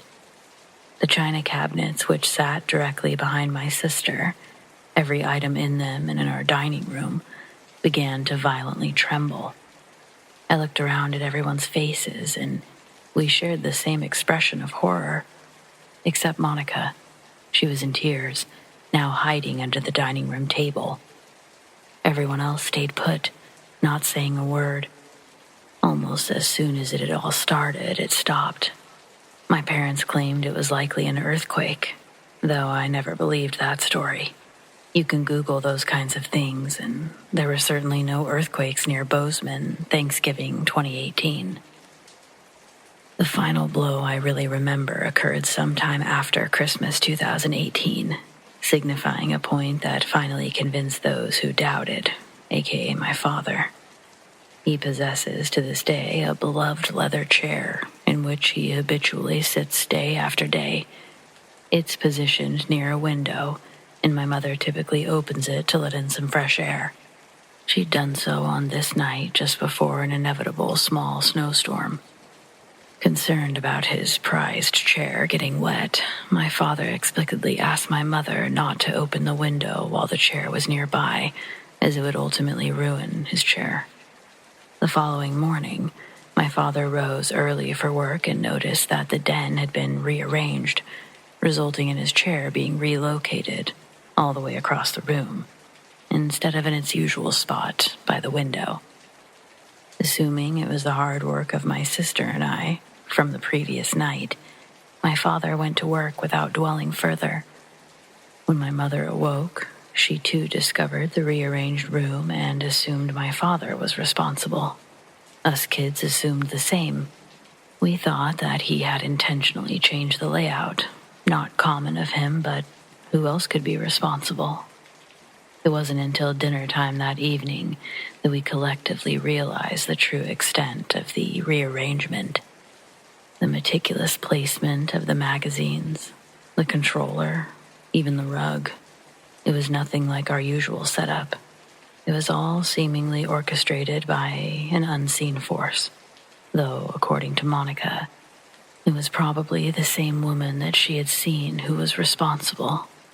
We determined that the rearranging of furniture would have taken place between 10 p.m. and 5 a.m., though, astonishingly, no sounds were heard, despite the fact that mine and my sister's room were directly beneath the den.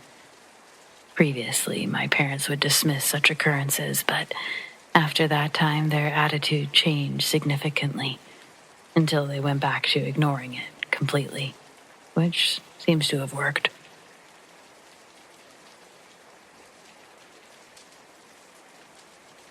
I'm originally from Lethbridge, Canada, but I lived in Vancouver for almost 5 years. 4 years for school and an additional year just to live and work on my own. Most of my time was dedicated to school and work, which was rather uneventful in comparison to the story I'll share here. My first 3 years in Vancouver, I lived near the water in a mother-in-law style apartment. If you don't know what that is, it's basically a fully functioning apartment in the lower half of a home. Bathrooms, kitchen, living space, etc. It was an absolutely beautiful place to call a temporary home, especially for a college kid. An affordable place in a prime location. Owners who were incredibly nice people who mainly kept to themselves but also acted as very attentive landlords. But it came with its own sort of catch. About 3 months into living there, I was feeling pretty comfortable. Maybe I was too comfortable, and that's why everything started happening when it did. Either way, 3 months in, I was having these strange dreams, nightmares, paired with waking up suddenly and feeling like I wasn't alone. They would continue on and off for the better part of a year. Normally, the dreams were me standing by the back door. It was made of glass and had large, thick curtains, which I kept closed at night. But during the day, they let in a gorgeous amount of light and offered a small, peekaboo view of the neighboring Victoria Island. In my dreams, however, these curtains were open at night, and the view was nothing like I saw in my waking hours. There were no homes neighboring this one, no telephone wires crossing the skyline. The view was incredible. You could see the entire island. It was like the dreams took me back in time, one where there was just less in the way of buildings and more in the way of trees and nature. Almost magical. Except it's while enjoying this view, I realize I'm cold and wet. Doesn't seem too strange, not at first. But it changes. Not the view or my coldness, but my entire perspective. I hear the bedroom door being kicked in, but I don't turn around. Suddenly, I'm being grabbed from behind, but I manage to escape whoever's attempting to grab me. I never see their face. I never see my face. I'm frantic, and somehow, I understand that if they touch me again, I'm dead. It's the most fear I've ever felt in a dream. Still, to this day. Eventually, I make my way to a locked door. It's the door that connects the rest of the home to the mother-in-law apartment. I struggle for far too long and feel as if I'm working with two brains. One who knows this door is never unlocked, and one who thinks it should be. Someone's coming. I run from the door and back towards the bedroom where the glass door is. I catch a glimpse of the view one last time, just before I'm thrown onto the bed. Before I can see anything else or do anything else, I'm being smothered. I can feel myself struggling to breathe. I know I'm close to passing out, and then one of those brains tells me to wake up. Usually, that's when I'm thrown awake, gasping for air, and feeling like I'm not alone. Though other times, it would be a dream within a dream. I'd wake up, have the sensation I wasn't alone, but I'd call out, "Hello? Is someone there?" I get no response, but I'd feel pressure applied to my shoulder, as if someone's hand was on it. As I turned to see the hand, I'd be thrown awake, for real this time. Each time I'd wake up for real, I'd never call out to someone, despite feeling a presence. Instead, I'd literally count sheep until I'd fall asleep, not waking again until morning. These types of dreams would come multiple times a week. I started keeping a journal, only to realize it was literally the same dream. I wasn't in control of it, and nothing changed, so I eventually stopped writing about them. Up to this point, I'd never had a reoccurring dream before. Nothing like this. My dreams usually involved me trying to concentrate and getting disrupted, or dreams where, honestly, things just don't make sense.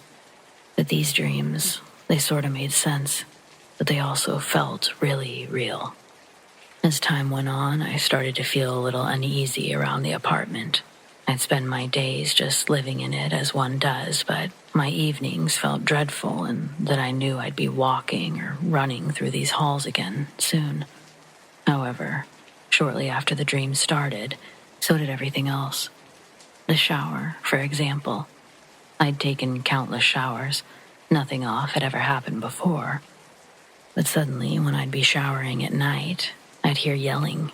Not just one or two, but continuous yelling and arguing. I could never discern what they were saying, but it was clear these were voices. I'd shut the water off and nothing. Eventually, I started playing music in the shower because I couldn't handle the sound of constant arguing. I had no idea how to drown it out without other noise. There was also the reappearing handprint on the glass door. The glass gets fogged up in that room after a shower. You have to ventilate a bit to prevent this, but usually it's so cold I don't crack a window. So eventually, after getting dressed and all of that, I'd open up the shades and crack the back door to let out some of the excess steam. And a few times, I'd see this single handprint on the window right as I did. But I don't mean it was just there. I mean it appeared as I opened the curtains. Then, yes, it would disappear with the rest of the condensation, leading me to believe, oh, that's nothing. I probably touched the window real quick without noticing. I told myself that a lot, but did I ever believe it? Not really. Finally, towards the end of my first year in the apartment, I saw a woman. I only saw her once, but I think that it was the same woman that I'd feel in my dreams, possibly the same woman whose presence I'd felt when I'd wake up. My theory has always been that something happened to her, maybe in that apartment. So yeah, my theory does lean heavily on the existence of ghosts or spirits, but I don't know how else to explain it. One night I was cooking, a little later than I normally would, but I'd forgotten to eat almost all day because of studying and not letting any real light in. Now it was dark, but I still felt like getting a view of the night sky and some fresh air. As my noodles cooked, I made my way to the glass door, opened up the curtains, and cracked the door. As I looked up at the view, the windows were highly reflective since the indoor lights were still on. In the reflection, just behind me, I saw a woman sitting on my bed. She had blonde hair and was facing the other direction. She appeared to be crying. Could I hear her? Before that thought could really go anywhere, I instinctively gasped and turned around. No one was there. Quickly facing the glass door again, she was gone. After actually seeing someone outside of a dream, I decided that I'd figure out a way to ask my landlords or the owners of the home if anyone had ever reported something similar. I think at first they thought I was trying to think of an excuse to break my lease, but after talking further, they seemed to entertain my talking, though I didn't get any real answers. The couple had bought the house just 2 years before I had moved in, though it was built back in the early 50s. Many owners since its time of fruition, and according to the couple, they'd never heard of anything strange, but furthermore, I was their first tenant. So everything continued as it was, only school got more stressful and sleep became more precious than ever. I needed to figure out some way to sleep in peace and not disrupt my living situation. Now, some people may find this next part silly, but I really don't care. It worked. Also, I challenge others to be plagued by night terrors or visions and see what genius plans they come up with. Anyway, one night while lying in bed, I was already feeling emotional about the potential loss of sleep that I could experience, so I started speaking. I don't know who I was talking to, but I like to imagine it was the woman from my dreams. I asked her, "Do you need something from me?" Obviously, I got no response, so I just kept going. I told her that I was living here now, going to school. I told her who I was, and I asked who she was, with no response. Finally, I told her that I was sorry if something happened to her. I told her that as much as I wish I could change it all, I couldn't do that, but that I thought it was time that she moved on. I told her that sometimes the dreams were a little too scary, so much so that I couldn't sleep. I told her that she didn't have to leave, but that I thought she'd be happier if she did. I didn't have any dreams that night, or the remaining 2 years I was there. At least not those kinds of dreams. The only other thing that happened was the week I was moving out of that place. I was cleaning all the windows and walls. I got to the glass doors. I opened the curtains, and without any condensation in the room at all, I briefly saw a familiar handprint both appear and disappear, almost instantly. I considered that my official goodbye from the woman I'd silently shared my space with. It's always made me wonder, what exactly makes spirits stay in certain places, and do they have a choice?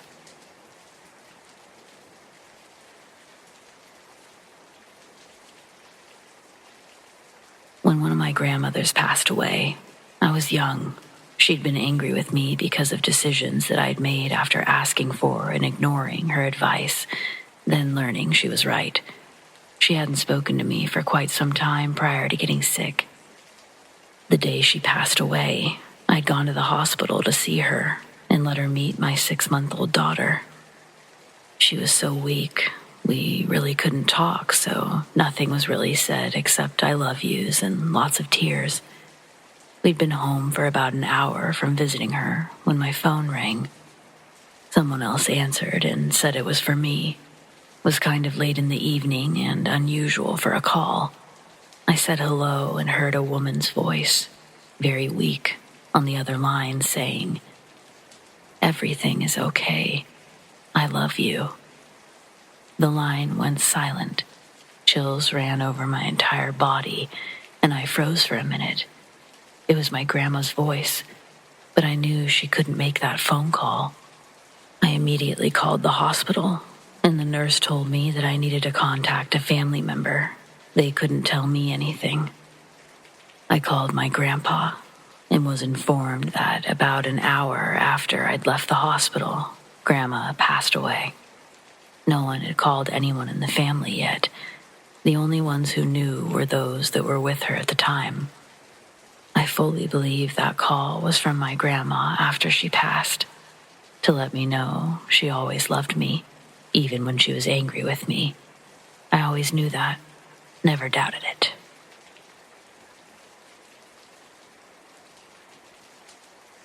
At first I didn't know if this belonged here, but it actually completely does, so on that note, let's proceed. My sister moved to New England at the beginning of March 2019. She and her husband, Lou, purchased a beautiful forever home after they got married. This was all against my parents' wishes, and the relationship eventually blew up in her face. Let's put it this way. It was her first beautiful wedding. It was his third. But geez, I'm really getting into stuff that has nothing to do with the actual story, so let's take it back. Sis moves to New England at the start of March. Mid-May, she calls me in hysterics. She's out of breath, trying not to project her voice while sobbing into the phone. I asked her what was wrong. She tells me that she thinks there's demons in the house, but Lou doesn't believe her. Our family follows the word of Jesus, and hearing my sister screaming about demons sent my attention into red alert. Right before she called me, she told me she was taking a shower. Lou's out of town, so when she saw a silhouette standing on the other side of the matte glass shower door, she screamed. She almost slipped. When she caught herself, she looked back towards the door. The silhouette was gone. But before that, she says that stuff around their house had gone missing, or stuff would end up in a completely different place from where they last put it. My sister is extremely OCD, and so she immediately noticed the oddities around the house, but she kept them to herself for the most part. She certainly never told me, until the silhouette. The terror set in for her a lot more while Lou was gone on business, and the disappearing acts continued. This was the first time the entity presented itself in physical form. It solidified my sister's conspicuous beliefs about everything that had been happening up to that point. A big house echoes a lot louder when you're alone, is one of the depressing quotes my sister would tell me. Apparently, her footsteps weren't the only ones to make noise up and down the hallways. She didn't care to chase the demon, though. She waited until morning, and then drove 4 hours back to mine and my parents' house. We live right next to each other. My dad's the one who taught us about the Holy Spirit, so he took it upon himself to drive back to my sister's place and disperse that evil energy plaguing her home. When they got there, it did not go at all how either of them expected. As they walked inside, my dad held his Bible close to his chest. Then, they heard the toilet upstairs flush, and the sink turned on. Demons don't use the bathroom, right? My dad didn't think so. He ushered my sister to stay where she was, and he starts to quickly and quietly make his way up the stairs towards the upstairs restroom. When the faucet turns on, my dad gets in a caveman-looking fighting stance, ready for the door to open, and confident a demon won't be what exists on the other side of that door. Dad, fireman, kicks the door right when it unlatched, sending some homeless 40-year-old creep backwards into the counter behind him. Before the guy can get up, my dad gives him an old-school ass-whooping, mainly to make sure that he didn't get away before the cops got there. My sister called the cops, and they came to pick the creep up. Another cop comes to look around. They discover that he's been living in the attic since before they moved in. How was this missed by the inspection? Well, obvious answer is that they cut corners. And I guess that's the downside of having these things done while you're out of state. You gotta have a lot of trust in companies, which are just people that you don't know. The police also later alluded to the fact that the man likely suffered from schizophrenia. After the cops would leave, my dad would do some more digging.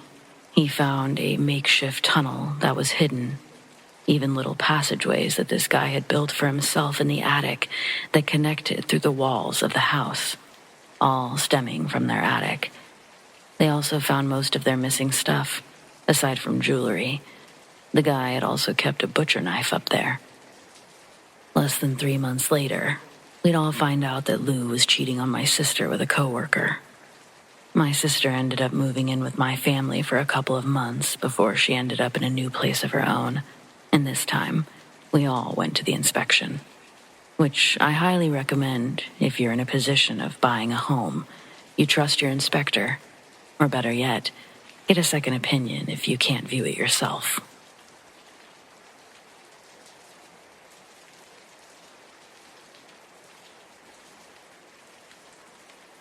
This happened when I was in college, circa 2017, my junior year. Back then, I drove my dad's old Toyota Corolla, and it certainly didn't have fancy locks that automatically locked when I was driving, or that were automatic in any way. Normally, for this reason, I tried to keep all of my doors locked. However, on this night, I had been designated driver for all of my friends. I had just finished dropping everything off, and I was headed home for the night, and I didn't think to check the doors. Though clearly no one had locked the door because while briefly stopped at a red light, a man suddenly opens the back door and dives into my back seat. He proceeds to tell me to drive. He didn't ask very nicely either. It was demanding. I was scared. Then the light turned green. I hesitated for one moment, and he told me that he didn't want to have to shoot me.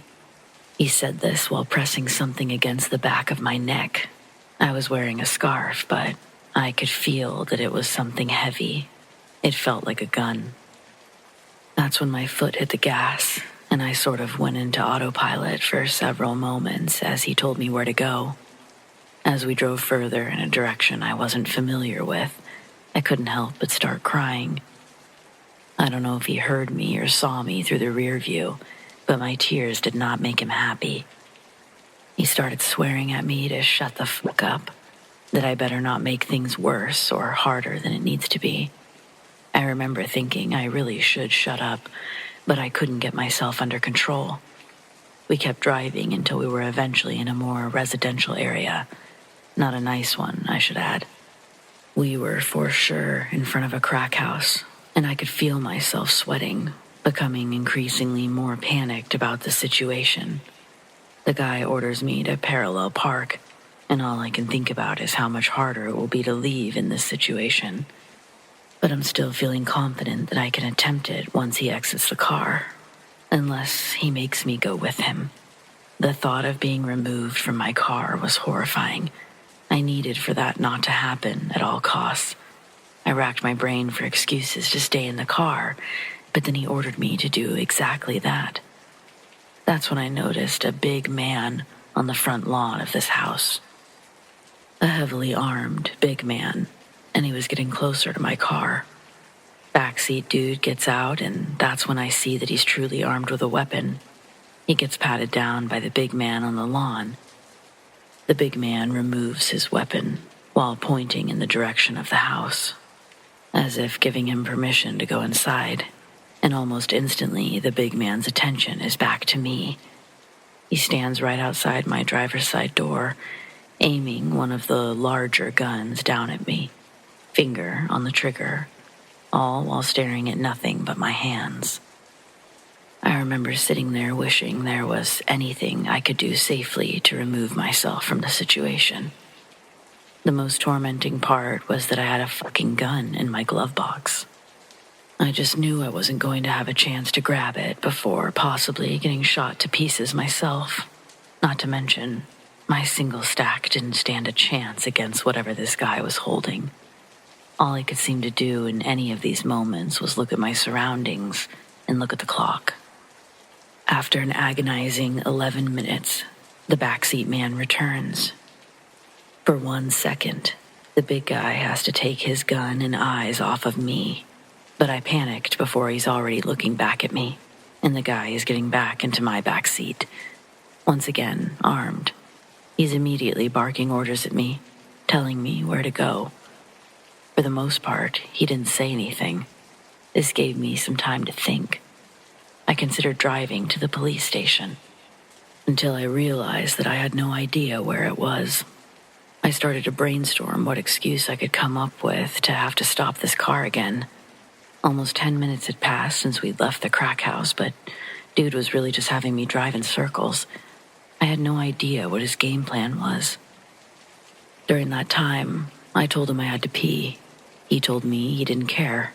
I told him I needed to call my roommate so that she didn't get worried. He told me to fuck off and keep driving the loop. So I did. I managed to stop myself from crying several times, but I was absolutely hopeless. We'd stopped at a few stop signs on this 10-minute drive, and at each one, I considered tucking and rolling right out of the car and letting it keep going. But again, I didn't act. I just panicked, imagining this guy shooting me right there, me dying alone. How incredibly devastated my parents would be. I knew I was on the verge of a full-blown panic attack, and that's when I saw the dude was lighting something back there. I smelled something chemical-esque, and it was harsh, coming from the back seat. This guy was absolutely getting high as fuck in my back seat. The smell was disgusting. I didn't know what it was, and I didn't want to know. But part of me was thinking, if he's using his hands to smoke that shit, where's the gun? Since it was dark, I was confident that I could at least reach for my phone in my purse. It was near my lap. So I slid my right hand into my purse and glanced down to see if it lit up, and it did. As the man continued to smoke, I clicked the lock button 5 times. According to my dad and whatever he'd set up on my phone, this would call 911. I looked down but couldn't tell if the screen had changed. I really hoped it had. Please be calling goddamn 911 right now, I thought over and over. I was so focused on my plan working, I'd hardly noticed the guy talking to me. But then he raised his voice. He was demanding that I pull over, but by the time I realized where he was pointing, I'd missed the gas station. He yelled for me to turn around, to turn the fucking car around right now. He was adamant about hitting that gas station. So again, I listened to what he said, and I made a U-turn. Pulling into the gas station, I was discouraged at first that there were no cars there. But before I had even put the car fully in park, the backseat man was opening his door, yelling for me not to go anywhere. And then he jumped out of my car and vanished inside the store. I couldn't believe it. I was both stunned and so incredibly grateful at whatever stupid move this was. I immediately put the car in reverse and peeled out of that gas station so quickly, not giving a shit if a cop or any other authority saw me. I was desperate to get the hell out of there. I actually found myself laughing hysterically on the way home, and that's when I remembered I'd tried to call the police. I grabbed my phone and could see that I had been unsuccessful in my attempts to call authorities. I'd been successful in escaping this strange criminal, though, and I was grateful that this experience turned out to be more scary strange than horrifying, life-altering. Really could have gone so many ways. Just be smart and always remember to lock your doors, save yourself the experience, and just take the lesson from me.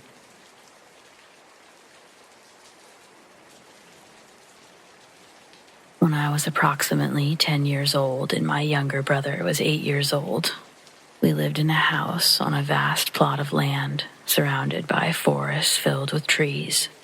It was basically the perfect setting for our favorite childhood game, hide and seek. We'd often play with our friends who lived in the surrounding homes. On one particular day, during the late afternoon, me and my friend were doing our best to stay hidden in the trees. Meanwhile, my brother was just as diligently attempting to locate us. Interestingly, I could hear his voice calling out my name from a short distance away, and there was an evident tinge of fear in his voice. Curiosity got the better of me. I needed to investigate the source of his fear. As I walked towards what I thought was him, I stumbled upon a small clearing nestled under the protective canopy of trees. I no longer heard my brother, but to my astonishment, there was an almost colossal figure, entirely white in complexion, standing in the middle of the clearing.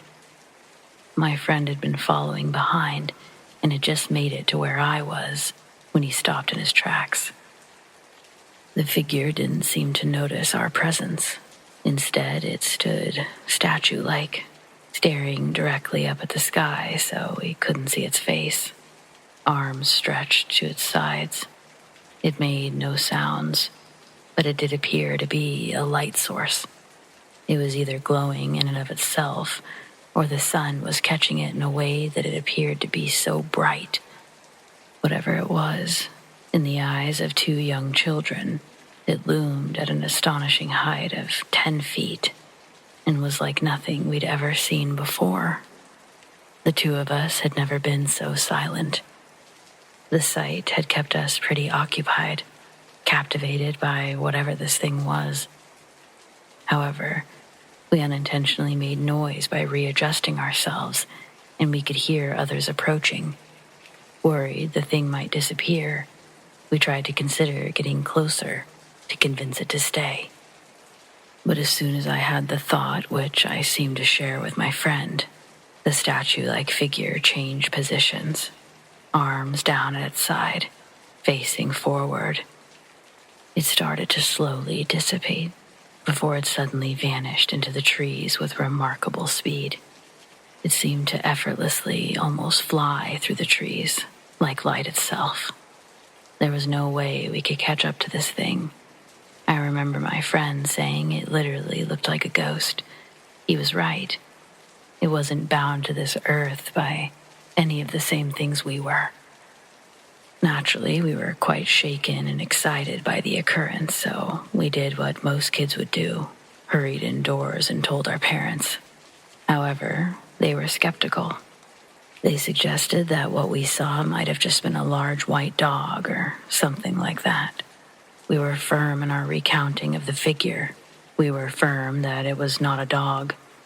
In detail, we described the towering figure the best we could, how it was emitting a white glow, how it simply vanished into thin air. Still, a white dog was the best they could come up with. Nevertheless, to this day, I'm certain that we did indeed witness something. We felt no fear when we laid eyes on it, but we never encountered it again. We contemplated the possibility that it could have been a spirit from one of the numerous vehicles or homes we discovered on our property. But truth be told, who knows for sure?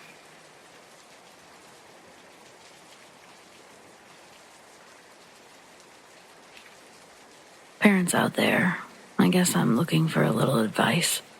My name is Maddie, my husband's name's Tyler. We're new parents, and our beautiful baby girl was born May 5th, 2023. Her name is Kinsley. She was born right on her due date, 7 pounds, 3 ounces. Her pediatrician says that she's in perfect health. If this was a health-related issue, I promise I wouldn't be asking for this kind of advice. But I guess my question for you, seasoned parents, is more of, is this normal for an 8-month-old? I originally thought she had something wrong with her vision because when me and Tyler would pick her up, she started doing this thing where her eyes wouldn't focus on us. It's like she's staring just past us. Then she gets a real scared look on her face before she starts crying. This doesn't happen every time we pick her up, though. But when it happens, Kinsley's dead set on staring at whatever her eyes are following. And in these moments, it's not us. Tyler and I would try to block her vision with our heads or put ourselves in her line of sight, but she'd start getting squirmy and really cranky, moving her neck around, trying to see past us. I did my own little eye exam, even though her pediatrician says her eyes are perfectly fine. But while she was laying in her crib, I held her stuffed bear above her head, and she was able to follow each direction I moved it. She also started getting the idea of crawling yesterday, and she did the same thing. I was sitting on the floor in the playroom. She was a few feet away, and I was patting on the carpet, making silly noises, encouraging her to crawl towards me. She's smiling. I'm smiling. She starts getting into the crawl position, and I keep patting the carpet. Then she does a weird shake like something startled her. Her head turns, and while she still maintains her crawl position, her eyes and attention are now fixated on the corner of the room. I keep patting the carpet and start softly calling her name, but nothing can get her out of this weird frozen baby trance. Even clapping my hands didn't make her flinch. At one point, her face does this thing. It starts to contort, and it's horrifying to see my baby so afraid or upset by something that I finally just get up and walk over to her, and like clockwork, crying starts. Usually she's screaming, and before I can swoop her up, she's already attempting to crawl my way. She's had this same reaction every time she's started crawling over the last couple of weeks. I know Kinsley's only 8 months old, but up until now, she'd never really been a fussy baby. She barely cried when we took her home from the hospital. That's why this sudden uptick in behavior is so alarming. Being a paranoid first-time parent, I've been taking notes for the pediatrician, but I'm embarrassed to bring her these findings when what I've compiled is basically what I've stated here. Her frozen moments of terror, they're frequent, at least once a day for the last 2 weeks. They're not long. None of these episodes have happened in public, only here, and they mostly all occur in the playroom. There's literally no other symptoms of this, but I don't know what could be going on. I'm honestly just trying to keep my own sanity right now, and I'm trying to find anything logical that we can grab a hold of. Tyler's convinced there's a ghost in the house. He's going off the deep end with Kinsley, especially because Kinsley seems afraid. I don't know if men can feel postpartum, but every time Kinsley has an episode, Tyler gets filled with rage and starts yelling that this is God's house. I think he's feeling like I am. We're both lost as to how we can help our baby. It's like I don't know how to turn his deductive reasoning into something that's not paranormal. I will admit, when we first moved into our home, it was probably the most stressful couple of months that we'd experienced together, until now. Kinsley had just been born then when a neighboring unit of our apartment complex had a fire. Our unit wasn't touched, but our whole floor had to be moved into temporary housing. We were placed in a duplex a few miles away, and that's where we are now. It's where we've been for months, and it's really starting to get to all of us. Tyler hates it here, and this Kinsley conspiracy is only fueling his fire. Last night, he'd shaken me awake. When I turned over to see what he wanted, Tyler was sitting upright in bed, and the baby monitor pressed up against his ear, telling me that he kept hearing whispers coming from Kinsley's room. I wasn't able to hear it, but Tyler swore that that's what he'd heard. While we were sitting in silence listening to the monitor, it makes a few glitchy buzz noises that Tyler thinks are ghosts messing with the transmitters. I suggested we change the batteries before jumping to conclusions. To make it worse, that's when we hear a sharp, loud, almost feedback noise, followed by Kinsley shrieking. Tyler was up and wheeling her crib into our room, and that's where she'll be sleeping until we figure this out. We literally just got her sleeping on her own. I'm afraid this will set her back in growth, but what else can we do? There's a lot going on, and I'm overwhelmed, but I keep telling myself, at least this isn't our home. Our home may be smaller, but it sure didn't feel like this. I don't expect someone to come here and solve all my problems, but if you have any advice on any of my list of quarrels, I'd sure appreciate it. Maybe this space is tainted somehow. If that's the case, what can we do to get it to leave our daughter alone?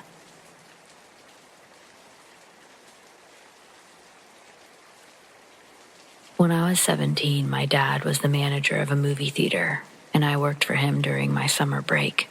This was back in the 80s when people still got paper checks, and I would sometimes hand them out. During my first time doing this, I had one left over. It was for an old man that retired the previous week, and he had had some health problems, so Dad asked me to run it by the guy's house to save him the bus trip. It got me off work a little early, and he lived close by, so that was fine with me. I got there and knocked on each door for a solid 5 minutes, but no one answered. I had to drive back up the road to call my dad from a payphone, just to ask if I could leave it in the mailbox instead. He didn't like that idea very much and insisted that the man was definitely home, but probably asleep. I really wasn't happy about the prospect of knocking on this guy's windows, but my dad is a hard man to argue with. So I hurried back to get it over with. I tried the doors again first, just in case, but still had no luck. Made my way to the backyard. Upon identifying the window supposedly belonging to the bedroom, I pressed my face to the glass and began tapping lightly, but stopped abruptly when 2 cats bolted away at the sound. They had been crouched over something, but it took a moment for my eyes to recognize the bulky shape on the floor as a person. I could only see him from the waist down. He wasn't moving. Thinking he must have fallen recently, I tried the window, and it opened easily beneath my hands. That's when the smell hit me. There's nothing in the world like it. It's kind of sweet, but rotten at the same time, and I mean sweet in the worst way possible, for sure. Using my shirt to cover my mouth and nose, I stuck my head in just far enough to confirm what I already knew. The old man was dead. But not only that, the cats had begun eating away at his face. His lips, nose, and ears, they'd been gnawed away to the bone. I couldn't get away fast enough, slamming the window shut. I raced back to the payphone to call the police, and then my dad. He got there a few minutes after the ambulance, and I went home. I had seen and smelled more than enough for a lifetime. We later learned that the man died of a stroke, either the same night or the morning after his retirement gathering, so he'd been there for a solid 6 days. His cats had one of those automatic feeders and water bowls, so they probably had food for the first couple of days, but once they ran out, well, I had nightmares that whole summer, and even though it's been nearly 40 years now, I still remember that smell and the look of his disfigured face, like it was yesterday. I'll tell you what, though, Dad never sent me to another employee's house again, and these days, I don't show up anywhere without calling first.